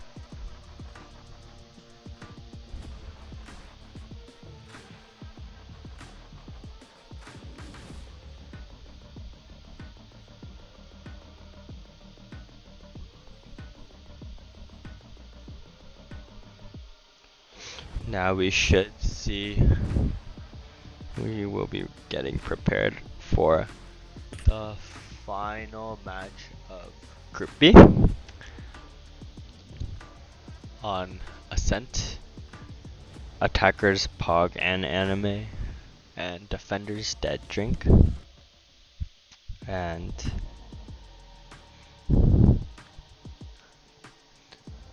as both teams do seem to be ready, you can now head into your respective calls, and we will be heading into the final match for today.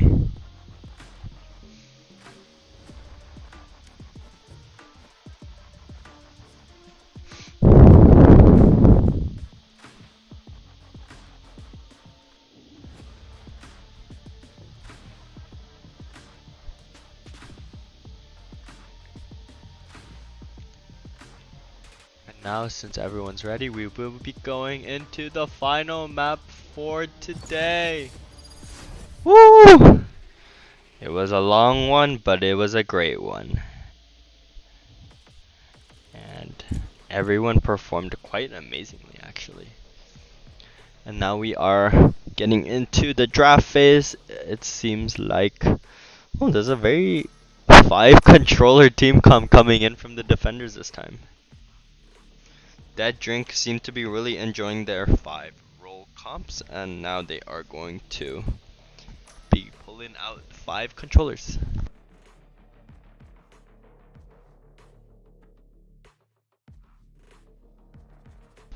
Meanwhile, we see Derek moving on to Killjoy, a Sentinel. Very in contrast to a lot of the duelists he has been playing so far.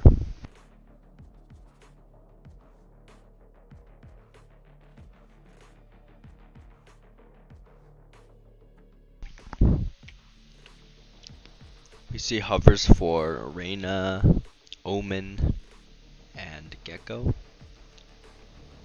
And KO now as well.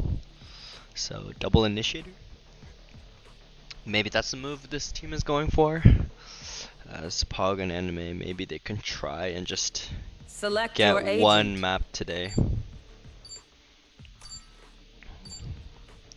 But regardless of them being 0-3 so far, they actually performed really well on every single map. So I don't even honestly get the vibe that they were going 0-3, as they were performing really strong actually on every single map. So I think it's hard to say that like they are like clearly like a team below any of the other two teams that they performed against today. But maybe just certain situations weren't most ideal for them. Maybe their condition is a little bit down these days. But regardless of it,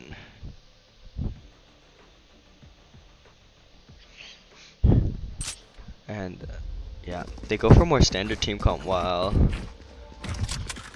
we do see Dead Drink once again going for a 5 same role team comp, as they are all on controllers, so we will be seeing quite a lot of smokes.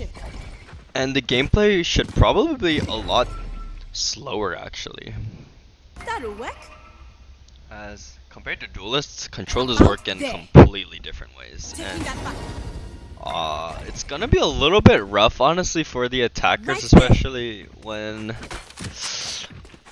Dead Drink are on defense, because that's a lot of smokes and there's no way you can wait out all of the smokes. But at the same time, you know that they don't have flashes or like utility like mollies, with the exception of Vipers, so you can play around that information actually pretty well. And 5 controls is actually a pretty solid comp if you think about it, because they have the blind, they have the mollies, they have double molly actually, brim molly exists too, and now we have kills coming on towards A side that I am missing completely. Smoke's down. The attackers are on site. That's a kill going over to Long onto Tommy, so it's a 2v2, but Last player Gecko is standing. low and Gecko goes down. And will Derek be able to get in this situation? It's a 1v2. He's gonna try and do whatever he can to clutch it out. One enemy remaining. And I have no idea where Lincoln was looking there, but Calculated. Derek is actually going to clutch out the 1v2, and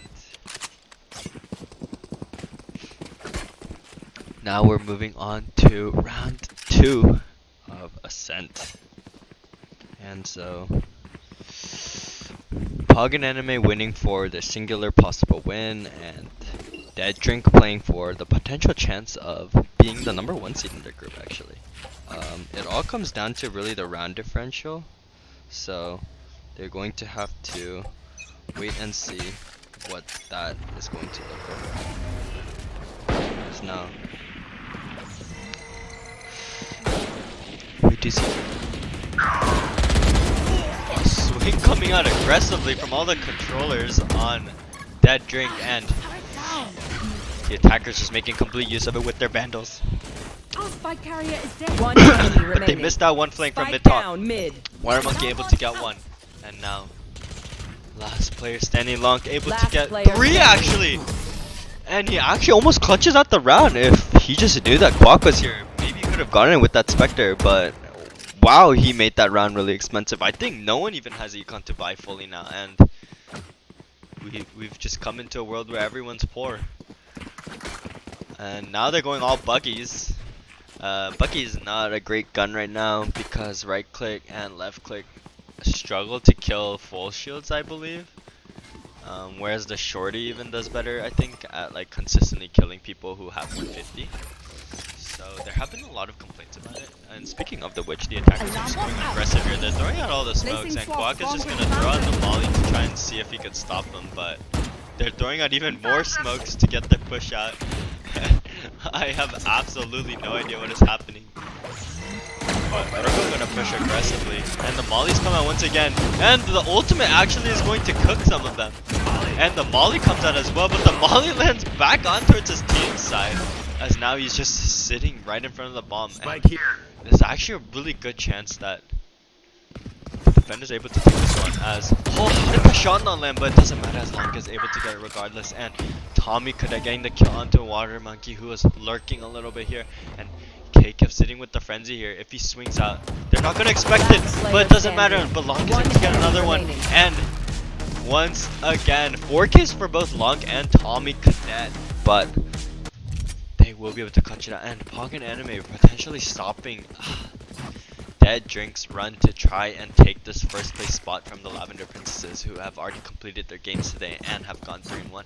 So let's see how the map will play out. As they're actually able to fully buy because they invest in Bucky's, and the attacker is also able to almost fully invest except for the singular light shields that they're working with.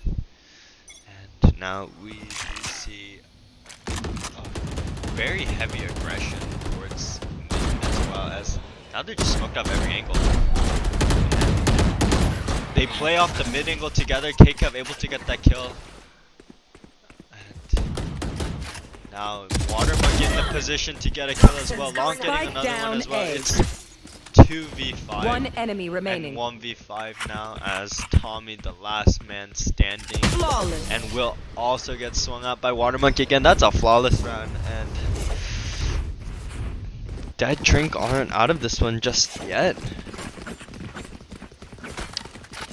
Once they had the rifles, they got a flawless round out of it, so maybe they could keep that momentum going and keep the flawlesses going, play off each other, as now Pog and Anime are forced to save once again. Now we do see a hover towards the A site, the B site, excuse me, as the attackers might go for a fast split through main and mid. Oh yeah! Monster on the loose! Oh, they actually expend the Gecko ultimate. And Launching smoke. I think that means just smoke will come out, and Dizzy comes out, but the blind also comes out, and they don't spot him, so Long will just run out safely somehow. But Water Monkey does go down after getting a kill, but Long getting another one as well. And it's a 3v3 actually, so very winnable, but still, now it's a 2v3, and he hears him, but only one player left standing. And he's far. He gets the singular kill. He's only 15 HP, but there's 2 players remaining, and he hears the Omen teleport. And he almost gets that one into K-Kev, but not quite, and that is second round over to Dead Drink, as it's a 5th round. Now K-Kev should be getting this Astro ultimate online as well. And It's good. honestly, this 5 same roll comp is actually kind of working for Team Dead Drink, and would very curious to see if it's a game plan that they're going to keep trying to pursue in the future, and if it's something that they've planned and prepared out, knowing that it would catch a lot of teams off guard and change the pace of the game drastically, where they can control the pace of the game. And now we are going to see the defenders. I think they're on more of a full by now. They do have a singular marshal. Sprays through the smoke from K-Kev and Tommy, and Pokeball is going aggressive. Whether they know that he's on the aggressive is another question. As he does go for the ultimate, knowing that there's a lot of players right outside. Viper's not like the most common pick to see around here. And attacker coming out. You are divided. And he gets 1. He gets 2. He almost gets 3, but cannot quite do so. And the Killjoy, 1 player actually detained. K-Kev gets a time of the drop, but they hear him dropping, so it's 3 players left on both sides. Urgo is not going to land any of the shots, and Jui's just absolutely demolishing so far. And the ultimate comes out, Brave ultimate, but he's the last player standing, and he will go down. And Pog and Anime coming back to secure even more and make this gap even bigger, and that's that's their goal the whole time. Just want this gap to be as big as possible, win as many. As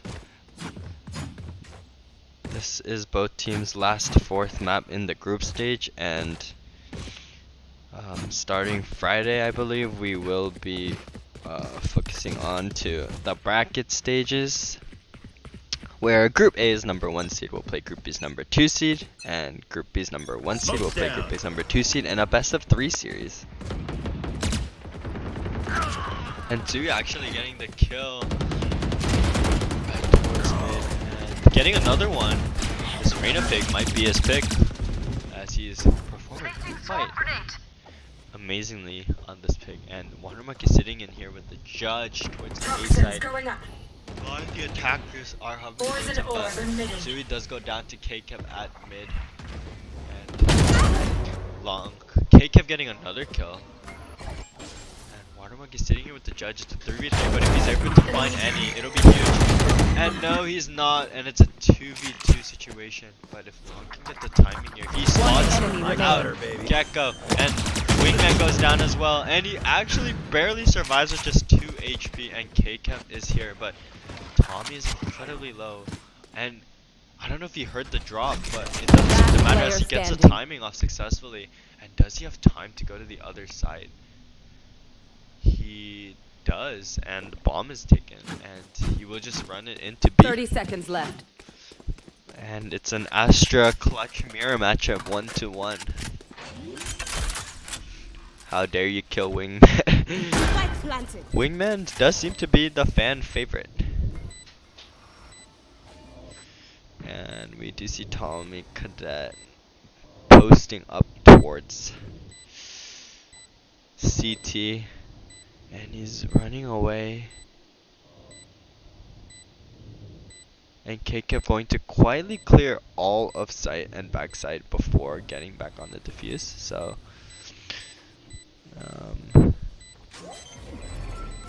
Tommy will just suck him out of it. But K kep's actually able to just stick it. The suck doesn't actually get him off of it. And K-Kev even able to clutch at the kill as well. I have no idea how the suck did not get him off of the bomb, but and that's how we see the match proceeding. And still have yet to see teams use timeouts. It does seem like, I don't know, teams are riding momentum a lot, so if they can just cut off the momentum that other teams are feeling, and with the timeout, I feel like they can always just gain a way bigger advantage over their team. And now we should see Lincoln to swing into, I think they spotted him actually. And yep, they have, and he will go down. I need blasting him. That means an entry You are divided. Freely for the attackers, as going in for the aggressive teleport. Will he able to spot Derek out here? Yes, he does. He's able to get that kill immediately. And the timing of the swing together, incredible. Down B. As there is a player stuck main now, and Ergo getting another kill. One enemy remaining. Taking getting the last kill, so now Spike Tommy, the only player left standing once again, only 5 HP. Will he be able to clutch it out again for his team? But it's not gonna be there. And Ergo going incredibly aggressive on this Omen pick and doing incredibly well to take this round again for his team. And now once again we have a very close match, 4-4 tied up, as Dead Drink are bringing it back as much as possible. And now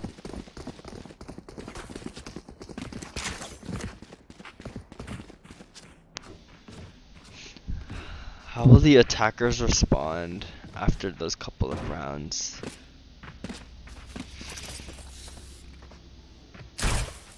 And Viper Walk comes out immediately into A main. They know that Viper's A, but they're already hovered here, so they will still stay here. And we do see peeks towards mid.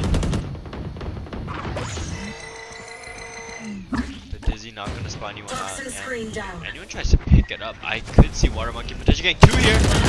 He gets 1, does not get the second, immediately traded out though. And Now we see Ergo. Will he play aggressively? He goes for the blind. He gets one! He's not able to get the second, but he will get out safely. And the Harbor ultimate coming out. The attacker's a little bit in a rough situation now. They're stuck here. Ash holding this angle by herself, and will just go down. And will Derek swing into this? He swings in, does not get any. Brian following right after, and it seems like Dead Drink have find the momentum entirely with this 5 controller comp. They are playing incredibly aggressive, and the attackers are not expecting it at all. And it does seem like I have no idea what is going on in the chat. But it does seem like attackers are once again hey, they do have a lurk Recovering it. towards B here, and whether they'll play around it is another question. And so much spraying going Open on up the here. sky. And there's a timing here, and to be able to get that kill. What an insane timing. Ergo and Quack coming out with kills of their own. Ergo swinging towards the killjoy here, but will go down to Tommy Cadet here. And the last 2 players remaining, 1 on B, 1 on A. Will they be able to lock down whichever side they're holding? And KKev actually sneaking up mid, but will go down. And now Water Monkey, the last player standing for his team. As a lot of these rounds are very polarizing.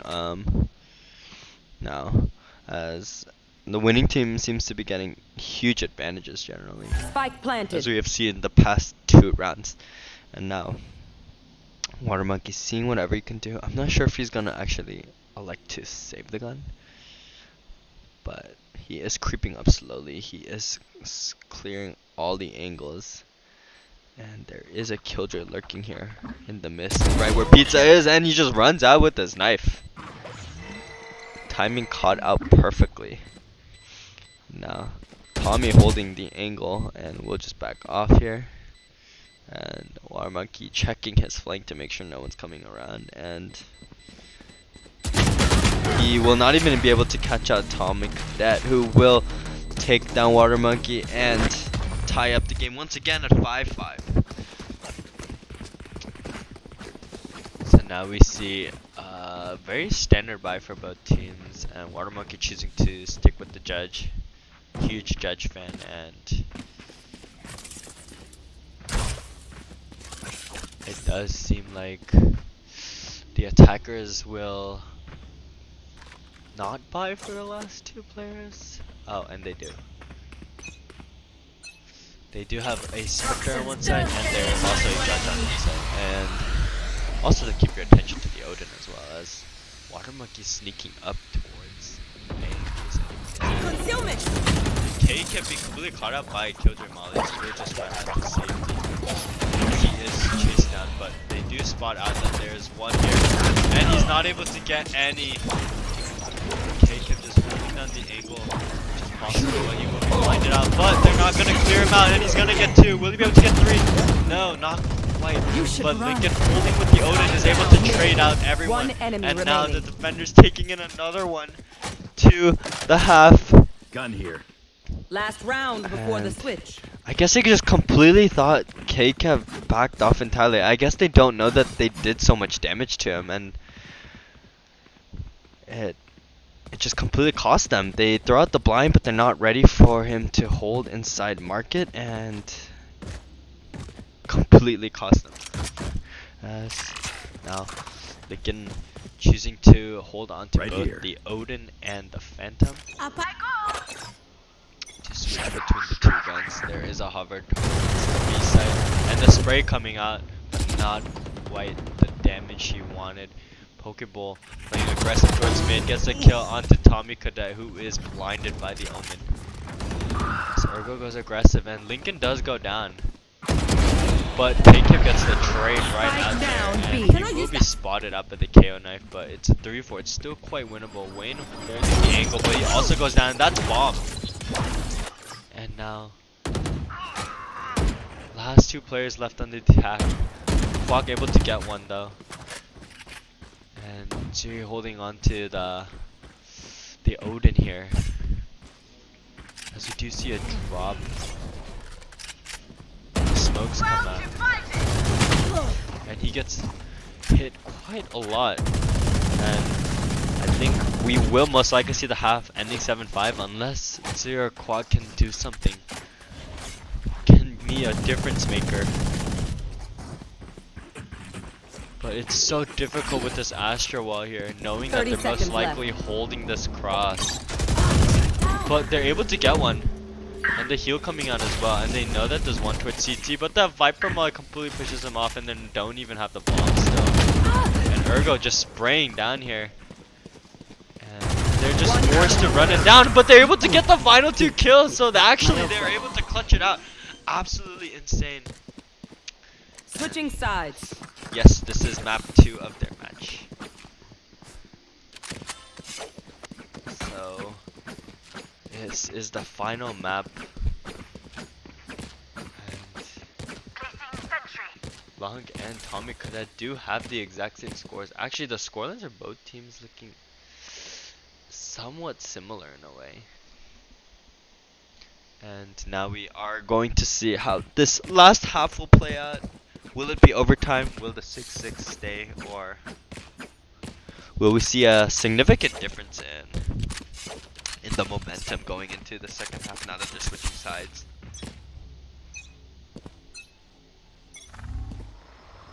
And now they are aggressing completely towards the A side, but they're able to get another one. Remaining. They're honestly not utilizing the smokes to the best of their advantage, and Watermonk able to at least trade out 2 for his team, and they know that he's in this garden position, and they're chasing him down. He hears the movement, but they will back off and play a little bit more safely.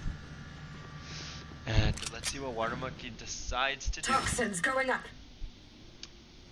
Who won map 1 and what was the score? So map 1 was map 1 was 13-11. Wait, 13-6. 13-6, 13-7. Was it that dominant? Maybe it was 13-6, 13-6. I am completely forgetting the scores of all of these matches now. But it was a win towards Who to smother first? Dead Drink. And I think it was 13-6 or 13-7 now that I think about it. I think 13-11 was on that other map. Twitch split. But now we will see how the second half plays out, as Pog and Anime could be taking away their first map if they just continue it up. And they're playing aggressive with the heavies, but somehow none of these bullets landing onto Watermonkey, and he gets a position out, but it doesn't matter as he goes down, and a complete gun difference. And even more Odin kills coming out, and Lincoln able to at least get one, but Tommy will get the kill back onto him as the Odin spam completely successful for Pog and Anime, and they will keep most of their guns. And if this continues, then Pog and Anime should just be able to take it away. Should just be able to win this entirely. And Odin spam quite strong, especially on Ascent, as there are a lot of walls that can be penetrated with the heavy ammo. And the KO knife comes out, spots out one, and they do spray it down. But Tommy actually does get a kill. But Ergo getting one, not able to trade it out, and Tommy Cadet trading out the kill onto Ergo instead. As now we have 3 players left on the attackers. Watermark able to get one, but will be immediately trapped by Tommy Cadet. Will Tommy Cadet be able to get the ace here potentially? As he is full health. Last players towards A. The molly coming out. Pokeball's on site, but Lincoln is not with him. But it doesn't matter. Pokeball is the planter as Lincoln could just play back in main. And let's see if. And he will swing into. No, Wayne might get the timing on him. Long able to get the kill there, so it's a 2v2 now. Tommy Cadet throwing out the Astro ultimate. I think they spotted him main. One enemy And remaining. Long able to get a kill. So now Tommy Cadet, the last one alive, but he clears out hell, makes the right decision there, but turns away right as he's shooting him. Scared that Long would peek out, and now we are moving on to the 16th round of the 6th map of today. That should wet.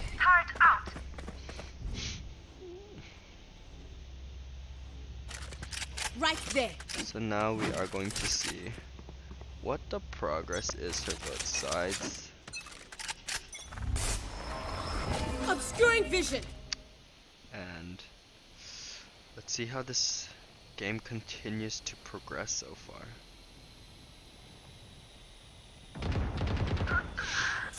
And we see a kill from Ergo onto Lincoln. Traded out Tommy today, able to get the kill onto Long. It's a 3v4. Once again, the defenders in the numbers. Pulling them in. Ergo able to trade it out though. It's now a 3v3 and one player on each team incredibly low. Will Ergo swing out again? He does swing and he does spot out Eric. JJ. Oh, but he was ready for it and is able to get that kill. Wayne getting his second kill so far into the game, and let's see what KK and Water Monkey decide to do. They have a Spectre and a Phantom. They're one man down and they have to somehow find a way to get the spike and clutch out the round. And will they decide to push an A is a question here, or will they just choose 30 to seconds left. B is another mystery as Toxin screen down. Cadet is Last player playing standing. the angle here, and they do spot him out as he gets one. We're about to get the second. One enemy He gets remaining. two. He has 15 seconds and last player is behind him and 10 seconds left. the door is broken, so John Water Monkey just planting here, but it's out in the open, so instead he just waits and gets the kill instead for his team. A clutch once again coming in from Dead Drunk to take another round for their own team. And now we are moving on to map 17, a tie game so far. What a way to end the night between these two teams. So now we will see how both teams choose to play out these last couple of rounds. Toxins going up. And now we actually see Long getting a kill right onto Wayne again. People going aggressive. Argo getting the trade. Long getting another kill. And now we only have two players left on the defenders, but they didn't have the guns, so it was not up to them. But they hear the teleport and the aggression. Tommy able to get one. Player standing. And we'll go down both to Ergo. And that's 9-8 so far. And they're doing so well, keeping consistent so far in the match. As now the attackers are dominating the game now. They took the last three and they have the lead now. So if they can keep this momentum going, they should just be able to stop the defenders at 8 and completely end this match. And let's see what the hold is here. Ash able to get the kill actually here. Where the Brim ult is actually. A lot of smokes coming out from the attackers. And the defenders actually have Killjoy using the ultimate, so The attackers are just forced to push back. They don't have a lot of space control. Pokeball getting the kill though onto the Killjoy, and I don't think anyone is detained, but Long goes down immediately. And the gun set lens being shown here. Shadows traveling. As Wingman's getting onto the fuse, they kill the Wingman, but the problem is, will they be able to kill the rest of the team that's here? And they push out aggressively, but Water Monkey, the last one standing, he gets one. The mollies land. He's able to get two. Will he be able to get the third? He does. He swings out. He gets a clutch once again. And Water Monkey saving the round for his team again. 10-8. And now it's just, after this one eco round that the defenders are going to have to play on, it's just up to the last 2 rounds. If they can just dead drink and just clutch out those last 2, they should be able to take it home. And then at that point, I don't even know who would take the number 1 spot in this group. Would it be the Lavender Princesses or Dead Drink? As Quark is saying, just a few more, but it does seem like they are rushing into site. We might see contact towards mid, but it doesn't seem to be the case, as now we are seeing the attackers going aggressive here. Ergo with a really ambitious teleport actually, and sneaks right back out and catches Tommy Cadet right there in that position. The smoke's not easy to play around. And Clock pushing up, aggressive, gets 1, maybe potentially 2. Water Monkey able to get the trade out, but it doesn't matter. Quag was caught out, but they're not able to get the kill on him, and they spot the barrel out. But K-Kev able to get that kill, and Ash trading it out, so it's now a 2v2 situation. So making the most out of the eco genuinely between last player standing. Now, can John clutch it out for his team once again? As Ash did stun her own teammate, but he doesn't know that. And he gets 1, and he knows where the last player is. He gets 2. Once again, Water Monkey clutches it out for his team. Absolutely insane. Water Monkey, he's just becoming the clutch master. He is the 100 Thieves Derek of this tournament so far. Just getting all these clutches back and forth. And it seems like he really can do no wrong on this Viper pick, as that is 3 rounds, I think, consecutively clutched out by Water Monkey. And now defenders are on a fully aggressive force after a half awkward bye last round. But the aggressive push out from Reyna does cost. But that was a fake, but Pokeboy able to get the kill onto Tom Kuda and Ash, and Wayne going down as well. And last player left is Derek on this Killjoy. He only has a judge, and he's just sneaking up towards this orb as Lank gets the knife kill onto Wayne, and he's just going to quietly creep up here. Let's see what he's going to do in this situation. 1v4, but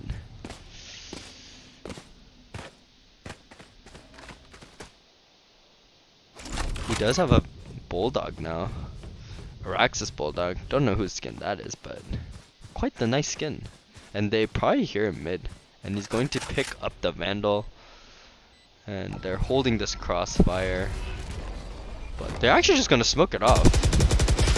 Oh, but he just gets sprayed through the smoke. Oh, and Long going to get that headshot on to Quack. And now we are already on match point, and it does seem like Pog and Anime, they don't have the guns, the money to really force out anything. So they're gonna just try out whatever they can, see if they can keep it close. And on the other hand, I think Dead Drunk, they're just gonna try and close it out with the guns that they have so far. And Quack holding with the Killjoy utility down here.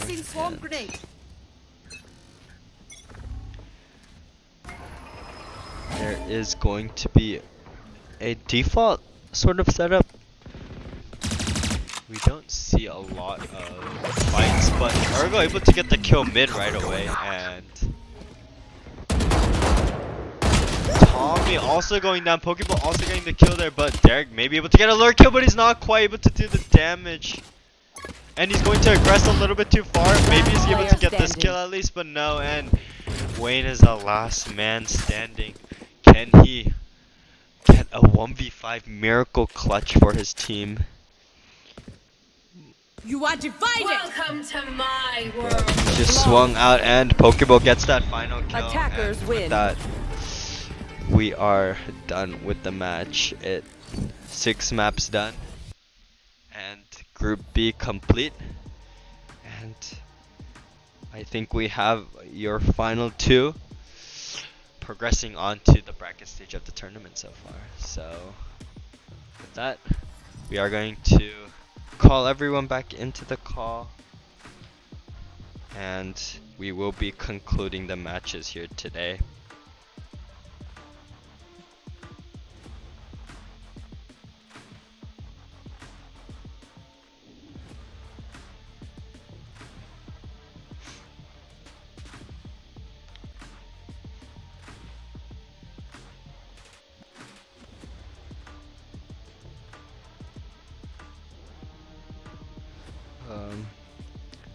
Alright, now that everyone's here, so thank you everyone for playing.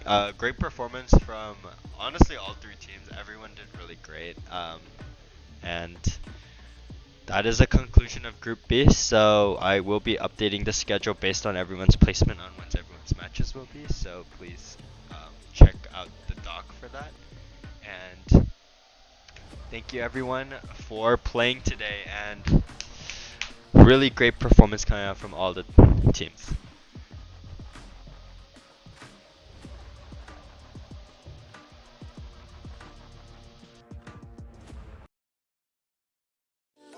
One, two, three, four. Baby, got me looking so crazy. That's your body in a daydream. Got me feeling you. 나또 말해줄래? 누가 내게 뭐래도 남들과는 달라 넌. Maybe you could be the one.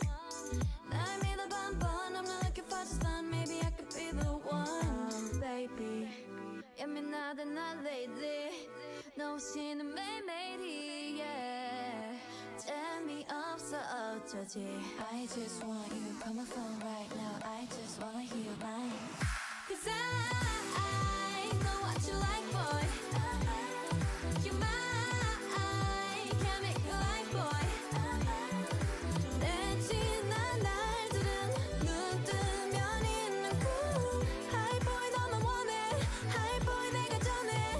And we can go high. 나도 봐야 이렇게 봐. Take it to the sky. You know I have you, boy. 우리 가마. 나를 봐야 이렇게